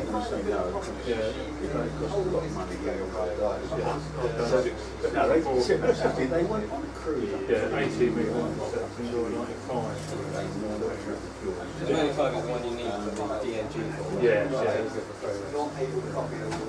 There's one of the yeah, that's because it's the 7 is a really small lens. I mean, the QuickTime files one of the, but you don't get the model has been discontinued. It's about 400 camera. it was filmed in a blue light, so you can go from completely neutral to blue to orange, whatever you feel like, just because I'm in DNG and I've got all that to do. Managed to get That's what the original sound looks like, yeah. But I didn't get that. Basically, that's what DNG is because you have to work around with it. Like free, to learn it, yeah. I mean, the rate of my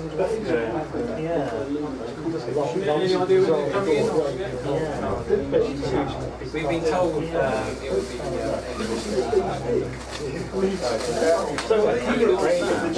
the difference really is when you when you chop at the end of the day, they said, okay, I had to decide whether let's change it should sell them. Obviously, it's a raw 4K because the things are hobby toys. There's obviously a picture on the screen. The screen is OLED, just LCD. Everything about this screen's quality. I thought they did the offer because they were having something similar come out. Yeah, sure, we're thinking they might bring a 4K one. That was brilliant. There's no camera. People have written that in the internet, which is true. 12, probably. You know, one of the ISA cameras where you're showing you different sensors. One of those has a 4K sensor. If that would work, then a 7 to 14 But I mean, if it's barrel doing 4K distortion with that. You can get the high stage from about the 4th row. So it depends where you're placing the camera. But that is a right. There could be all sorts of it could be that the box got up one day and got a lot of they were selling very well actually. They were selling right, so there was no When you were shooting higher, definitely you were shooting higher. That seems, yeah. It's the sort of thing that you can. You saw what I did, told the red is fine. I did read something where someone said, well, compare it to an iPhone. Yeah. Well, I suppose that's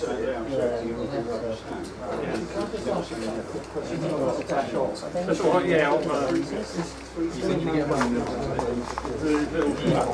Yeah, but if you shoot a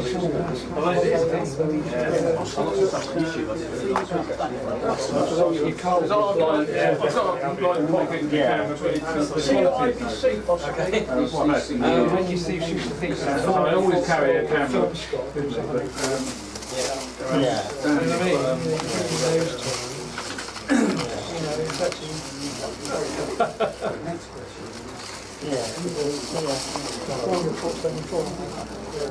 And what lens did you?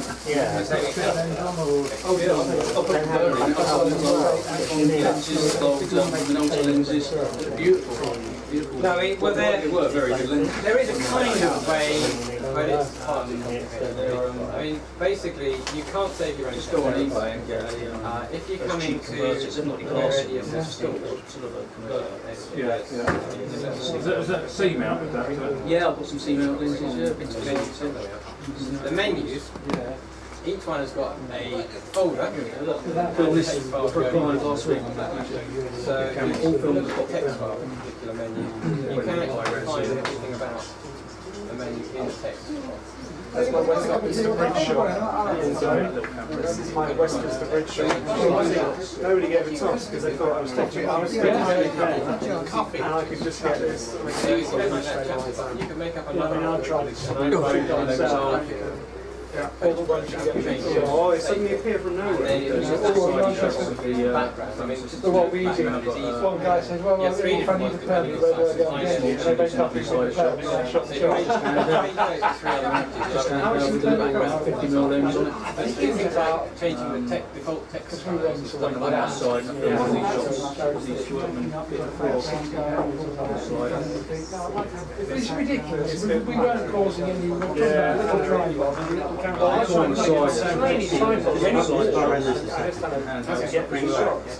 I mean, no, the only way to do that would actually be to save the project. But yeah, no other way. But because of the stabilization, all done, all with that. A couple of little lenses. Pocket camera. Yeah. Considering this is down now, If you're actually trying to get the right shot, you need, yeah, you can get the highlight to be a box. you know, and a manual focus on it. You set sharp on that and everything, and you just adjust your iris and thing. You put old glass on these.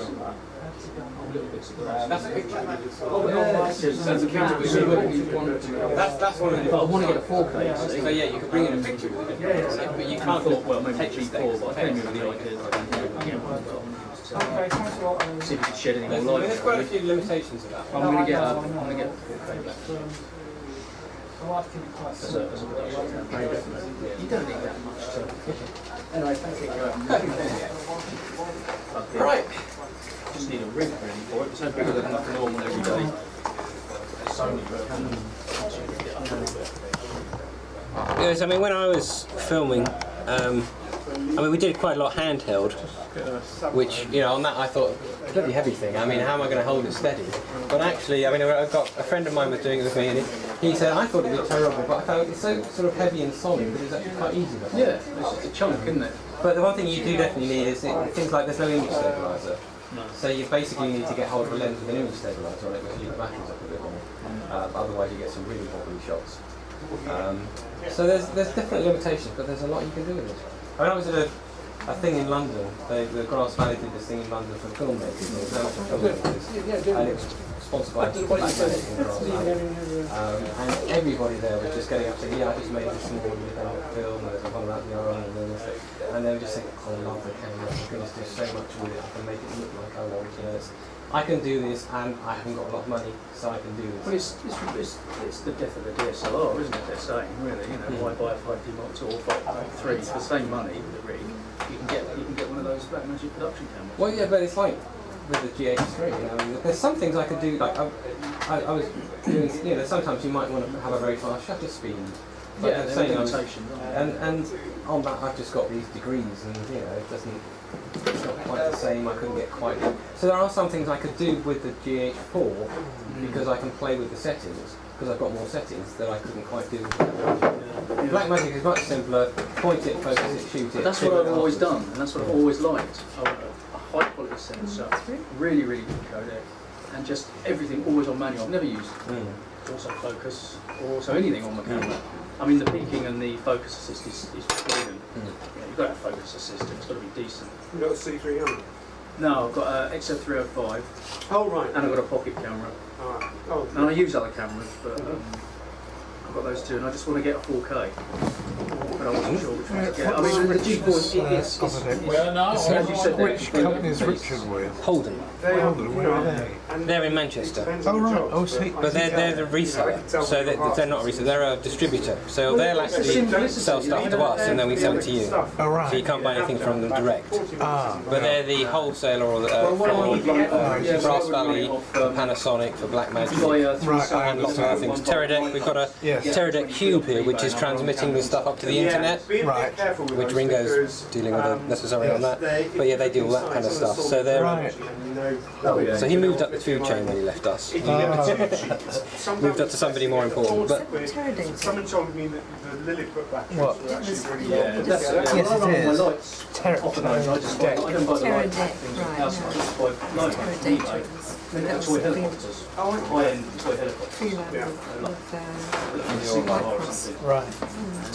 As long as you just don't get the very cheap ones, because I've heard horror stories about them. Yeah, there is some crap out there. But you can run one of those cameras off it, and you know, There's a cheap battery system. yeah, 3 of them for 100 quid or whatever. You know, that's it. There's actually something I didn't say about the GH4, which is important, which I should have mentioned. It's limited internally to recording half an hour. Is it really? That was always the problem. When I used to do a lot of weddings, I don't do anything nowadays, they'd always come along and go, oh no, I shot on DSLR. You go, well that's all fine and dandy, but you've got rubbish audio, and you can't shoot the speeches because they're usually an hour long. Exactly, and the problem is it's all down to, well, with the GH4, it's an artificial limit they put in on the UK cameras, well, European, stop 14%. Oh, was it? I thought it said it didn't catch fire. No, it was with the 5Ds. So it's still classified as a camera? Yeah, so it's not a video recorder, saves 14% beauty. Oh, well, 14% is quite a lot, but I'd like the choice, please. Yeah, that immediately puts it out because I still do conferences and I do shows. Well, you could record externally with it, but if you're going to do that, you might as well. So there's no limit on the Blackmagic camera, you just plug that in until the drive fills up, which is only 40 minutes. Yeah. Well, when they get... Okay, so I'm going to get on to talk about Premiere. Sorry, do you have a question? No, it's okay. Don't worry. So we're talking about Premiere Pro CC. How many of you are actually using Premiere at the moment? I'm using Premiere. I spoke to you last week and was going to buy it. Okay. You can only do the business ones. Yeah. So I signed up this week. I'm going to do a demonstration on Premiere and something you'll buy from somebody else, you see this. So we are, we're an Adobe reseller, but there's, I'll just quickly talk about the money side of this. Basically, you can only get the latest versions of Premiere by renting it. So effectively you pay so much a month, if you stop paying it stops working. Your machine knows to go on the internet every month to check the license. There is no way around that, there is no offline activations. So for example, we have some defence places which use Premiere for their stuff, and their security places, at the end of every day, all their hard drives have to come out of their machines and go in as safe. They're not allowed anywhere near the internet or anything like that, so they can't use it, because they can't actually get it activated in any way, shape or form. Which is something they decided to do. They decided to do it when they went subscription. Do they know yet what the impact on sales of going back through that route is? At the moment, they basically said that when I spoke about a year or two ago, they were telling us about this, and I said, okay, so how many do you need to sell more than you used to? Because the idea, if you're paying them money every month, they'll get more money off you. And they basically said we need about 1.5 million subscribers, and they're up to 2. So they're making more money than they used to, so they're happy. It means if you want to go on holidays, you know, for a month somewhere, are you? Oh, well actually it works for a month without going on the internet, and then after that it's supposed to work for about another 30 days before it times out. So most of the time you'll be okay, and most of the time if you go on holiday, you can get to a Wi-Fi point at some point. If you took your machine with you? Yeah, I mean if you've got your laptop, you know, you can pop into McDonald's because they are everywhere, and get on their Wi-Fi. But it's a pain. I'm not defending it because, like I said, unfortunately they don't let us. There's 2 versions of this. There's one which is for individuals and there's one which is for teams. So the teams one is more expensive, and that's the one that we can sell. The individual one you can only get directly off Adobe. Now, to be honest, most of our customers are happy with the individual one, so they buy it directly off Adobe, so we're losing out. So we've got good reasons to hate the Creative Cloud. So bear that in mind when I'm talking about it, because I'll be telling lots of good stuff about it. I'm not coming at this from I'm mega wanting to sell you this. No. You know, I'm coming at this because, and it's a shame, I've been plugging Adobe for years and years and years, and now we can't sell the one that most people buy. But surely this is the way all big software is going to go. Possibly, you'll rent it rather than buy. But that's why they want to go, because they make more money at it. Yeah, but it's going to happen. But Avid have just done the same thing. Yeah. Adobe did this last year, Avid have just copied them. Apple decided to go a completely different way. They just decided to drop the price of what they completely redesigned the software and dropped it to 200 quid and only sold it direct. Blackmagic have decided to give away free. You know, but yes, I mean, I'm getting the same thing with my accounts program. My accountant is saying, go on to using this online cash flow program that you pay £5 a month for. Does everything you want. Forget Sage. So yeah, you're right. Lots of things are going to go that way. Everybody will go that way if they can get away with it. Grass Valley said they're not going to do it with Edius yet. I mean, with Adobe, you don't just rent Adobe Premiere, you'll probably rent a lot, so you'll have lots of stuff. They've got a lot of stuff for you to have, and I'll be talking about the integration with After Effects as part of this stuff. So did you just have to get onto their website?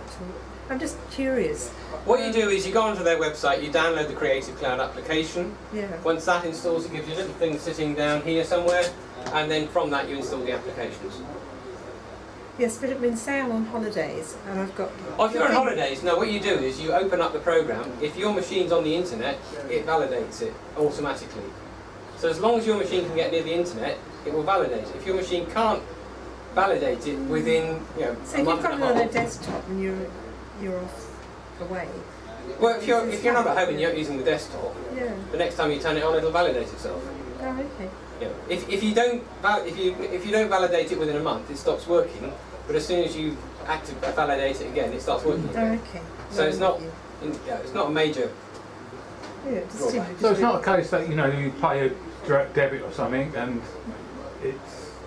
it does actually have to validate itself every month. It will. You pay a direct debit every month. Yeah. And the software, the computer, has to be validated across the internet. Because if your computer didn't go on the internet and you stopped paying for it, how would your computer know? Otherwise, everybody would pay for a month and then have it forever. Yeah, because you actually download the software onto your computer. Yeah. So it's validating that it's paid, even though you've set it up and it's regular. Same as your Sky TV. Yeah. Exactly the same as your Sky TV. It's when you turn your telly on it. Yeah, it's basically they had to have a way. If you can if you can stop paying for it, they had to have a way for it to stop working. So. If you could just take the machine off the internet, okay, you can rent it for 1 month. 1 month is more expensive than paying for 12 months, but you can rent it for 1 month and then never pay it again. And if they didn't have to go back to online, can you pay yearly as well? If you buy the Teams one, you pay yearly to us. If you buy the one from Adobe, then it's monthly. And I'm pretty sure you can't pay in advance on that. And they did have a big security breach, although it was about a year ago, where lots of people's credit card details got nicked. Lots of people's personal details got nicked. We don't know much, of course, but having had it happen once, you think they would have made sure it doesn't happen again. But that's the payment side of it. If you want to buy one that's permanent, there's CS6, which hasn't changed for a couple of years. We used to be able to sell you that, we can't anymore, but you can still get that off the Adobe site if you can find it. They've hidden it, so if you want a permanent one, you want CS6. But what I was going to show you is the latest one, which is CC 2014. It's been on Creative Cloud for a couple of versions, so if you're using CS6, so they said how many are using Adobe, which versions have you got? 5.5. 5.5. I think I've got 5.5. So there's 2 or 3 years worth of development since then to get to this, and a lot of stuff's changed. Yes. A lot of standards changed. Well, there's a lot of changes in terms of different video formats and stuff. Sorry, Premiere has developed an awful lot. If you look at the different developments on how many new features have been added to different programs like Avid and Edius and everything else, this has had way more than everything else. And one of their claims for this was that because you're paying for a subscription, you get free updates for everything. So we'll send them out when they come out. We'll just send you new updates, and we'll just be able to pile them out when they're ready, and we'll be able to do a lot more. And to be honest, they have produced more changes than Edius or Avid. And some of them are very good. Some of them, if you're using 5.5, you'll look at the timeline and you'll get very confused. But most of them are actually very good. Some of them completely behind the scenes. So one thing I won't show you is relinking, but they've completely changed the way it relinks. So that if you move the project around, it can't find files. In the old days, you'd have to go through and point and fact and fact. It's got to the point now where if the files are in, you move from the F drive to the G drive, and they're all in the same folders, you open up the project, it pretty much relinks to everything straight away without any hassles. But then if that doesn't work, there's a way where you can get it to search for the files, and then once it's found one of them, it searches all over. So it's got very, very clever on that kind of thing. That's an awful lot better than it used to be. Obviously, one of the latest things they've added into it is 4K support, and I was talking about sort of 4K in Edius and 4K editing. Premiere is the other program I think which does very, very good at 4K. So you have the programs we flog on a PC. We've basically got Premiere, Edius, Vegas, and Avid. Premiere Edius and Vegas can actually edit at 4K, and Edius and Premiere both do a very good job at it. There are some bits where Premiere is a bit better than Edius and vice versa. Avid can't edit 4K at 4K yet. You can do HD and it can bring 4K files in, but it can't actually edit 4K. But anyway, to get on with some of the stuff about this, so what I'm going to do is, first obviously start up the program. You notice you get things like this now, sync settings. What's quite nice about this if you're using multiple computers is that, nothing like having a Dalek on screen, is there? If you're using multiple computers, you have a Creative Cloud account. So if those called Creative Cloud, none of the program actually lives on the internet. It's all down on your local machine. So you install it from the internet, then you can unplug it for a month and then just plug it in next month when you need to validate it. You don't need it on the internet. Nothing is actually on the internet. But you do have a Creative Cloud account where you can store stuff. So for example, you can set some settings up in here and a user profile and how you like your keyboard shortcuts and everything else. And then you save that up to the cloud, and then you go onto a different machine, sync settings, it downloads those settings, instantly your Premiere is looking like it does. Which I found actually I didn't think I really cared, but I found that very useful when I'm moving between home and work and setting machines up all the time. It just means I spend a lot of time, less time faffing around. The newest thing they've added in the latest one is it will do backups to the cloud, so it backs your project up to the cloud. So you know, if everything goes horribly wrong and you know your computer dies, you know, if you want a backup of the media and you've got the project file, you can recreate it pretty quickly. Now, I would always, if I'm filming on a card-based camera, I'd copy it on the machine and copy it somewhere else straight away. So I should always have a copy of the media. Is anybody who doesn't make a copy of their media? Well, yeah, that you should. Only crudely. I mean, just simply have an external drive and make another copy. I mean, even if the drive is not fast enough to edit off. Hard drives are the things that go wrong the most in computers. Right. And you know, the number of people that come to us and said, but I've got a project and I've been working on it for 3 months and it's all on that one machine. Have you got a backup? No. You've got to do it all again, or you've got to film it again, you know, so God's sake, think the backup. I'll ask you about backup later, because we need to move up to a much bigger solution than just the odd external drive. Because I mean, you can get big external drives these days. But the other thing is that people forget to back up their project files. So you might back up the clips when you first film it, but the project is the edit, and that's where you're putting all your time into it. And they're very, very small. It doesn't take much effort to back it up. Well, the two latest things they put in this is that A, you can set your automatic backups to be a different physical hard drive to your main drive where it's stored, and B, it can back it up to your cloud account automatically, which is just nice. It's things like that which are just nice. Other programs like Edius can let you have a different place where you back your stuff up, but that's quite a nice thing with the cloud. Anyway, so what I'm going to do, come into this and open up a project. There's quite a few silly little differences which you know, sometimes confuse people when they get to Creative Cloud. Like, I've opened up a project that's already got some stuff in it. If I hadn't opened up, if I started up a new project, you don't actually have a timeline to start off with. You have a completely blank space, which sometimes confuses people if, you know, if you're used to 5.5. But sorry, would a 5.5 project go into CC? Yeah. Yeah, you can go 5.5 to CC, but you can't go back. Right. The latest you can save out of this CC is to the last CC. Right. In terms of actually using clips, I mean, compared to 5.5, there's things like the media browser. So let's just open this up and why don't I go to Richard's? He'll open it up in a second. Basically, what you've got is that the media browser. I'm just waiting for that to wake up. That's not mine. It says Richard on it. It's there. Couldn't see it. I made it too small. But basically, you've got this thing, which is a bit like the source browser inside of Edius. So you can have a look at a clip. You can drag through, and there's not much moving there because the shots aren't moving. But that is actually a moving shot. You can play it in the bin, or before you bring it in, and then you can drag it and put it in there. The difference between this and the Edius one is that Edius will copy it for you, whereas if I just put a card in here and I loaded the footage off the card using the media browser, I take the card out and I'll have a big hole on the timeline, whereas the Edius would copy it in the background for you. Now, like I said, Premiere have this other thing called Prelude, and that's what Prelude is for. It's for copying stuff across. It's just you have to get that as well. When you're renting Premiere, you either rent just Premiere, which is about 20 quid, or you rent the whole suite, which is about 50 quid. I mean, you could rent Premiere and Prelude, but if you're paying 40 quid, you might as well pay. That's a month, isn't it? A month, yeah.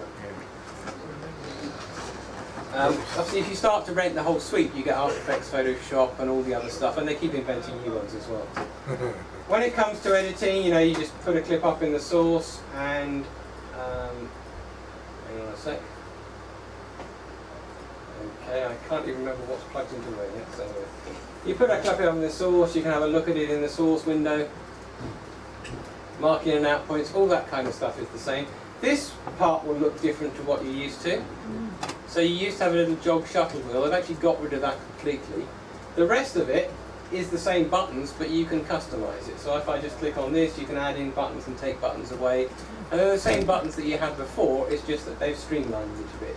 They've basically given over more area to the picture than to the timeline. You can do the same on this side as well. There's a lot more customizing in it than there would be in 5.5. Some of this was in 6, but when you get to CC, it's really the timeline they've radically changed. When you shove stuff onto the timeline, this is actually a question I had the other day from somebody who just used it. I can't see the waveform. How can I do that? You know, there used to be a little triangle to open it up. What you do now is you drag it out and you can see the waveform. You can click on this little spanner and you can do things like expand all the tracks. So if I had clips all over the place, it would expand them all. I can obviously make these as big or as small as I like. But the idea, they said they did that because a lot of people didn't know you could click on the triangle, so it seemed more sensible to drag it out and make it bigger. You can do things like customize this area here, so there's a lot of different things that you can put in here. And like if I put a track meter in there, and maybe make it big enough to see, you can see that you get sort of levels coming up there, down on the timeline if you wanted to. You can customize all this kind of stuff, you can save different settings. There's a lot of stuff that you can do fiddling around on the timeline. The waveform there, I don't know if that looks a bit odd to you compared to what you're used to in Premiere, but that's what's called a rectified waveform. If I turn that off, you get back to the old-fashioned ones. But one of the reasons they've done that is a lot of people complain they couldn't see it very well there because they're actually quite small. So the idea is if you swap into this mode, then you end up with something where it's a bit more obvious where the peaks and troughs are. Whether that's, again, small changes, there's a lot of small changes which make life a lot easier. They've also introduced quite a lot of things that make it fairly like Final Cut Pro 7. Because they've actually done really well out of Apple, you know, Apple ditched Final Cut Pro 7 and brought out X and it was totally different. So a lot of people left Apple and a lot of them went to Adobe. And then they spent their entire time complaining that it didn't work exactly like Final Cut Pro 7. So they made it work like Final Cut Pro 7 in many ways.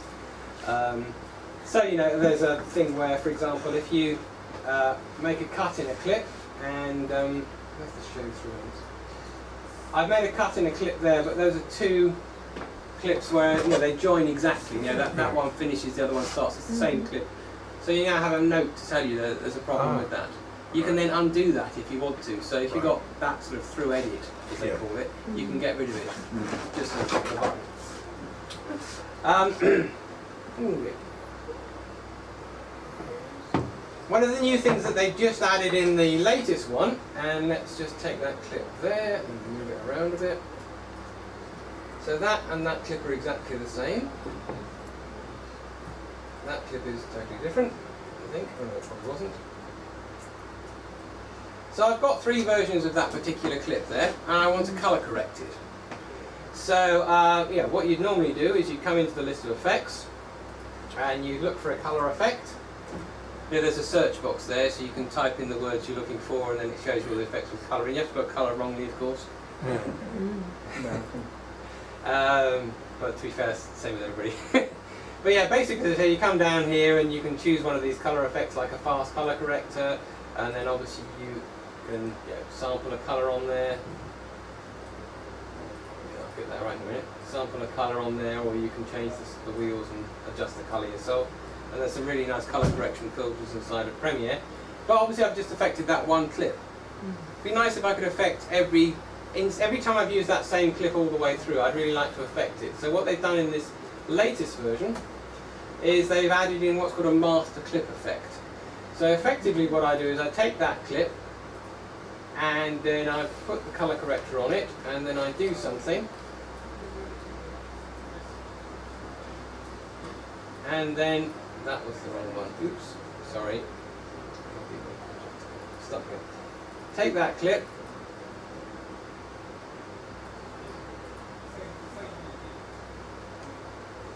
Right. Let's do that again because I'm not sure what I'm doing. I'm going to chop that up into two. Oops. I've got that shot there.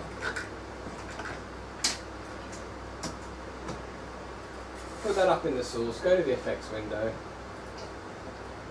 put the colour corrector on it, change something about it, and it actually affects every instance of that clip on the timeline. So that's that same clip from the bin, having put the effect on the clip as opposed to on the track. Now there's nothing down there telling me it's got an effect on it. Because I haven't put the effect on the track, I put it on the clip in the bin. Now the advantage of that is that you do a multi-camera and you've done 100 cuts in it. You don't have to go and put the effect on every single one. What you want to do is go back to the original, fix that one, and then it ripples through the changes all the way through. Where can you see the change that you've made to it? So what you've got to do is you've got to take the clip in the bin. Yeah. So you've got to find the clip in the bin. That's what I did wrong, is that I must have clicked on the wrong clip around here. I've added it in twice, so I must have done that wrong. What I did was right click and say reveal in project, double click on it, it puts it up in the source, and then when you go to the effects window for that clip, then I can adjust it there. Yeah. And it adjusts every time that turns up on the timeline. But if there's nothing actually telling me on the clip on the timeline that it's got a source effect on it. Can you make a copy in the project bin of that clip? Yes, I mean you can have, like that one is, when I was fiddling around earlier, I didn't realise I had 2 copies of this same clip in the bin. So I affected this one and it didn't affect the ones on the timeline because they came from that one. Oh right. So you can have ones it doesn't affect and ones it does affect. Yeah. And to be honest, if you want different colour correction per shot, you might as well do the old-fashioned one and just put an effect on it. What if you have already done, to all those, on one of them you've already done an effect? What happens when you then try and do it? Well, if you put the effect on the timeline, so I'll put an effect on that one and do something. Yeah. See, that effect on the timeline adds on to the one that's already on the clip in the bin. Yeah. Or the other way round, if you put it on there, then the one in the bin, it would add it on top. Yeah. But I think it does the one in the bin first and the one on the timeline afterwards. Oh, right. So the only thing I can see possibly wrong with this is because if you put an effect on a clip in the bin, and then you come back to the project after 6 months, and you'll be wondering why is that thing red when I can't see anything on the timeline. So I can see that's a possible problem with it, but I think that possible problem is far outweighed by the fact that you've got this ability to colour correct a bunch of clips at once. I mean, it's something you get it in Avid with the Symphony colour correction, you get it in Resolve, but you don't get anything else. So it's a really nice thing to have. People have wanted it for ages. They've wanted to put effects on clips in the bin, and it's a nice thing to have. But obviously you've got to know how to use it properly. On Final Cut, you have paste attributes, but you have to do it on every clip in the timeline. Well, you can do that here. I mean, you can select a whole bunch of clips here. Actually, just select one clip. That's silly. And if I copy that and then go to these, I can paste attributes on that. And that's another thing that they've revamped recently. It used to just paste attributes for everything that clip did. Right. But now I can just choose to just put the colour corrector on but leave off the other stuff. So that's a nice thing. And Premiere's been able to paste attributes ever since we've used it, like Premiere 4. I'm sure it was in that one. So I've been using that for donkey's years. But now they've taken that so that you can choose which bits you do paste. And you can also do other things like take that and then you can save a preset out of it. And then that becomes a preset in your bin, and then you can take that and then shove it onto a clip. You can shove it onto lots of clips at once, which you can do with a preset or a whole, a selection of clips. You can select a bunch of clips and you can get rid of all the effects, which, what's it called? Very important one, that. Yeah, remove effects, staring in the face. Yeah. So, there's lots of things that you can do in there. And some of that's been introduced in other versions, like the new paste attributes was in, I think, CC, and some of that was there before. Probably wasn't in 5.5. Other stuff, you might notice if you use the 5.5, you used to have a work area bar. So you have the work area bar to define what. Now it does it on in and out points, although you can bring the work area bar back if you want to. But they decided to get rid of it and use in and out points. I mean, I've been using in and out points on every other program for donkey's years, so I thought, I wish Premiere would do it, and now it does. But there's also things like a clip link icon. Yes, so just go back. That means if you're exporting something, it's between the in and out It's points. between the in and out points instead of the work area. Yeah. Unless you want to have the work area bar back, in which case you use that instead. When you're rendering something, you in and out point render it rather than work area. But if you really like the work area, turn it back on again.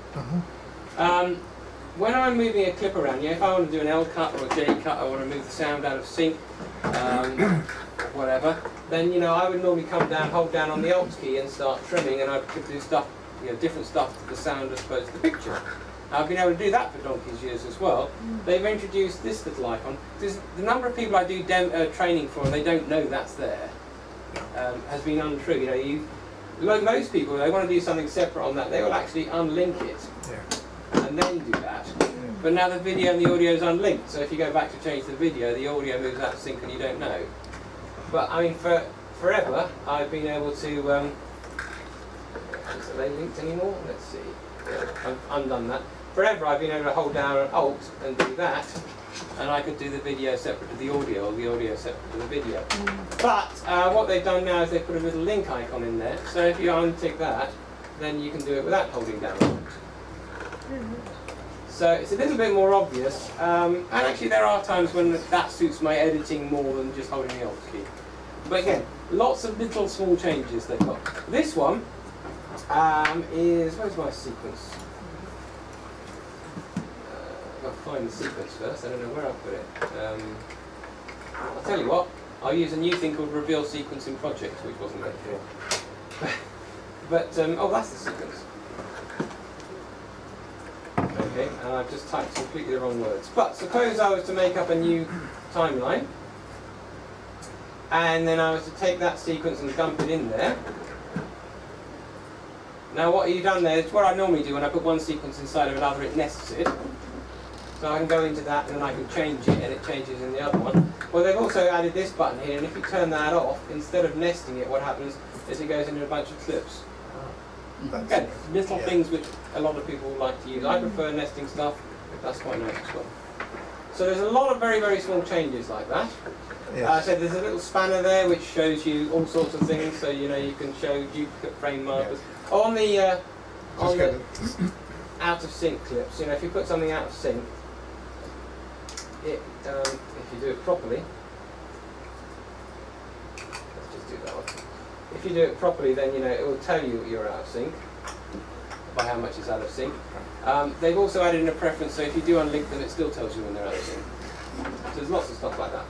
So the major, sorry, you look like you were going to ask something. I was just going to make a comment really that when you nest things, it's really matching audio levels between the master sequence and whatnot, because in one nested sequence, the audio levels may be set rather differently to another.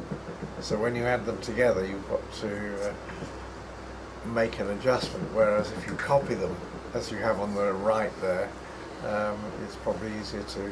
Yeah, I mean there's times when I do one and times when I do the other. I like to nest them, but certainly there are times when I'm you only do thinking of the times when I get cross with myself. So yeah, basically you've got master clips in there. Another thing is it's... actually there's something in Premiere which when it actually came into it I just thought, oh bloody hell. After selling this since 1994, I can finally do this. I can go to a sequence, go to the settings, and I can change the settings on a sequence, which we haven't been able to do for donkey's years. And now I can change it to anything else I feel like, and then it changes everything on the timeline. Does it re-render? Oh yeah. If you change the sequence settings, you'll have to re-render stuff because you want the renders to match your sequence. But the major thing is we've had a lot of people who've done silly things like started up the wrong sequence. Now Premiere lets you have different types of sequences in the same project, so if you started up a standard def one, you meant a high def one, then you could just make a new one and copy it across. Now you can change the settings. And I've started to do that now, I can, and it's quite nice. But it was more one of those things where it's been a pain in the neck for years, and you know, we managed to get around it by copying stuff, and isn't it just nice to go to that? It's my kind of geeky thing when I just saw that, oh wow, at last! God. But again, it's not huge, it's just nice. Another thing that this does that nothing else does is not load up that footage. Where's my footage? Is if I come into here and I go for a particular file, let's get another one.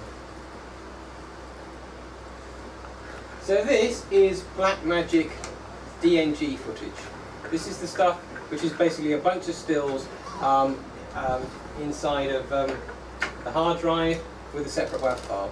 And to deal with this in any other program, I'd have to go into Resolve and make a file that like Edius can cope with or Avid can cope with. Premiere will let you open DNG files. So, I mean, I've got this. This is 2.5K camera stuff. And I'm just playing it back. You can treat it like a clip. You actually might notice it's actually playing back very, very well. Is it raw? This is raw 2.5K footage. Will it do the pocket camera as well? It will now do the pocket camera. It won't do 4K stuff yet. It did this first, then it did the pocket camera in an update a couple of months ago. And now, as I say, it's just started doing this stuff, which is so it does pocket camera and it does 2.5. It doesn't do 4K. But given that that started doing 4K DNG about a month ago, it's just something they'll add to it. I can take it and show it onto the timeline. Now, once it's on the timeline, if I go to the source settings, you can see you've also got a little bit of stuff you can fiddle with there. Nothing like what I can fiddle with in DaVinci. DaVinci is still much better than this. But yeah, you can change the colour temperature, you can change the amount of tint set, and you can change the exposure. All inside Premiere. So it's getting in a bit of the stuff. There's a plugin called Camera Raw that Adobe have got in After Effects and Photoshop. If you load up a still image like this into Photoshop, you get all that control over it in Photoshop. If you load it up into After Effects, you get all that control over it in After Effects. And I'd love it for that to come to Premiere, because that would just be, you could do whatever you felt like just straight away in your editing program. But right now, that's a nice thing they put into it. Let's put it back to normal. It would be nice then to take it further. But you know, when I did this stuff, which is a Doctor Who thing I was doing for fun, but this thing basically, I filmed it. It was entirely filmed, like I said, in 2.5K camera. I had to take the stuff into Resolve. I had to make some proxy files, take them into Edius, edit them in Edius, send it back to Resolve, reconnect to the original media, do the grading, send it back to Edius. It was a lot of faffing. So if it was a new project, brand new project, you just bring it in and it would recognise what it is and automatically set your sequence. Well, this one, yeah, I mean, if I wanted to make a new sequence, because you've got a bit of everything in there. That one. Yeah, well, if I mean, for a start, I could say new sequence from clip. It'll make me up a sequence. If I make up a new sequence, and I just glossed over this earlier, but let's make up a standard def one, and I drop that onto it, it says, oh, it doesn't match. Do you want to change it? So you would. Yeah. So it starts up with an empty hole where the timeline is, so you drop a clip into it, it makes a sequence based up on that. You might be going to get onto this later, so I don't want to jump ahead, but one of the issues I have is that you've got the raw footage there on the timeline, and then when I export that out, it kind of recompresses it, doesn't it? Turns it into something else. But can you Premiere keep it as the same format when you output? No, it won't make DNG files. No. But you wouldn't want to, though. I mean, you can't make DNG files in Blackmagic either. No. In anything. So I would have to choose what format I wanted that timeline to be. But I mean, what you can do is you can take the stuff and then you can edit with the original stuff without transcoding it. And then you can just make something out of it. You're never that's going to make the easiest way to, that's the most effective way to have no loss in quality at all. To go straight off the camera, into Premiere, edit on the timeline, then output it to the internet. Theoretically. Because every time you make a compression or a conversion, I mean, the only thing about this is that, yeah, you've got to then grade it. So how are you going to grade it? Well, you could take this, whack it into Resolve and then link them up again, or you could take it over to SpeedGrade, which is their grading program, but there's going to be a loss somewhere. It's not perfect. This is nice, but it's not the be-all and end-all. I'm still editing in Edius rather than Premiere for my stuff, because although this is nice, it doesn't give me everything I want. And speed grade doesn't cope with DNG files particularly. So what's the best format then, best workflow to go from that camera through Premiere and out to the internet through a grading process? I mean, my preferred way of doing it would still be, if I'm using Premiere, it would still be to make some QuickTime files, which would probably be the Canopus HQ ones. Yeah. Whack it into this, do the editing, export an AAF or an XML back to Resolve, grade it in Resolve, then make a file up which I then encode with something. And I'd probably make it as a Grass Valley HQX file because that's very good compression and a manageable size. If you didn't want to lose anything, you could make it as totally uncompressed, but that's going to be very big. But yeah, if you got Grass Valley, that's the point. Grass Valley HQX, although it loses a bit, it's not very much. So getting back to new stuff inside of Premiere, I mean, compared to like 5.5, like I said, there is an awful lot. There's a very, very cool thing. I'm going to save it, by the way, because I haven't done that for ages, and you never know. But there's a very, very cool thing with After Effects. Can you put automatic save on that? Oh, you can, yeah, I've got the auto save on it. It's the same place as it used to be, so you know, you've got an auto save on there. You can tell it how often it's going to save it. Because when I was talking about Edius, I said if I was using Premiere and I got a crash in a day, I wouldn't be at all surprised. Yeah. If I was, you know, whereas Edius, if I got a crash, I would be surprised. Yeah, Premiere is a lot better than it used to be. So I'd say it's a lot more stable, a lot more reliable than it used to be. I mean, 5.5 is pretty good, but it's when it went 64-bit it got an awful lot better. So I don't get that many problems with Premiere really these days. There's things that I might have to work around. I think I've got more workarounds and fapping than I do in something like Edius sometimes. But I do find it to be very reliable, basically. So yeah, I do leave the autosave on every 15 minutes or so. But that's where you've got the tick box to save it up to the cloud. Okay. And it's just nice that it'll automatically save it, transmit it up to somewhere which is off your premises, and you can get it later on. I mean, that's a nice thing to have. The project file as well? No, that's just the project file. Okay. That's not the clips. Oh, okay. The media, if you're transmitting 10 gigs worth of media on the internet, your machine will be at it for a week, you know. So they're heading that way. That's what their grand plan is. That they've got Adobe Anywhere, which lets you edit across the internet.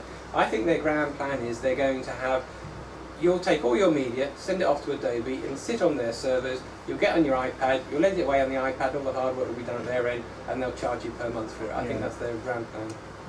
And we're nowhere near that yet. If you do an automatic save of the project file to the cloud, does it do versions every 15 minutes, or do you just get the last version?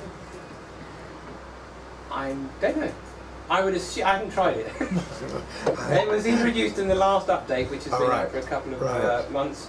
I haven't tried it, and I don't know. That's me being very honest. No, that's fine. I don't know what's going on with the TV. I'll worry about that later on, because I want to get on. This is a really cool thing that's just got introduced with After Effects. You know, After Effects and Premiere talk to each other quite a lot, so you know, if you wanted to take that and shove it into After Effects, you could right-click, and then you could say, replace with After Effects composition. Now, at that particular timeline's got nothing on it, but suppose you've got all these clips and they're all over the place and you've applied some effects on it. If you send that off to After Effects, pretty much all the effects you've already put on the composition in Premiere will make it into After Effects. So you know, you can do a lot of stuff here, a lot of rough stuff while you're editing, then send it off to After Effects for final finishing. And it's really quick, it's nice and cool. But what I was going to do is a thing they have called live text templates. So I've opened up After Effects, and I'm going to come into the presets here, and let's just go. I don't know what that one does, but anyway, that's giving me some text which sort of twirls in like that. Yes. So I'm just using one of the presets here. I'm going to open it up and then spread the keyframes out a bit, so it takes a little bit longer. And actually, while I'm at it, I want to make the composition a bit shorter, so let's make it 7 seconds. So, there we are, animated title. Let's make it a bit bigger. Oops, okay. And change the words. Oops. Alright, so I'm going to do this in 2 lines, which might make sense in a minute.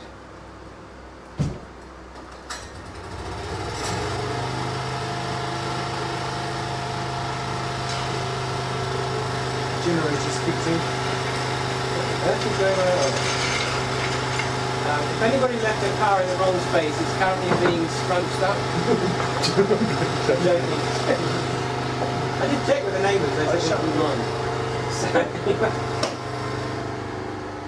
So what I've done there is I've just made up a bit of text which sort of animates in. Right. Now the thing about After Effects is you've got an awful lot of stuff that you can do. You can put in graphics in it, there's a lot of templates that you've got which actually got patterns and spiders crawling across, all sorts of stuff. Now the cool stuff that we've got about this is if I find that composition there, I'm just going to drag it and drop it into Premiere, and that's put that After Effects composition into Premiere. If you play it back, you can see you've got some words which are doing exactly what I did on the screen. Now let me go to a blank space, and don't know what any of these sequences are, so let's put that one there. So I've taken that and now I've got a title, which is basically a piece of After Effects text, which is in my project. If I then use this source settings thing, and that's the problem. Oh, I forgot something. Go back into After Effects. And I'm going to tick this thing, which is calling it a text template.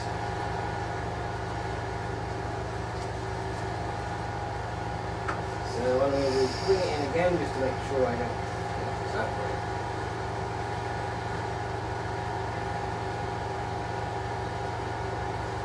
So that's the thing which should be a text template. And because it's a text template, you can actually come in here and change the words. Oh. So what it means, you can lay out a fancy title in After Effects, and then you can come in here and you can change the word. What I'm actually going to do on that is I'm going to make a copy of it, and I'm going to open up that one. So now you see I've got one that says open afternoon and one that says open on the website.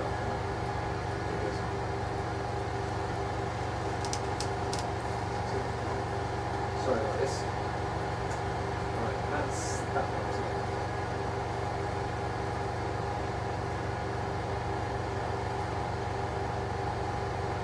Right, so what I've got now, I've got that one which says afternoon, and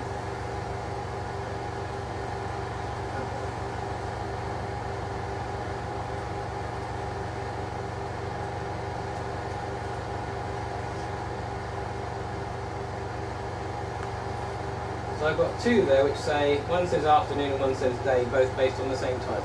Sorry, I've tapped around a little bit there. What I did was to try and make a copy. So if I make a copy of that, it makes another copy and puts another one into the bin. So I've now got three different ones in the bin. And if you choose the right one, then you can come up here and then you can change it, and then you have different words on them. So they're all based on the same template. And that one says night and that one says day. But they're all doing the same thing, I've just changed the words on them. So it means you can make up a fancy animated title in After Effects, and then you can change the words afterwards. But it's even, there's a really nice thing as well, which is if you come into here, and let's check, this is the word day that's at the end here. And suppose I don't want that to be in red, I want that to be in yellow. Now that's the original After Effects composition that all those titles were based on. Well, now when I come back here, you might notice that it's actually changed the words, you know, on all versions of it, but they're different words, but it's changed the colour of it. So you can have a standard title, you could change the typeface and all sorts of things. So it's a very jolly clever link between the two of them. If you, for any reason, closed Premiere and opened it up again, would the link survive? Oh yeah. It will. Yeah. Now, I mean, this is the thing they call the dynamic link. So one of the things you get going for you if you're getting Adobe stuff is that you get this dynamic link where it will actually talk to other programs. And in particular, it's very useful between After Effects and Premiere. It's been going for ages, and this is just another development of it. But that has survived. I mean, yeah, I can go shut down Premiere, work on that After Effects composition, come back into Premiere, it will automatically be updated. Yeah, it was my experience of it has been a bit flaky. Could be me being flaky. It's got better though. Right. That's another thing about it. I always found that when I did the dynamic link with a really complicated thing, you stick the cursor over it, and then you just have to wait for ages for it to update. Oh, yeah. But it is getting better. It also does things like if you've got After Effects open at the same time, After Effects caches it in memory, which then Premiere uses. Yes. So it's instantly updated. So there's a lot of things that have got better about it. Good. Yeah, so integrating with Encore was another problem. Well, you don't have to worry about that anymore because it doesn't do that anymore. All right. I just want to say thanks, David. I've got to get going now. Okay. See you later. See you later. So yeah, basically that's a nice new thing they've got it into is the After Effects templates. So there's been a huge amount of changes. So this stuff was particularly brought into the latest one. Between the ones you've got, there's quite a lot of other ones. The other biggest thing they've added in is they've added in all sorts of extra stuff on the output formats. Yeah. So for example, now it does DNX files, that's Avid codec files. It does, which it didn't do before. You can also use the Avid codec as a render codec in a timeline, which you couldn't do before. Can I ask again on the output formats that on 5.5 I output something which ought to have played on an iPad and doesn't. Right. And I don't know whether it's me or whether it's I have to put it through another program which converts it to an iPad format. Like as far as I can see, the codecs are the same. It's just that wretched iPad. I mean, you should just choose one of these Apple iPads and it should work. No, I don't have that on the 5.5. I mean, they've added in more presets Sure. for it, but yeah, I mean, it's got to be some kind of MP4 file. Yes. I mean, I don't use an iPad. I've got an Android tablet. I find that easy. Yeah. But yeah, if you use the preset, it should work. Certainly, I've used the presets and they've worked, but I haven't made them up from scratch. Right. And yeah, it's just like anything Apple, it's picky. Piggy? Picky. Piggy. You have to get it exactly right. Piggy is. It's got a mind of its own. In terms, like I said, they've added in this ability to make DNX HD files, which Right. is the Avid codec. They've added in the ability to use that as a render codec. Because whenever you render something, it makes it into some kind of file, and you're talking about not losing too much information when you render stuff. Yes. Premiere didn't really have a good render codec. And now you can make it up into the Avid format, which is better than what Premiere had before. I think the Grass Valley one's better than the Avid one, but it's something that you can do now. They've also added in, and I'm pretty sure, where is it? Raptor DCP, which is something I'm dying to try out. It's digital cinema packages. So yeah, basically, one of the things I want to do with the latest movie is we want to make it up into a digital cinema package and pop down to the local cinema and try playing it down there. Oh, right. And particularly the guy I'm making it with really wants to make movies for a living, so he's desperate to try this out. But yeah, we'd have had to buy it. I mean, you can get something that goes to Resolve to do it, but you have to buy it. They've added that in as a default. It's a simple one. You pay more money, you can do better. But they've added that in, so you can do a digital cinema package out of Premiere. I haven't used it yet. I don't know enough about it. Sorry, I was just going to ask you about, you mentioned about the DNX HD can be used as a render file. So until now, you render your footage, tick your check spots to make sure it's maximum bit depth and quality. But when you finally do your output, if you use the exporter and choose to use those render files, you're actually not getting a very good quality render then, are you, from Premiere? Well, again, you can only use the render files if they match what you're exporting. So if you had a render codec of MPEG iframe, and then you exported it as H.264, it would re-render it anyway. It would re-render it anyway. It's just, I always tick those two checkboxes, and then when I do my work on my timeline, I render it, but I've never had a setting as to how it renders or what it does. I just render it, and the Premiere will render it. Then when I go to my export, it says, use highest render quality and also use render files. Well, that bit there, that preview file format, is the quality it renders it into. And so the best thing Premiere did before was MPEG iframe, which was okay. That's right. Now you've got DNX, so you've got variations of that, so it could do higher quality. You can't put Canopus HQ in there. But even then, if I made that up, but then I actually went to export it, it'll take my renders files, which have already rendered once, and then render them again. So basically, I shouldn't ever tick the box in the export dialog that says use render files. Not if you're after the least amount of re-render. I mean, I'm after, as you probably guessed, the lossless or lossyless way of doing things. Really. I mean, that's why it's not ticked I'm as with a you default. on that. Yeah. Where is it? Use preview. That's not. Well, I have been doing that. So. But that's not ticked as a default, just to make sure you go back to the originals. Yeah. But yeah, imagine you had some really complicated effect that took 5 minutes to render. Well, that's why I do it, yeah. If it's already rendered, if you untick that, it's going to take that extra 5 minutes when exporting. Because it will have to re-render all the effects. Yeah. But it'd be doing it straight from the original stuff. Which is good, so it's better, isn't it? That's why it's not ticked as a default. Oh, right. Because they think that's a better idea, which I think is probably true. Actually, most of the time in Premiere, most of the stuff I use is real time anyway. I mean, it uses the graphics card to do a lot of the work. So it uses Mercury playback engine. It uses more graphics cards. It works with ATI graphics cards now, which it didn't used to. It uses them better. If you have 2 graphics cards, there are times when it will use both of them now, which it didn't used to. So they're developing that a lot further. And you know, I told you I've got a fancy one in here with 8 gig of RAM and a 400 quid graphics card. We've got a graphics card called a Titan, which is about 900 quid, which is even better. And in fact, we're doing a quote for somebody on a Resolve system, so we have 2 Titans. Wow. So, you know, I mean, nothing against people spending lots of money with us. But yeah, basically, it does use the graphics cards better in this than it used to. It uses it for more stuff. You know, it was actually playing back the DNG stuff. Sometimes it plays it back better than Resolve. And that's because it's using the graphics card. Red stuff, it plays back better than just about anything else. Because, you know, it's using the graphics card to do all the debayering. So, you know, it's very good at that kind of stuff. But yeah, I wouldn't tick that. I'd tick maximum render quality. Yeah, I never quite know what that does and what the other 2 check boxes do, but I guess it just means... Well, maximum render quality means it does slightly better scaling. Although if you're using the graphics card, when the graphics card's doing the encoding, it does the maximum render quality all the time. I thought there was a way you set it up as a default 10-bit. If you need to turn that on as well. If you rather than 8. Yeah, it's not quite the same as you don't have 10-bit and. No, I don't know. I know it's not quite the same as Edius. It's maximum bit depth. Yeah. So that's you always tick that, shouldn't you? Yeah, I don't always tick that because depends where it's going. It depends where it's going. Yeah, but it's kind of it doesn't kind of have a 10-bit setting and an 8-bit setting if you like that in the way that Edius does. No, it's all words. No, not quite sure. But you see, if you tick that one, the maximum render quality does better quality scaling while you're editing. Although if you've got the graphics card, it does that anyway. The graphics card always does maximum render quality wise. So if you've got a graphics card, it doesn't matter whether you tick that. If you're exporting from Premiere and you do a direct export as opposed to setting it to the media encoder, then it will do the maximum quality regardless of whether you tick it or not. Oh, is there a difference then?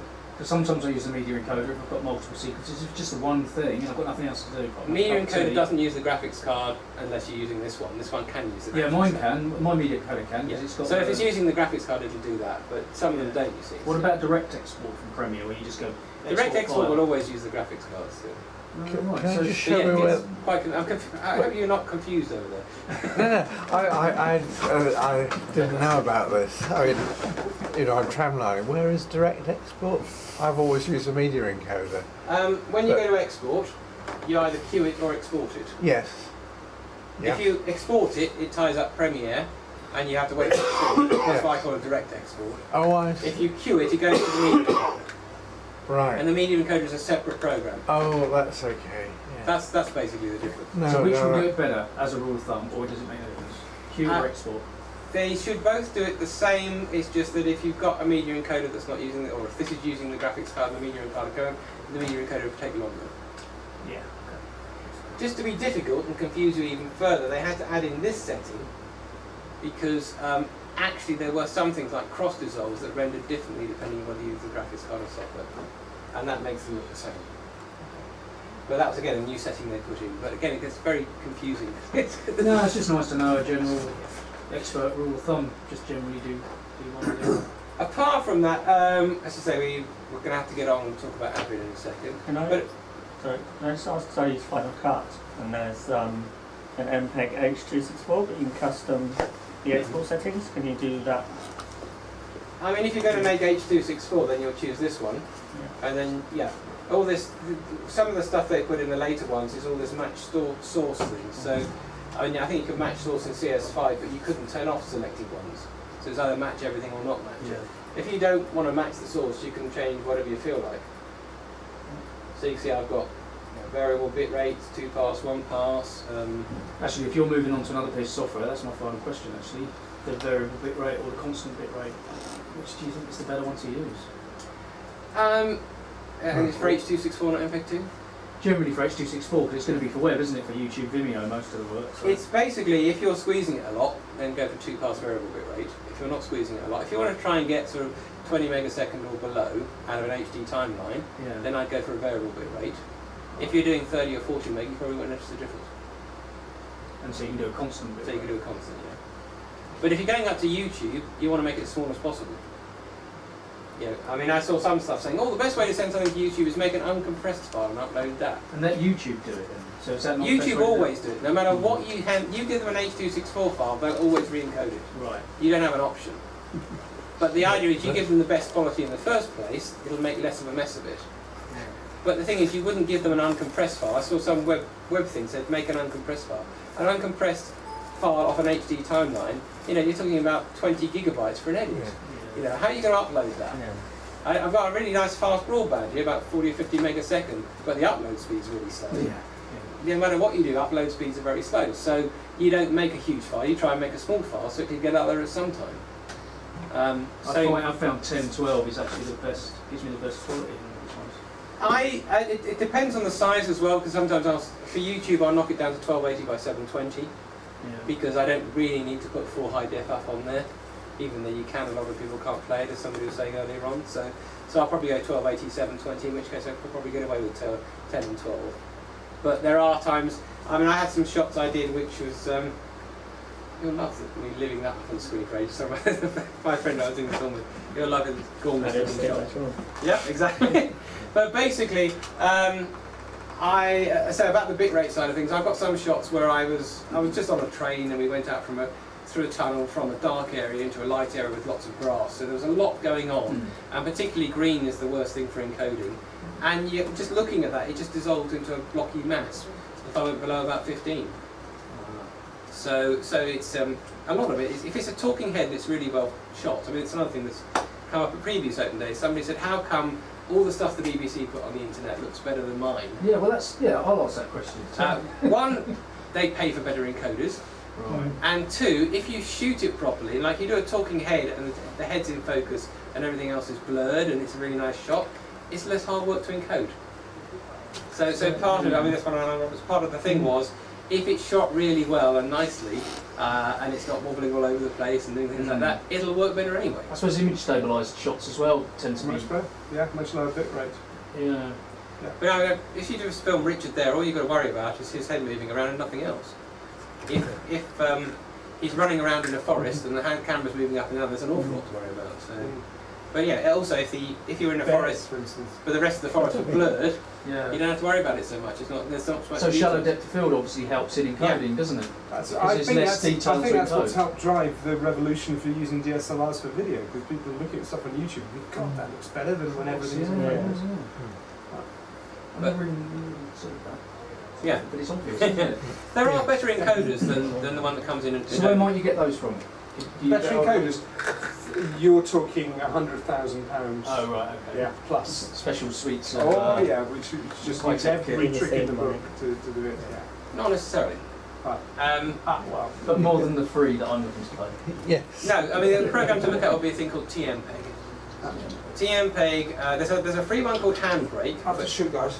Okay. Thanks very much. Cheers. But there's a free program called Handbrake, and it uses X264 as opposed to H264. And it's just X264 as a codec a lot of individuals developed, and it's free and it makes normal H264, but you get more options and it does it better. So Handbrake, but it's a bit of a faff. Or the other one, TMPeg. I mean, download a trial and try it out, but that uses X264 and that does a better job. And TMPeg is recommended by a lot of people. So it's about 50 quid. I've had it for ages. I've done the encoding for the tutorials that we do on TMPeg. I've got a plug-in for TMPeg so it can do it straight out of Edius. It doesn't do it out of Premiere, but I can do it straight out of Edius into that. Wow. And it just does it better because it's a better encoder. But yeah, there are other ones. I mean, the BBC won't be using that. They'll be using something much more expensive. So yes, those ones. But TMPeg's worth having a look at. Oh well, yeah. I'd love to be able to flog that to people, but yeah, we can't. So. But it's still worth looking at. It's interesting that although the shallow depth of field stuff from DSLRs encodes beautifully and looks great on YouTube, the other thing which I touched on earlier, the aliasing that you get from DSLRs, this sort of fake detail, this fake pattern, is a nightmare for MPEG encoders, mainly because it moves in the opposite direction to the movement of the camera.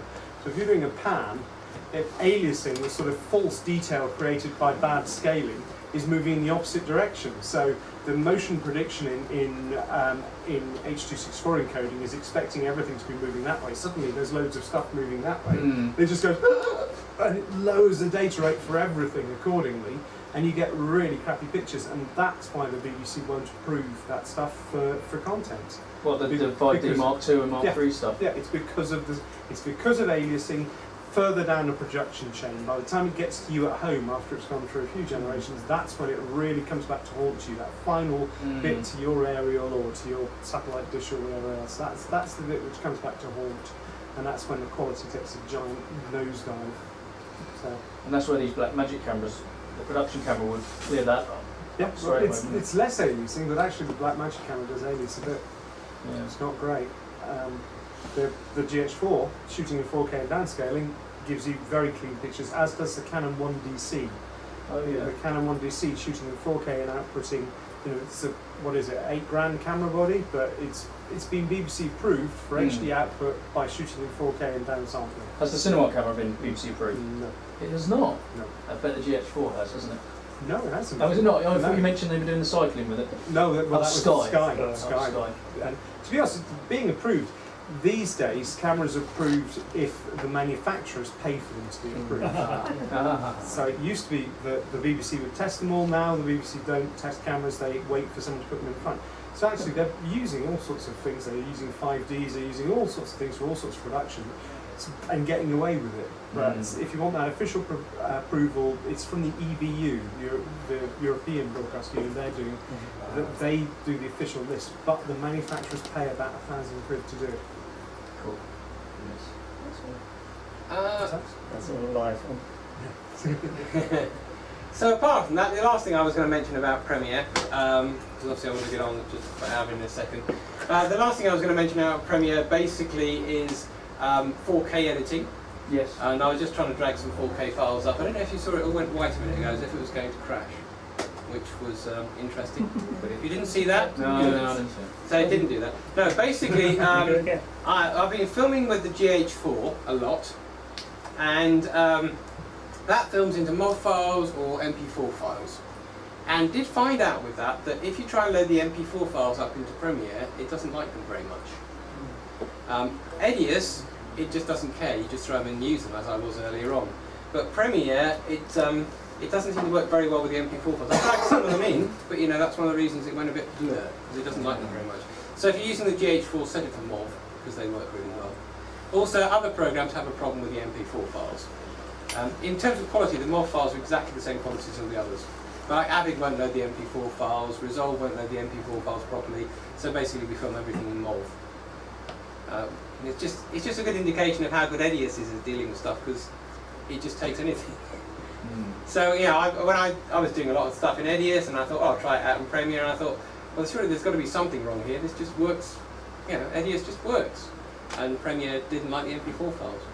But then I found it's pretty common, and Avid didn't like them, and Resolve didn't like them, so there's just something about that. Just one final question about workflow with Blackmagic and Premiere. Blackmagic, so the workflow can be Blackmagic DNG RAW off of the Pocket camera, for instance, into Resolve, proxy files then into Premiere just to do your edit, then edit dishes and list file back into Resolve and do your grading, and then from Resolve you actually do your final output. Okay. Well, the Resolve doesn't output that many types of files, no. So you'd probably output some kind of intermediate, like a to go back to Premiere, to go to the back internet. into the media code. Yes. Is that going to give you a better result than DNG file into Resolve, then high quality DNX HD file out of Resolve to work in Premiere, and then Premiere to your YouTube format? What it is that you're using DNGs because you want to grade them. Yes. So if you're going to do your grading first, yes, then don't bother to go back to Resolve. No. But most people do their grading afterwards. So but there's no difference in the actual output quality. I'm not going to lose anything. So Yeah. But if For you me, I do my grading first. I just get the stuff all looking nice. So in that case, go into Resolve, do your grading, and then output some files and then edit with them. Yeah. But most people, I mean, that means if I was doing that on my files, I would be grading shots I'm never using. Isn't that why that in Resolve they have this simple editing facilities so that you could actually cut down the shots? In Resolve 10, it's a simple editing thing, and the whole point was not. You could cut that down, but mainly it was you'd bring in some kind of EDL from another program, and then you'd use it to tart it up. Right. And there are times when Resolve, if you've got two clips with the same time code, it gets the wrong one, so you do that. Actually, what they've done in 11 is they've made it to something where you could just possibly do all your editing there. Yeah. I don't think it's quite there yet, and there's bad things about Resolve in the formats it takes and things like that, and the fact you need a powerful graphics card. But actually, the editing is not bad at all. So you could possibly just stay in Resolve. Yeah, the reason I grade first is because it's a controlled environment, it's corporate stuff. So I just go in and I'll spend a day shooting interviews with the lighting set up, and then I just have to tweak, grade, get what I want. So I can just apply that to everything, even the crap shots. It doesn't matter the ones I don't use, just apply it. If that's all you're doing, then apply it, send it to something else, then just make it out of Premiere. It's less. That would be a good. The whole round trip thing that we do, which is make some temp stuff, go into an editing program, edit it, go back, is because you generally do your post production afterwards. Yeah. So you want to do an edit, then you just want to grade the bits you've edited. You want to know which shots go next to each other, so you can colour match them and stuff like that. Yeah, that is true. Which you don't tend to do until you've edited it. And so that's why you want to get it in the editing program as quickly as possible, and then send it back. That's why you go backwards and forwards. But it's less hassle if you are going to make sure if you've got it right first. The thing is, you're getting that camera to be able to grade the hell out of it, to get the best out of it. Yes, I know. So that's why you go backwards and forwards. Yeah, I'm sure I'll stop doing that. So the other thing about it, obviously, as I talked about the prices and how you rent it. I haven't quite worked out why I'm not getting a picture to the TV at the moment. It's probably because I've gone into the wrong project settings, but I was talking very quickly. It's because I'm in a high-def timeline, trying to output, an Ultra HD timeline, trying to output an HD picture. That's why I haven't got a picture. If I change that, if I make up a standard definition one, or a standard definition, an ordinary high-def one, you should see a picture. Yeah, it's difficult. I've started calling high def standard def because I think of UHD as high def, the new high def.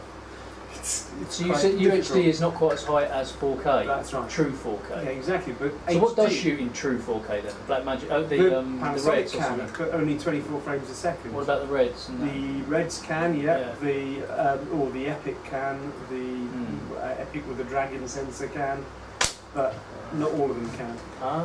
But it's 90. The Alexa can't. Oh. It's only it's about 3,700 pixels wide, so the Alexa isn't a 4K camera.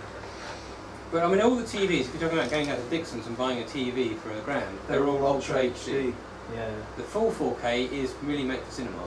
Yeah, there's a Panasonic monitor, full 4K monitor, which is 21,000 quid, and there's a Canon full 4K monitor, which is about 30,000 quid. And my hardware can output it, so my... No plus that. Somebody's wandered off with that. You don't care what it's actually. My 4K studio, which was 300 quid, can output full 4K if you wanted to. It can't do 50 frames a second, but it can do 25 and 24. I just don't have a monitor I can shove it onto. No. The hardware, the actual computer side of it's capable of it. It's just that the Incidentally, HDMI 1.4 is capable of doing 25, 30, 24 at Ultra HD and at full 4K, but it can't do faster frame rates than 30 frames a second. That's when you need HDMI 2, which is beginning to come on a few tellies now. But we don't have that on any of our editing gizmos. So I'm popping the picture up here through HDMI. So that's an HDMI coming out of that one, that's an HDMI coming out of the screen that's not working, unplugged it. But basically, I'm using HDMI to get 4K out to these screens, and it's working perfectly. But yeah, I mean, if I wanted to go any further, then I'd probably need to use the SDI, which is on the hardware, but it's not on the screens, because SDI screens cost a lot more money. But yeah, so basically that's giving you a rundown of a lot of the new stuff that's in Premiere. There is actually more, but the big things were things like master clips and things like the text. Oh, I missed the other thing which somebody was asking about earlier on. It's probably gone. I can't see the effects window. I probably lost it. Hang on. Effects, right. If I was to take a colour correction and put it on there, and I won't actually show it in operation, but you've got these things, which are new things they put into Premiere. Now, you know, when I was doing when I was in Edius, I was putting a mask on something, and then I wanted to get it to follow somebody around. Premiere couldn't do that. What they've added in is they have added in the ability to do either a circular mask or a rectangular mask. So you can't design your own, you can't animate the shape of it, but you can put in a circular mask. So if you wanted to just highlight that wheel, for example, or somebody's head moving across the screen, or I've got a lot of people who just want to blur out people's faces, then you can put a circular mask on there, and the jolly clever stuff is it's got motion tracking. So what you can do, it's going to manage to motion track that very easily, since it doesn't move. But what it'll do is it would follow that wheel if it moved off. It would actually follow the wheel. It's a bit slow, and it's like all motion tracking, it goes wrong if something's in the way. But it's nice to be able to have that in the editing program rather than have to go to After Effects. Now with Edius will let me do any kind of shape mask I want. The other thing is this lets you do masks to put a filter in. It doesn't let you do a mask to cut something out. So, you know, if I wanted to rotoscope, like me sitting here, and I want to do a shape that followed me so I could put me in a different background, I can't do that in Premiere. I'd have to go to After Effects for it. I mean, if you're going to rent it, and you're going to rent the whole suite because you want 2 programs, you'll have After Effects. So you'll be able to do it, and there's some really jolly clever stuff in After Effects for that sort of stuff. But basically, that's something like Edius could do that out of the box, Premiere can't. But it's coming, I mean, it's getting a lot. It's getting very, very good. For me, the biggest thing is I don't like the idea of renting it. You know, I mean, I'm a dealer, I've got a copy. But I really don't like the idea of renting it. I don't like the idea of paying something. And to be honest, if you look at it rationally, it's not that bad. Because if you compare, like, I think it's £17 a month for just Premiere, and you compare that to buying it, which would have cost you 700 quid, you know, that's about 3 years worth of Premiere. And you get free updates with it, which would have cost you another couple of £100 a year if you kept up to date. So, but it's not just Premiere, is it? Because it's integrated well. It's £47.68. Yeah. I just started paying it. That's right. For the entire suite. For the entire suite, yeah. But even that's 50 quid a month. That's 600 quid a year for something that would have cost you £2,000. But you know, and the trouble is, if you stop paying it, your projects won't work and you can't open it anymore. Yes. And that's what you know, that's again. You know, obviously, I've got a point. I'm what's the word, partisan, but I think if it was my own money, I'd be really bothered by the fact of stopping you know, you still have the thing working, don't you? Yeah, having it done, but it's kind of following the Windows ethos in it, which annoys everybody, doesn't it? Because in fact, I see why they've done it. It's a brilliant idea. You've got regular stream coming in. They're making more money. They're making more money. That's the point. They're making more money. And not for us. That's the point of being a company. I do even though the last week or so it's been updating every single day. I do kind of feel good. You've got to only the Joneses kind of thing. I do feel good that it's updating. You always worry that what's happening, what are the fixes doing, what are the bug fixes, what are the has it got new codecs, has it got new sort of facilities for different cameras that are coming on the market. And I now know that it's all taken care of. There's a lot of very good tutorials on the internet as well. I mean, that text one that I did with After Effects, there's a slicker one on the internet, which is on the Adobe site, and if you just do text templates in After Effects, you'll find it. It explains it all in 5 minutes. And they've got a lot more like that coming out. So there's a lot of good stuff about it. I have an inbuilt resistance to paying per month for it. I thought I would actually, but I'm not too pissed off about it. Because I know now I've always got the latest. On that was worth a third of $1 million. And I can understand it. Let's say for us, we can't sell the one that I want to buy, so you know I don't make any money out of it. And so obviously I've got an inbuilt thing that I'm trying to be honest about it, saying I'm wondering whether my.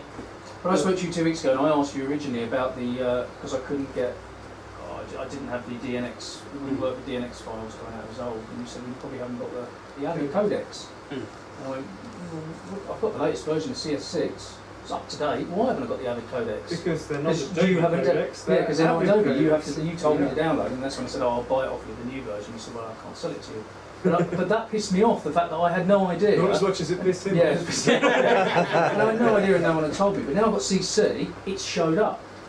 They're in it, and if other stuff comes out for the other cameras, but there'll be other stuff it doesn't work in it. I mean, it's swings and roundabouts. You know? It's like somebody who said, "I want to make ProRes on a PC." There's lots of people who want to make ProRes on a PC. They could write it into it, but they haven't, and they're not going to. Mainly because Apple probably won't let them. But, you know, exactly because Apple won't let them. just because there's always that's always going to happen. You know, there's swings and roundabouts about it. Yeah, that's a general question of like if there's an industry standard, kind of which program is used more. Is there one? Basically, I think it's unfortunately it's not Edius, which I think Edius deserves to be used a lot more. Apparently, it's really big in Turkey. Right. I should probably move to Turkey and do training there, unfortunately. Yeah. But basically, Avid a lot, Premiere a lot more. Premiere claim to have more Premiere users than anybody else has got users. And they're saying that's not just subscriptions to the Creative Cloud, because you know you might subscribe to the Creative Cloud to get Photoshop and InDesign, and you might not be using Premiere at all.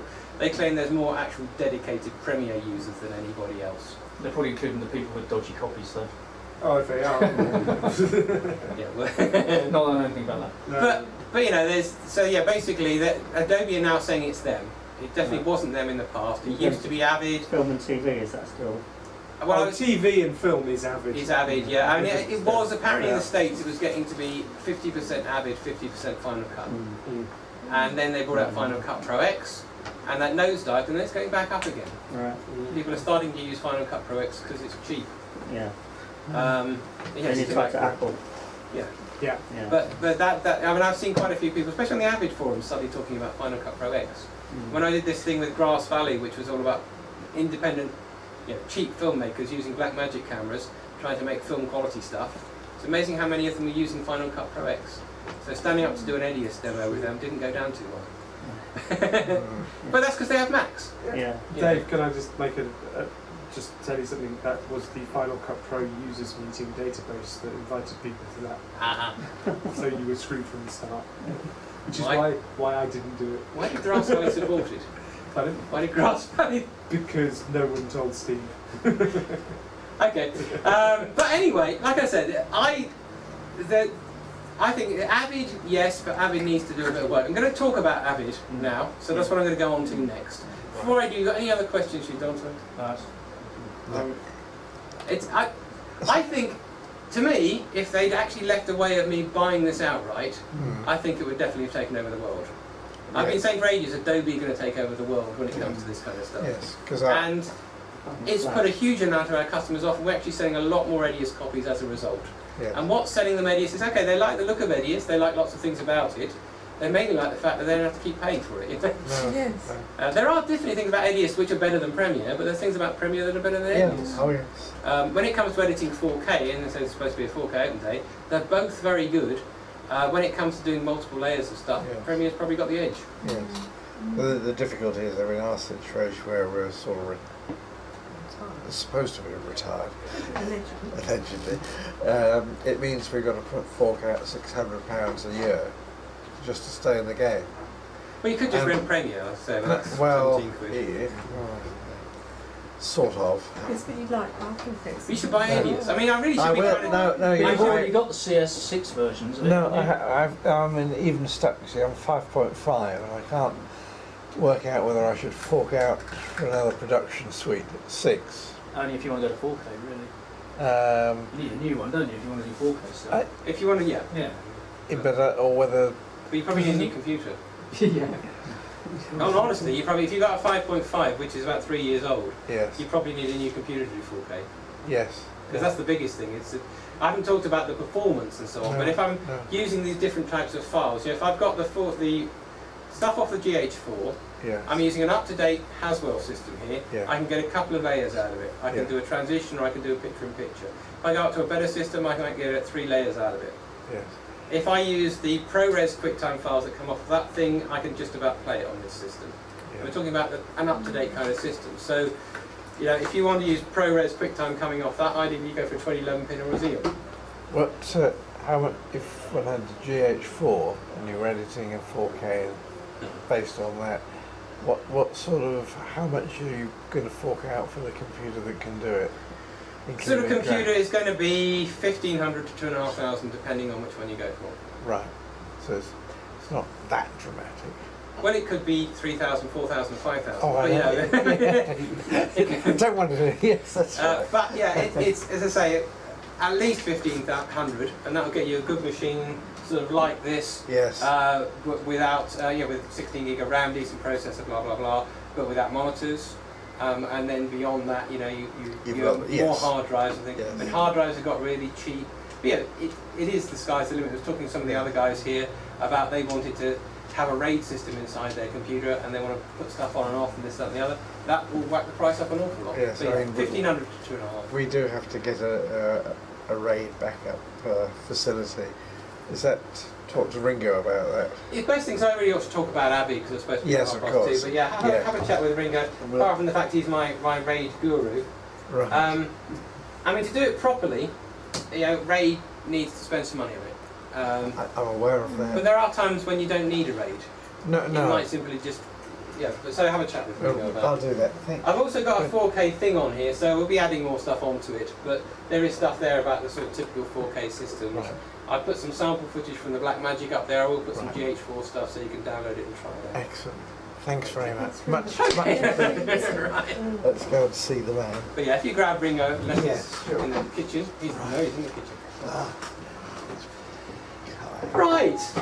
So the last thing I was going to talk about, and I'm afraid I have overrun slightly, was Avid. So I know you're using Avid at the moment. Anybody else here using Avid, or? And which version are you on? I've got them all, but I'm still on 5.5. Right. You've got them all? I've got 6.01, I think it is. Right. I'm wondering whether to upgrade. Well, sorry, I haven't got the latest one. I'm holding off. Yeah. So the first thing about Avid, I mean, so you can say something, Richard. That's right. Avid. Avid Media Composer. Oh. Yeah, that's all right. That's fine. Yes, no, I mean, I normally put Avid down on the list of things people want to see, if anybody wants to see it. But normally, last time it got thrown out at the end. Yeah, because I don't think I've ever. Well, you wanted to see it, and then you said you had to go anyway. So. I got to go actually beat the traffic. It doesn't do 4K, by the way. No, okay, well, nice to talk to you. Yeah, thank you so much. Sorry I didn't buy Premiere off you. After our good conversation the other week. Hopefully we can get you in the end. There'll be something. I mean, I will need. You sell Blackmagic cameras anyway. Yes, we do. So and we should be competitive on that. Can I give you my card? Do you know any part exchange? If I wanted to part exchange my 305, or could you recommend anywhere I could get a shot of it? No. No. Any ideas? Mint condition 305, camera 305? You'd have to talk to one of the dealers who does that sort of thing. John Preston springs to mind, and or just stick it on. Yeah. Preston's is the people that we recommend for cameras mostly, apart from the ones that we do. You would be better off to sell it separately, because it's just like car trading. Yeah. If you can get as much as I've been amazed. Some people will pay top dollar for quite an old camera. Just put on the advert its broadcast spec, and you'll be surprised when you buy it. Well, a mate of mine who I do work for has just bought a beaten up second-hand XF305 for £4,000, second-hand, exactly, and you can get it for 4.6 now. Yeah. Who's mad? So there you go. Right. Thank you, fellas. Can I give you that? Excuse me? Yeah. Yeah, I'll take it. I haven't got it in mind, so. Got me an email. Right. So basically, so just open up Media Composer. If you're familiar with it, this is Media Composer 8.1, which is the one that came out recently. We had version 8 coming out. Sorry, at the end of the day, I'm just trying to remember everything I was going to say. So we had version 8 coming out a couple of months ago, and the only change between version 7 and version 8 was the way you paid for it, really. So they've introduced subscription.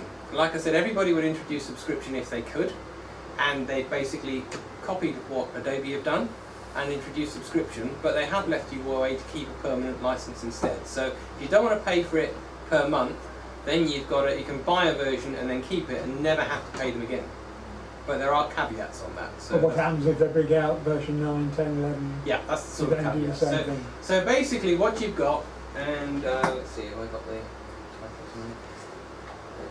It isn't really much difference to how it's been if you kept up with keep buying the different versions that came out. It's only like people say who stayed on 5.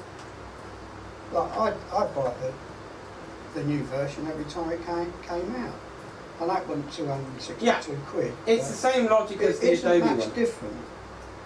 So it's the same logic as Adobe. Basically, if you are used to buying and then buying the upgrade every time, it works out cheaper to subscribe.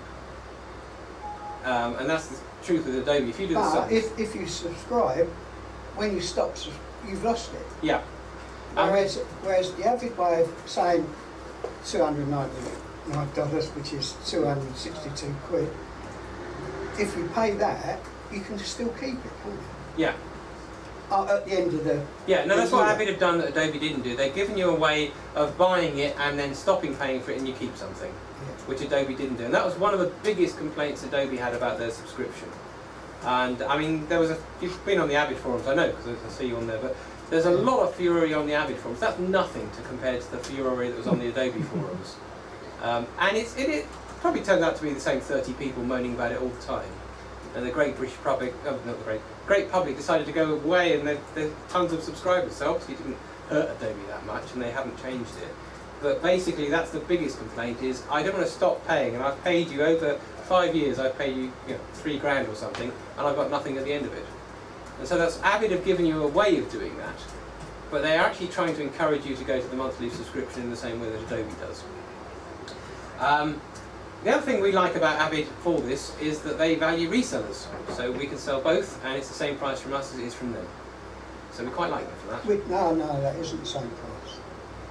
Theirs is $299, and yours is £262. Now the conversion rate is 30%. So it's the same price in the UK. Eh? It's what they're selling it in the UK for, should we say? Oh yeah, but they can't be on saying we sell it for $299, but here it's £262. Well, there is, I mean, if you buy it from the States, it's a different price to here. But basically, what I'm saying is, if you buy it in the UK, the price you would pay from Avid in the UK is the same price you'd pay from us. Yes. We're obviously basing it entirely on what we get it for. Yeah. We can't drop it down to match whatever price you can buy it from in the States or wherever.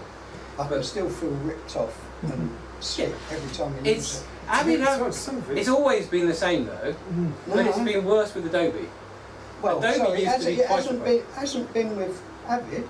No, but it would. I mean, it's also what can I just working for a distributor, quite often the exchange rates are set once a year for these big software companies, especially the big companies. And it can vary by 20% in the course of a year. And it's Panasonic do this as well. They fix once a year, actually they do once a quarter. And in that time, at the moment we're very good against the dollar. And so it comes down to currency as well as to value. And they've got this awful, system where they have to follow these rules. That's their currency, because otherwise it would be slight madness and the price changing every fortnight when there's a swing between pound and dollar. So You take that, Avid FX, now they've dropped it, you can buy a red for 172 quid. And it's $295. So, you see what I'm, different company. Yeah. No, and I saw the thing you started on the Avid forums about that, and yes, you're correct. If you take the price you could buy it from Avid in the States versus the price you could buy it from Avid or us in the UK, and you convert it, it doesn't work out exactly the same. Nothing I can do about that. I know it's nothing. At the end of the day, if you were to buy it from the States, you're not going to get support from anybody here. And I would love it if I could sell it at the same price, but I can't. And you might get stuffed for import duty as well. It's electronic. Yeah, so anyway, it's electronic. That's a different argument. But that's support. I haven't had support, if you like, from Avid ever since I've had it. So why should I pay for support? Yeah, no, it's support from us basically. If you buy it from us, you'll get some support from us. You've had some biscuits and tea. Yeah. You go on the forum and everybody answers you in 10 minutes. But anyway, apart from that, so what you've got the two ways of buying it. Basically, you can buy it outright. Now, if you buy it outright, it's 939 quid. If you want a dongle, because it's all internet activated, if you want a dongle, it's about another 250 quid from memory. So the dongles cost a lot of money. If you have a dongle and you're going to upgrade, I'd recommend you keep it. I like my dongle. I been trying last year, and the only way I can get it is buying you. You buy it, but it adds on to the new price of it. So it works out about 1200. Yeah. Yeah, no, it's a very... So all my versions have effectively become redundant. That's right. What but you don't have a dongle at the moment, because you should be able to upgrade one of your existing dongles. I haven't got one. I've never had a dongle. I always left it, and then when I decided a year ago, it's taken a year to sort of get round as to what's happening, and in the end, it came back. I think in the end, you lot gave me the best answer, was they don't do it. You have to buy a new version. Whereas I went on the forums and emails to Marianne and what have you, and yeah, okay, Avid UK said, oh no, we don't do it anymore, and then she said, yes, they do. You know, it's all backwards and forwards. So it would have cost me 200 if I'd have got one a year ago, and I could have used all the package that I used to have on a set old machine, and that would have been fine. Because I think another good thing about the dongle is it's backwardsly compatible, so you know you can use the dongle and go back several versions. When I install the latest versions, I'll have to bin all the others because I won't be able to activate them. Except one back, I think. Software activation can only go back to 6.5. You can only install it on one machine. If you install it on two machines, you've got to deactivate it off one and reactivate it on the other. If you have a dongle, you can move it around. So for demos, you know, I just have a dongle which I can move around wherever I feel like. So I prefer the dongle, but it costs more money. Ignoring that, basically, I say if you've got a dongle, keep it. It's my advice. If you're going to buy it, it's £939 plus VAT to buy Avid. You get with it Squeeze Lite, so it's a light version of Sorensen Squeeze. We've really struggled to find out what's actually in the light version of Sorensen Squeeze because it's not on the Sorensen Squeeze website or the Avid website. Basically, it does less formats than the full version, and it says it does web formats and not other formats. So it won't export to Avid DNX files, which you can do with the full version. So some people sometimes say, if you want to get something to Avid and then you need to convert it, what I would do is to, you know, take it into Squeeze, convert it to DNX, and then drop it into Avid. You can't do that with the light version. Beyond that, we're not entirely sure, because there is no proper documentation about it. But that's basically what you get with it. You don't get Avid effects anymore, which you used to get. Avid DVD is dead. So it doesn't, if you've already got... I've got all those on my version 6. Yeah. Your version if I 6, upgrade, would I lose them? No, your version 6 ones will still work with the current one. Oh, I see. But sooner or later, your Avid effects won't work with Avid Media Composer, but we don't know when. You know, logically, sooner or later it won't work. Right now, the version you have right now will work with Media Composer 8. Sometime they'll change things, you know. I mean, normally when they go from 7 to 8, you need a new one anyway. But that's so I need to upgrade and do the upgrade of the effects. Yeah, I mean, you don't necessarily have to do that. No, but I mean, thinking ahead. You know. Thinking ahead, yeah, think about that. That's an upgrade price that's been around for quite some time. It's not like that's a new thing they've just brought in. No, no. You've been able to upgrade from old versions of Boris Red to Boris Red 5. But I can do that from 6 upwards. Yeah. But let's say the ones you've got right now, if you've got Avid DVD right now, that hasn't changed for years, and so basically use the same one that you've actually got. It's still, Avid DVD is probably still our least favourite DVD writing program. And so recently, again, we've been suggesting to Avid people they get hold of DVD Architect for 120 quid. Yeah. On the Avid forums they suggest TMPeg as another option. But basically, it was okay, Avid DVD, but it was things like, if I wanted to do a Blu-ray disc, doesn't matter what I put into Avid DVD, it would always remake it as MPEG. And I prefer to use H.264. And we just could find no way around that. There were things where if you exported it the wrong way at Avid, it wouldn't come out widescreen or this, that, the other. Or there was all sorts of things about it that were a bit cack. Adobe Encore, which was, Adobe Encore was a favourite program, but they're not developing it anymore. That was actually based on the same code as Avid DVD. And the reason that we've been told that Encore is no longer being developed is the people that wrote that code no longer want, the whole contract to use it's run out, so they're not using it anymore.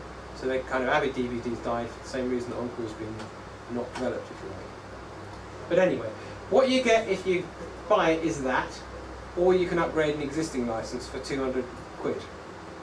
Now, the thing about the upgrade is that normally you'd say, I've got Avid 5, I'll wait a couple of years and then I'll upgrade to Avid 8.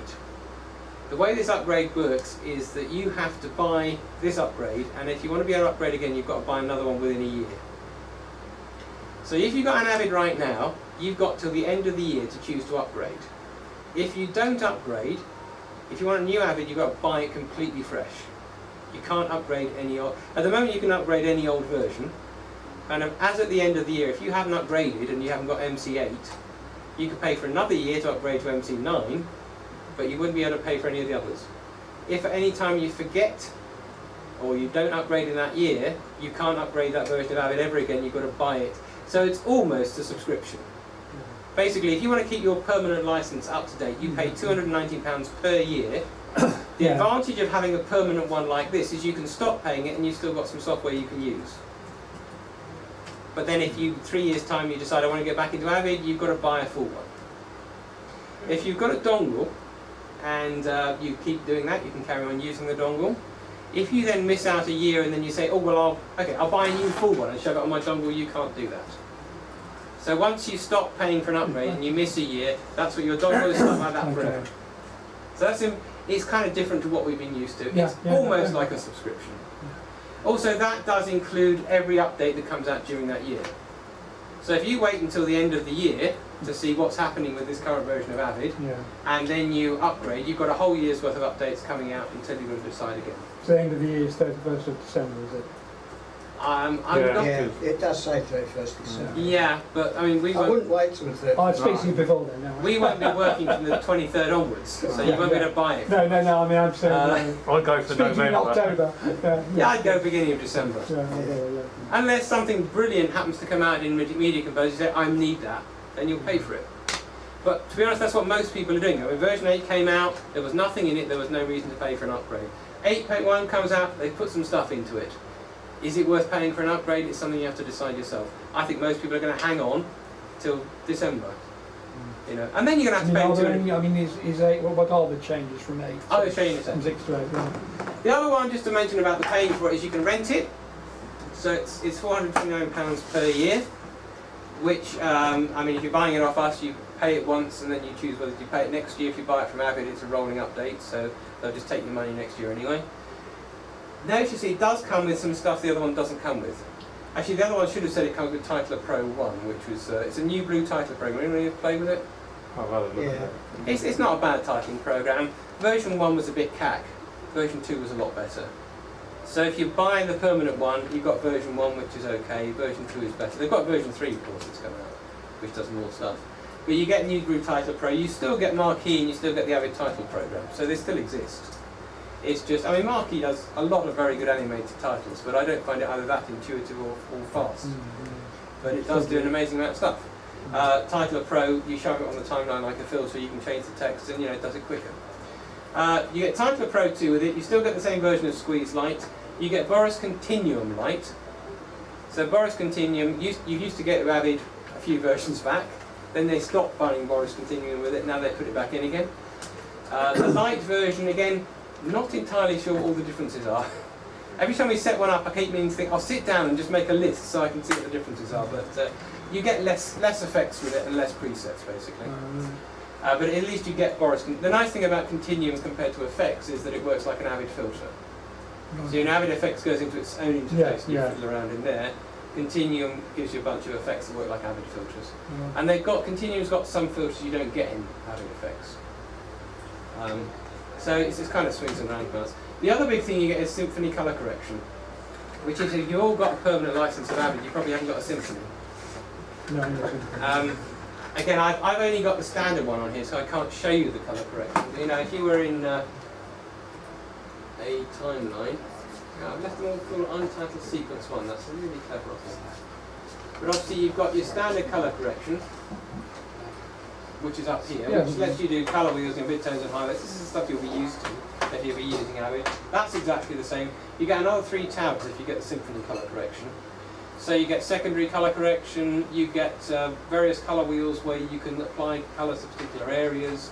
And the other big thing you get about it is, that master clip thing I was talking about in Premiere, where if you do the color correction on one clip, it then affects every instance of that clip. The Symphony color correction does the same thing. So I don't think it's as good as grading in Resolve. No. And Avid actually works really nicely with Resolve, because Resolve will understand Avid Media. Oh, you can load, you can do Resolve for that. Yeah. I mean, it's if you're using standard def, I think you said you had some still using. I mean, standard def, no. High def, yes. Yeah. Okay. Resolve, not so hot with standard def. I'm using high def as well. Yeah, but it's, if you obviously get the right Avid format, it will actually talk directly to the Avid Media and the Avid Media folder, which very little things do. So yeah, basically it talks very well to Resolve, and there's some of these videos on the interweb to talk about round tripping between Resolve and Media But I Composer. can't get it to work. Sorry? I can't get it to work. Mine worked fine. Yeah, I know, I've seen it here. The last time I see you, went, oh, I went home and But it depends on the clips, because as I say, if it's DNX HD high def clips, it works. But if it's standard def DV clips and things like that, it doesn't. I haven't used standard def for about 3 years now, so like every time I try, it comes up and says, can't find the clips. The timeline's got all the information in it, but it says, can't find the clips. In Resolve, have you told it which hard drives? You've set it up so it knows which hard drives to look at? Yeah, I'm just doing not a quick time, an AFF, what is it? I just do that and off it goes. But in Resolve, you've got to tell it to look at, I mean, you've got to say you are allowed to look at the D drive, otherwise it won't look at the D drive at all. So if you haven't set Resolve up right, you won't be able to find it because you haven't told it. Oh, it's something I'm doing wrong, but I just can't get it. I might be, maybe after I finish this, I'll show you the things to have a look at, because that might be, it might be as simple as that, because otherwise I've had it work really well. And it's something I think would be, I wish it was working better with other programs like Edius. But it's not perfect. I've seen people moan about it, but it's worked for me and been a quite easy thing to go back and forth. But yeah, so basically you get the Symphony color correction if you get the full one. Like I said, I should have named these. So you get more stuff if you subscribe to it. But if you subscribe to it, then basically, if you stop paying, it stops working. So it's, you know, I like a permanent license. I want to keep the dongle going. I would like to get some of those with it as well. I mean, I happen to have them because I'm a dealer, so I do get copies of these from other people. But I happen to have Boris Continuum because I've got Boris Continuum from Boris, not because I came with Avid. But you know, it's nice. They are obviously wanting you to subscribe because they'll get more. You know, you have to carry on paying them forever. Whereas if you're not subscribing, you can stop. But at least you do have the option of buying. Yeah, absolutely. And you have the option of staying with the dongle. In terms of the actual program and what they've added into it, so like I said, they brought out version 8 with no real extra features. Brought out 8.1 a couple of weeks ago. There's some really nice videos on the internet done by a guy called Pat Orridge, who's on the forums a lot, which do explain it all very well. So you know, it's very easy to see what this stuff is. I was expecting, you know, I was looking at it and saying, well, Adobe had real major hassles over their whole subscription thing, and that whole row about people having to pay for a subscription totally obscured any new features about the program. My discussions about Premiere for a year became how you pay for it, not what it does. Yeah, completely. Yeah. You know, so you miss the fact that why you're paying for it. So I thought, well, that's what they're doing. They're big release of we're going subscription, then they're going to hit you with the features later on in the year. And to me, they haven't hit you with the big features yet. They've done some nice stuff, but I looked at 8.1 and I thought, what? Maybe I shouldn't say that live on the internet, but I looked at that and I said, okay, well that's nice, but am I going to pay for that? Now, there's a lot of people on the forum saying, wait, they are going to produce nice stuff. They ought to produce it by the end of the year so you can make your minds up. What I really want Avid to do, and what most people want, is for a start, it's got a limit of the biggest project you can do is 1920, 60i or 50i. It doesn't do 50p, it doesn't do 4K. David thinks so. So it doesn't do higher resolutions than HD.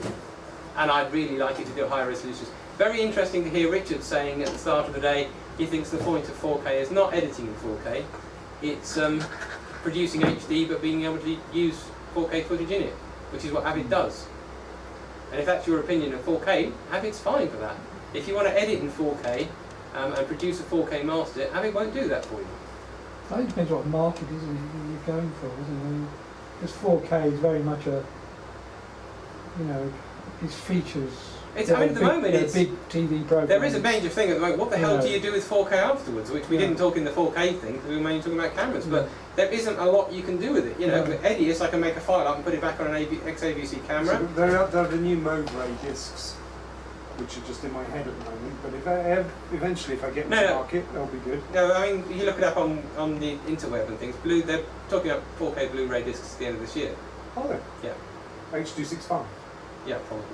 But it's all being kind of decided on. But there will be 4K Blu-ray discs. Or, you know, you can get, like we were watching that stuff earlier on YouTube, you can get 4K off YouTube. You can get 4K off Vimeo. Netflix. So there is a way of doing it right now, but they're very, very limited, and there's a lot to be kind of worked out on it. But it is, you know, you're filming in 4K, you probably aren't going to make a 4K final file. You know, if I'm going to make up a digital cinema file to say down at the local cinema, I probably won't be a 4K one, it'll be somewhere between 2K and 4K. I mean, the standard DCP we were looking at is 1920 1088, so you know, it's still not using that full thing. What the 4K does give me is that I can take it and then reframe it. And I tell you, that's been really useful. There's a couple of shots when I did, in this last drama I did, I crossed the line and made a mistake. My actress, who was on the wrong side of the line, has got a parting on one side of her hair, so I can't mirror her, but I was able to crop it to that, and get away with it, and nobody notices. And because it was higher resolution than the timeline, I got away with it. So there's a lot of good things that you can do with it there. Well, there are just times when I'm editing where I wish I'd gone a bit closer, I wish I'd done this. And you can do that with 4K. Now, in terms of actually handling 4K, version 7 does pretty much the same as version 8. So if I was to bring in some clips, I go to AMA link, and I have to find some morph files. I don't know what that is. It's going to be one of the ones that we did today. But you have to basically find some morph files. So if I'm filming on the GH4, I want to bring this stuff into Avid. I've got to find basically I've got to film in MOV format, because Avid just doesn't load the other stuff up at all. Now, like I said, I would film in MOV format for everything because all the editing programs can cope with it. It's only Edius that can cope with the MP4 file. In terms of the GH4, the quality is exactly the same, because the video inside the file is the same, it's just the wrapper. So, film in MOV files. And then I take that and I bring it in, and that should be a 4K file.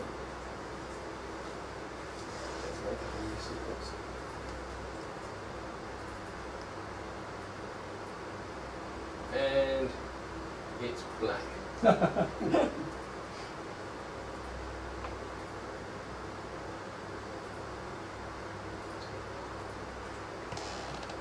So, yeah, what we've done here is we've filmed in black for we left the lens cap on. Sorry, it worked last night. Here's one I loaded earlier, which I should have probably loaded. I've never ever done that in my life.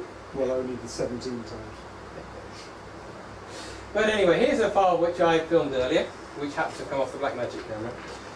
And if I just shove that onto the timeline, what it's doing is it's scaling it so it's making the whole thing fit. But if I was to go into effects mode, you get this frame flex thing, where you can zoom into it, and you can keyframe this so you can pan and scan it.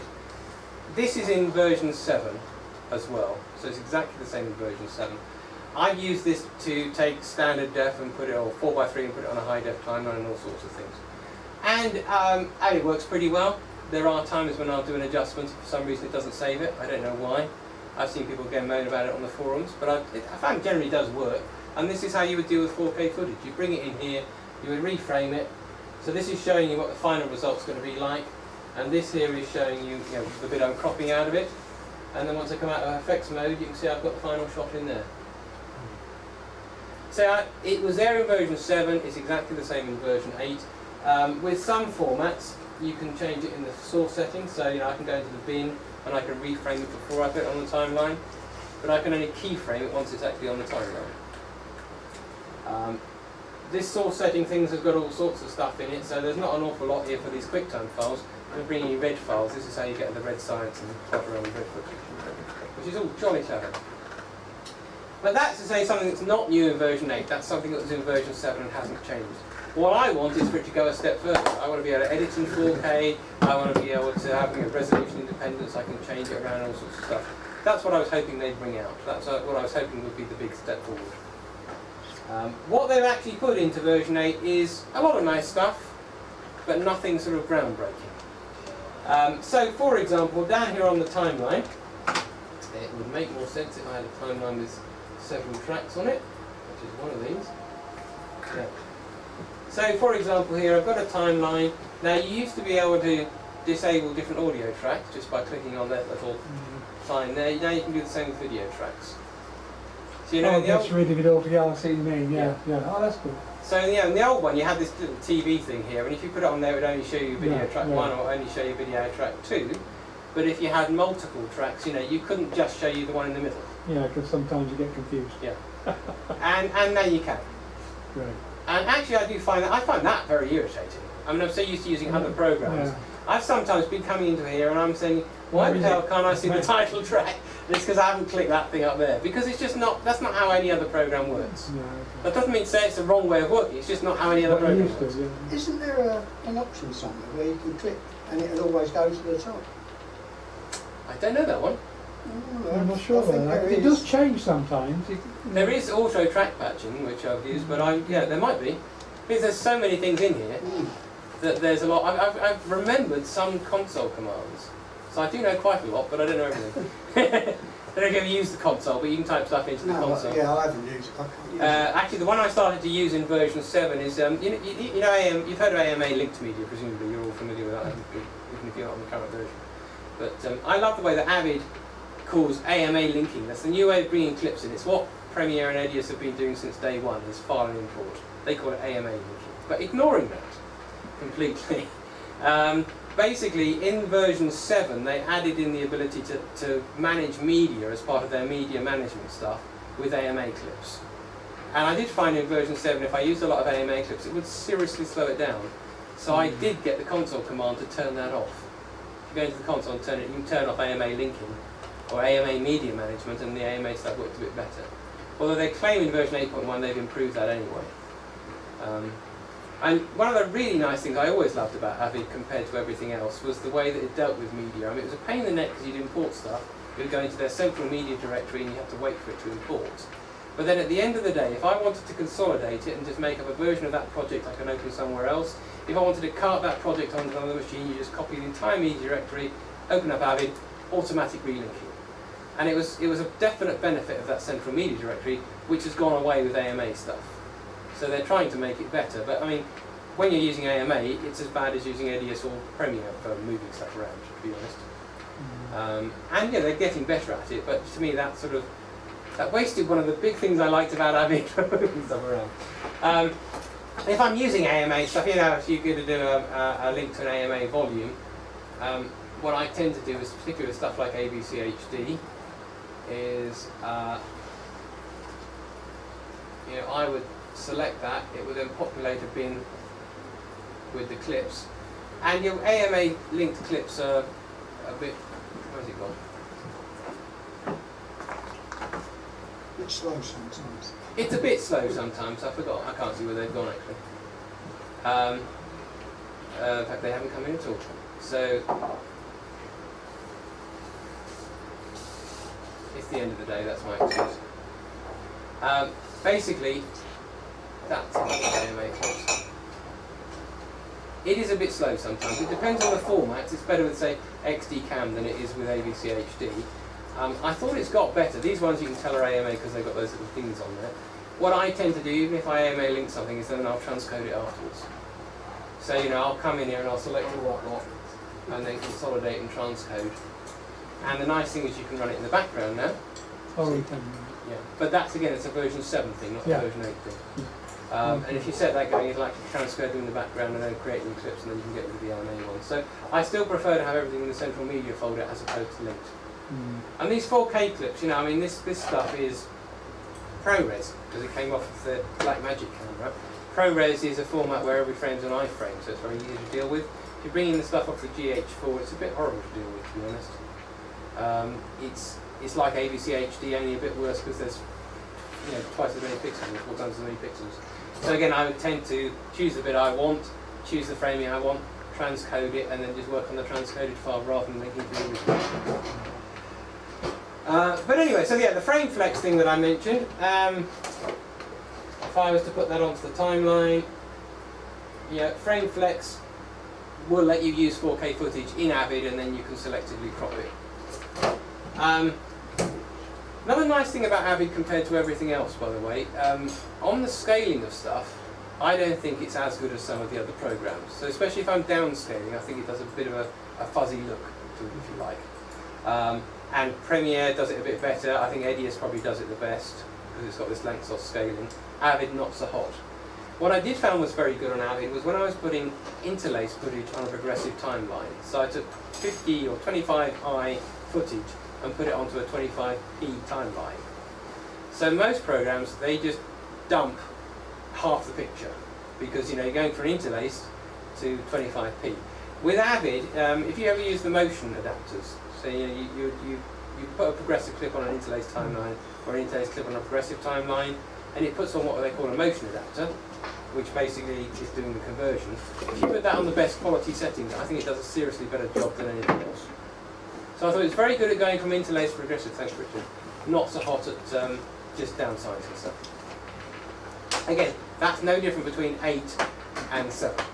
So to get back to what's new about 8, first of all you can disable clips or disable tracks. The other one, which I've just said, is you can disable clips. One of these days I would have named those sensibly. Never mind.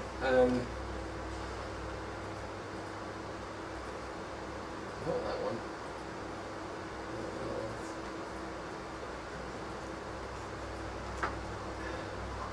Sorry, I am getting to the end of the day and obviously making the right mess of this. So if I was to take a couple of clips and put it onto the timeline, not that one.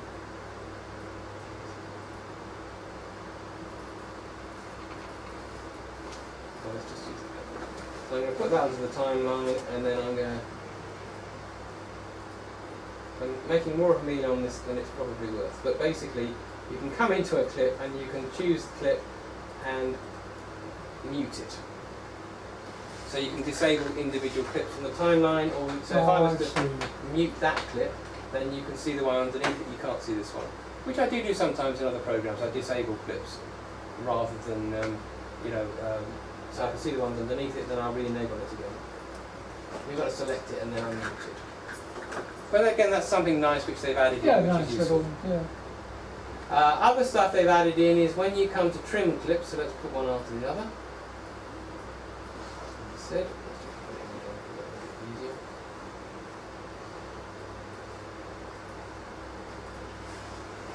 So when you start trimming, it does come up with an ending indicator. Sorry, I'm not getting that up here either. It comes up with an end. It shows you where the end of the... It shows you where the media finishes. Yeah. It always did change colour, didn't it? When it gets to the end, it stops. Yeah, it gives a little bracket. But it's just showing me there where it's bracket there. It's not huge. It's quite nice, but it's not huge at all. All other programs do that sort of thing as well. Oh dear, I forgot one. Yeah. So basically, I'm just trying to remember because it's added in some more export formats. So you've got a particular export format, which is the XOAP1 thing, which you probably don't use, any of you. If you're going after broadcast, they're a bit picky about some of the files that you get. So you've got some people making up stuff for the BBC, and they want a particular type of MXF file called an O1PA, and it makes that now, which it didn't before. So I'm trying to remember what it all is now. So and I can't remember. And that's a good little tutorial. The tutorial on the web, yeah, it's a very good one. I did make a list of it now, but I should have printed it out because, like I said, I can't remember. I thought I was going to remember it. Now. Hang on, I got it. I could have written it down. But it's nothing sort of earth-shattering. Don't read this because this is what I wrote to the other guys, and you don't really want to read that. Which you're putting up on the screen. Yeah, I know. I was trying to go through it very quickly so you didn't have a chance to read it. I can't read it anyway. Yeah, basically the other stuff was things like on the colour correction side of things, you can copy colour correction from one timeline to the other, but you can only do that if you get the Symphony version. You can't do that if you got the regular version. But kind of that's kind of it. There's better performance in these windows, which I haven't really noticed, but quite a few people have said, yeah, it does work a bit better. It's a bit slicker and a bit nicer. but there's nothing kind of earth-shattering there. On the media tool, there's there's another one of those. AMA clips. Better handling of AMA clips in the media tool. Like I said, I used to turn it off in version 7. I can't really tell whether it's got any better in version 8 because I haven't really hammered it very much. Because, you know, it's only just come out a couple of weeks ago and I've been rather busy. But yeah, they put that in, which is better handling of AMA clips. But it's not an awful lot of stuff. Like I say, if you do a quick search on the internet, if you can type, it helps.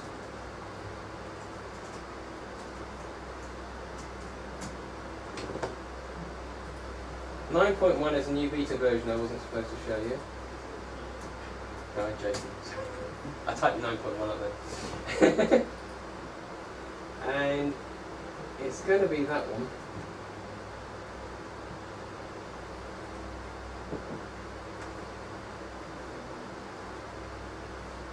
Okay, it's not there.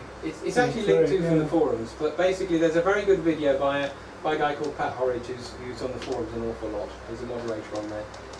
And basically that does go through all the features. But the main ones, like I say, it's the ability to mute clips, it's the ability to mute tracks, and it's slightly better performance. But it's nothing kind of earth-shattering. And I was expecting this to be, hey, resolution independence. Nothing to make you want to pay $300 for it, was it? Yeah, and I mean, the thing about subscription, and the thing that's happened with Adobe, is they bring out features kind of as and when they're ready.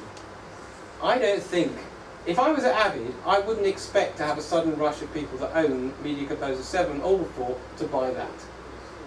But I would be working on something else, which maybe I'll start shouting about at IBC, or maybe afterwards. Now, I have got no specialist background information on Avid at all, so I get it with other programs, I don't get it with Avid, so I don't know for sure. But to me, they need something bigger to make me want to carry on using and subscribing to it and paying for it. You know, we get new people buying Avid all the time, and they're getting all this new stuff straight away, and obviously they're going straight for it. Some people go for subscription, some people go for the permanent license. But if I own it, I would be sitting back and waiting and seeing what happens. Because there's nothing there which I thought, yay, that's like it's one of the new things actually was coloured clips in the bins. That was new in version 8. If you put some colours on there, you can actually... Oh yeah, it puts a ring around it. Yeah, you can apply a colour to a clip and then it'll light that up in the bin. Again, it's small stuff. It's nothing that's going to say, okay, I need to buy that because it's going to make my workflow hugely easier. What's going to make it hugely easier for me is if it's better at dealing with 4K clips. Will it add colour to black and white clips? No. Oh. No. The filter that I really need is the please shoot, you know, put up on what I should have shot, not what I actually shot. But just what I should have shot. A lot of people have that. I could definitely use that one. But yes, I'm sorry, that's a really terrible demo, but it's the end of the day, and it's quite new. But yeah, it's not a lot. As you're all Avid people, I don't need to go through any. I was expecting a few people who might be thinking of going to Avid because, you know, they don't want to rent Premiere. No, not that price. Are they all the programs are either Mac or PC, so you have to decide? No, basically Edius is PC only. Okay. Adobe or Avid are Mac or PC. There's not going to be a Mac version of Edius, we have been told. Okay. It costs a lot of money to do it, they don't think it's worth it. That's what I've been told, maybe they'll change their minds. But yeah, I'd like it to be on Mac and PC. I'd like Edius to be used more widely because I really like Edius. Like I say, if I didn't have to rent Premiere, I'd probably think that would probably take over the world. But you should never trust a company with A in the start, should you? No. So that means you have to buy Edius because it's Grass Valley, as opposed to anybody else. But yeah, I mean, there's nothing there that's going to make me jump out and get it. I'm using a trial version because I haven't paid to upgrade our demo dongle now. And I'm waiting just so I can put off paying that money, which is only 200 quid for a reseller. That's probably a bit cheap. But yeah, there's nothing in there which I really need to be able to show If they people. don't put anything worthwhile in there, I may jump to Edius.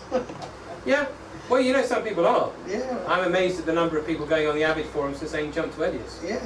And they're letting them get away with it. They don't normally let people... There was one comment I did hear on there that said, is that a new program? What's that? Because in America they don't have it. Yeah. Oh, they do? Yes, they do. Yeah. They do, they just don't know about it. CNN was using it, wasn't it? Yeah. But, I mean, no, it's Reuters. Reuters across the globe use Edius. No, it's been out, it's just not as well known as a lot of the other programs. We call it the best kept secret in the industry because not enough people are using it. And half of them are on Macs. Yeah. Yeah. I mean, if you're a Mac user, how do you get to use Edius? You put Windows on it. Well, a Mac user is not likely to do that. It's a shame there isn't a Mac one, but there isn't. There's a lot of very good things about it, but it isn't perfect. Like I said, if I was doing a project, I'm doing a really big, my Doctor Who project I've been doing for the last 500 years that Richard mentioned. If I wanted to be able to take some of that and then consolidate it and then make other copies of it, Avid's the best program to do that by far. The other programs aren't very good at it. When I first was editing this stuff, it's a feature film sized project with hundreds of hours of media. Avid was the only one that could cope with it. Now thankfully they all can cope with it, so I don't have to use Avid on it. But there are jolly good reasons for it. There's jolly good reasons why I'd want to use that if I was making a feature film, because of the way it can collaborate. You can share bins between different people, and there's stuff like that which is very good about it. But in terms of what's new in version 8, nothing earth-shattering yet. I think my friend uses a group Premiere thing, so online, so he can share that with other people that he's working with at the same time. Yeah, he pays monthly, but I think he can share projects with the producer and stuff. I mean, you can swap projects backwards and forwards. They do have a thing called Adobe Anywhere, which is basically you put all your media in a central storage and then people log into it, and then they can share projects. I think that's what they've got. Something extra you've got to pay for. I mean, it's a few £1,000s for the software, and then you have to have a whole bunch of computers behind doing all the work. But the idea about Adobe Anywhere is that you will have 10 computers in a big group with all the media on it. You log into it with an iPad or some cheap crappy laptop, but you can play back 4K footage and you can do tons of effects because it's all being done at the other end and then transmitted down to your laptop. And that's jolly clever. You need quite a good internet connection with it. But Avid have the same thing. They've got the cloud or whatever. So there's works. The big thing Adobe says that Avid works on proxies and Adobe doesn't. Adobe works. It's not quite the real media, but it's closer to the real media. But in reality, they both got the same thing. They both cost extra money. And when I was at IBC and Adobe were demonstrating something where they had an editor who was in Germany and their footage was in Belgium, I think it was, and they were in Amsterdam and they were editing the stuff up on screen and showing it off to people. They obviously use the same courier as us. But it costs money and you need a decent internet connection to do it. But that, I think, is the way they're expecting to go. Again, I had a chat with an Adobe guy, but I'm sure everybody will think about this. They want, at the end of the day, that everybody's going to, they'll have some big computers sitting somewhere. You'll pay to rent time on their computers, and you won't have to pay for a nice computer at your end. You'll have a simple thing. You'll upload all your footage to them. All the work will be done at their end. All the encoding done at their end. Because they've got some really fancy computers, you'll get 4K files out in 2 minutes. That's where they want to go. Personally, I would never want to do that. I would never trust anybody with my footage. But I can see that's where it's heading, which is not good news for me because nobody will buy computers either. But that's where it's that's where I think they think it's going. I don't know whether it will or not. England internet's not too bad. If you try and do this, out in Africa or Malaysia, you can forget it. Even some parts of America aren't great. They're not, and it's more expensive as well. But that's where I think they're heading, and then they'll get to the stage where they're going to rent you computer time, and you'll just use some simple thing. So you'll pay more per month to use it, but you use a tablet. But whether that's going to happen or not, but that's I think where they think they're going with it. But in terms of whether you buy an upgrade for it right now, I don't know. If you buy an upgrade, if you go to the subscription one, you'll suddenly get Symphony Color Correction, and you'll get Forest Continuum, and you get a few other things. But if you're sticking with a permanent license, it's probably a good idea to hang on. Well, also, because if, for example, they do a major update, not next July, or let's say, July, September. If you go for it now, and your year's up now, the 6th of August, and you decide, I don't think it's worthwhile carrying on, and then you stop, and the next month, you'll miss the other. So the longer we hang around, is the better chance to get.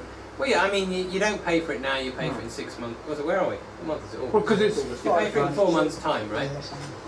And make sure that time included NAB, because if you're going to roll out anything, it'll be NAB. Yeah, but in reality, if you're going to carry on using Avid, you're going to pay 200 quid a year. Because if you stop paying for it, you won't ever be able to. Yeah, but that year starts from when you get. It doesn't. Yeah. It's not calendar year. So you're saving yourself £200 for 4 months. That's all. Yeah. Well, no, it's not just saving. It's not a case of saving it. It's a case that you might make a decision. You know, a lot of people are saying, "Oh, we'll do it for the first year, and then maybe give up on it." But if you do that, if you go in now, it means you've got to decide next August. Is that it? Yeah, right, now, and it would be hard cheese if they then decide to do a major update in the following month. I know, so the longer you hang on now, we've already held on for 8.1 and wasted time sort of thing. So by hanging on till December, there's a better chance that there should be a major update. Yeah, I mean that's why I haven't upgraded my demo dongle for the same reason. But actually, if you're going to carry on using Avid for the next several years, you're going to pay £200 a month. So all you're doing is, it means that next year you'll pay £200 in December as opposed to £200 in August. It's Christmas time. Yeah, I mean that's been the argument from some of the other people on the forum is, you might as well do it now because it's not, in the long run. No, I mean, but I know exactly what you're saying. That's why for those that are not sure now. If after a year of licence they think, oh, it won't bother anymore, there's not really been much come out, they might miss out the major one, which is next autumn. Yeah, true. And that's entirely true. That's why I held off. But I'm going to carry on selling it, so I'll have to keep updating it every year. But it's, it's. I haven't seen. I mean, on the forums they did say, can't say anything, but the fact it was that person. Yeah. He said, but there's some really good stuff going to come out. He does say sensible things. There's a lot of other stuff on there which is... but he can't tell anybody. No. Like people are saying, okay, well, Avid, give us the roadmap. You're going to do it anyway. Give us a roadmap. But they're not going to do that either. No. So they did that with Liquid, didn't they, for 3 years, and then they dropped it. But they're not going to drop They're not going to drop Media Composer, are they? They dropped Liquid because they had Media Composer. But they're not going to drop Media Composer because otherwise they wouldn't have a video editing thing. But yeah, I mean, the reason I've seen people moaning about, okay, well, why aren't they going to tell us what's going to happen? Why aren't they doing this? Why aren't they doing that? Why aren't they announcing the new features? It's A, because it might change, because maybe 8.1 was going to be a major release and then something happened and it stopped it, or B, the marketing department's got to do something. The marketing department needs to shout about some new features at some point. And if you keep releasing them all the time, there's no point where you can make a big fuss and get some publicity to Avid, to be honest. When Adobe said, right, we're going to roll out updates as they go along. Now they did produce a couple of updates, but they suddenly produced this major 2014 update. That didn't come out when it was ready. That came out to coincide with NAB. It was every program got updated at exactly the same time. If it was coming out when it's ready, Photoshop would come out one time and Illustrator would come out another time. No, they designed that to be marketed and come out at a 60 point. Yeah, I think which you have to do, because it's in the real world you need to get people to look at your programs and you need to be able to shout about it and suddenly get a lot of publicity, unfortunately. So that's why they're not telling you. And so they also don't tell you because it might change. I've seen plenty of, I've been told behind the scenes stuff, this is coming, that's coming, that's coming, then it doesn't materialise. And if you put that on the internet, there is a huge furore when that happens. You put it on the internet and then it doesn't happen. It happens with Blackmagic cameras all the time. We're putting DNG 4K on it. It's going to come out in a month's time. It comes out in 2 months' time. The forums are, you stupid, useless people, why didn't you bring this stuff out? And, the internet, there's no winning with the internet. No. So I try and, I mean, whenever there's big discussions like that, I sometimes interject and try and be reasonable, and sometimes I think there's no point, because no matter what you say, people will get annoyed about it, so just shut up and get on with life. And try and look at it dispassionately. Like I say, I hate the Creative Cloud subscription mainly because they don't let us sell the one everybody wants to buy. It's like this guy here, I spent, I don't know, an hour or something with him on the phone. Bit of time with him here. Now, hopefully he'll come back and buy something else off us if he can. But he couldn't. But he didn't buy the Adobe off us, and I had to be honest and say, you could get it cheaper off there. Because we're like that. So anyway, that was a rubbish demo at the end of the day, I'm afraid. But hopefully you learned something. Have you got anything else you'd like to ask me about? What's NAB? NAB is a big video show in Las Vegas. Okay. Where Richard flies a helicopter. Broadcasters. Easter. Yeah, you got IBC, which is in Amsterdam, which is the big European one. Which is September. Isn't it? September, yeah. It's normally about September the 11th, because I remember flying out the day after September the 11th. Then you've got that one, which there's normally announcements up. I can remember prophesying that Avid was going to produce a new version at IBC, and they didn't. So that's how much I'm good at prophesying what Avid does, I'm afraid. But so you've got IBC, which is the big European, NAB is around about April, and is NAB is the one where they tend to do the really big announcements. It's sort of everybody in the world tends to congregate in Vegas for that. And is it soul destroying to be in Vegas? Because this is your first day, wasn't it? No, it's second. Yeah, it's a huge, enormous, gigantic trade exhibition in a hot, dusty, dirty town. Cannes is more like that, because you see all the glamour, and then the first time you go there, you just realise it's a massive trade show, and it's like, wow, okay, inside that building, it's literally like any other trade show. And exactly. Like, wow, I went there once. Yeah, it's like, oh, okay, this is the film industry. Yeah, in reality. Okay. Everyone goes there. Well, thank you very much. About but thanks for coming along, guys. Hopefully it's been interesting. And it hasn't been too hot. We've been lucky it hasn't been too warm today. So yeah, I was just loading up Resolve to show you that preference that you might not have said. Well, that's a bit confusing because it really comes up a blank screen. And you go, where'd I go from there? So I mean, the first thing when you go into Resolve, you know, you've got to go into your preferences, and you've got to add in the media. Yeah, you have done. Don't forget your phone. Yeah. So basically, if you go to this and then preferences, you have to add in the drives that it can look at for media. Oh no, because all mine ever comes up. All I ever get up is Office C. Yeah, that's why it doesn't work. Oh. So it's just a bit weird, Resolve, compared to other stuff. But if I click that C, nothing happens anyway. So well, C is only going to show you stuff that's on the C drive, so you can only ever load the project from the C drive. It's not like you go file and import and bring stuff in, it just won't do it. So sorry, how do I put, oh, go on then. Click on the word Resolve, yeah. Go to Preferences, yeah.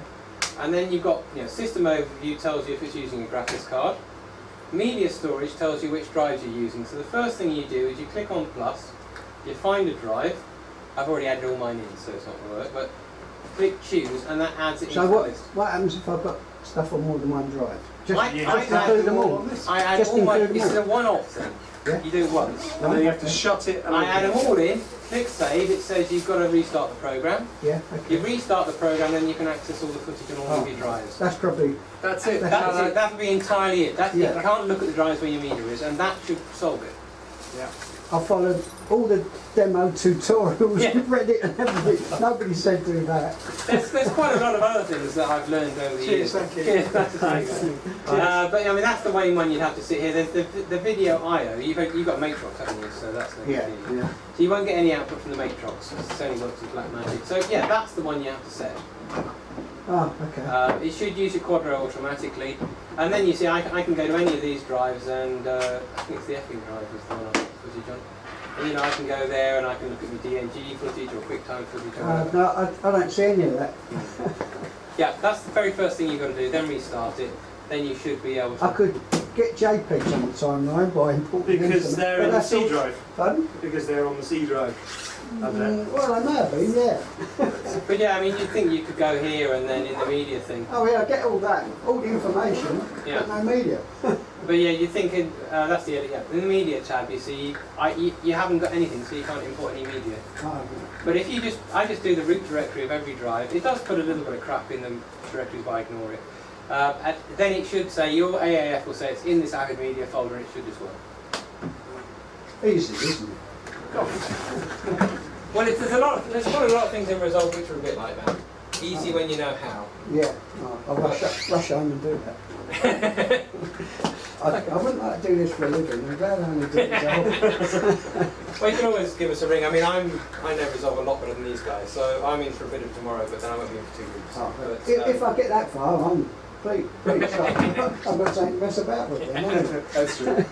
But yeah, there's read the instructions and download the PDF. It's very helpful. I mean, there's a lot of stuff in the PDF. I've read it and I've done. There's lots of tutorials on there about, you know, in and out of the round trip with MC. But nobody ever said.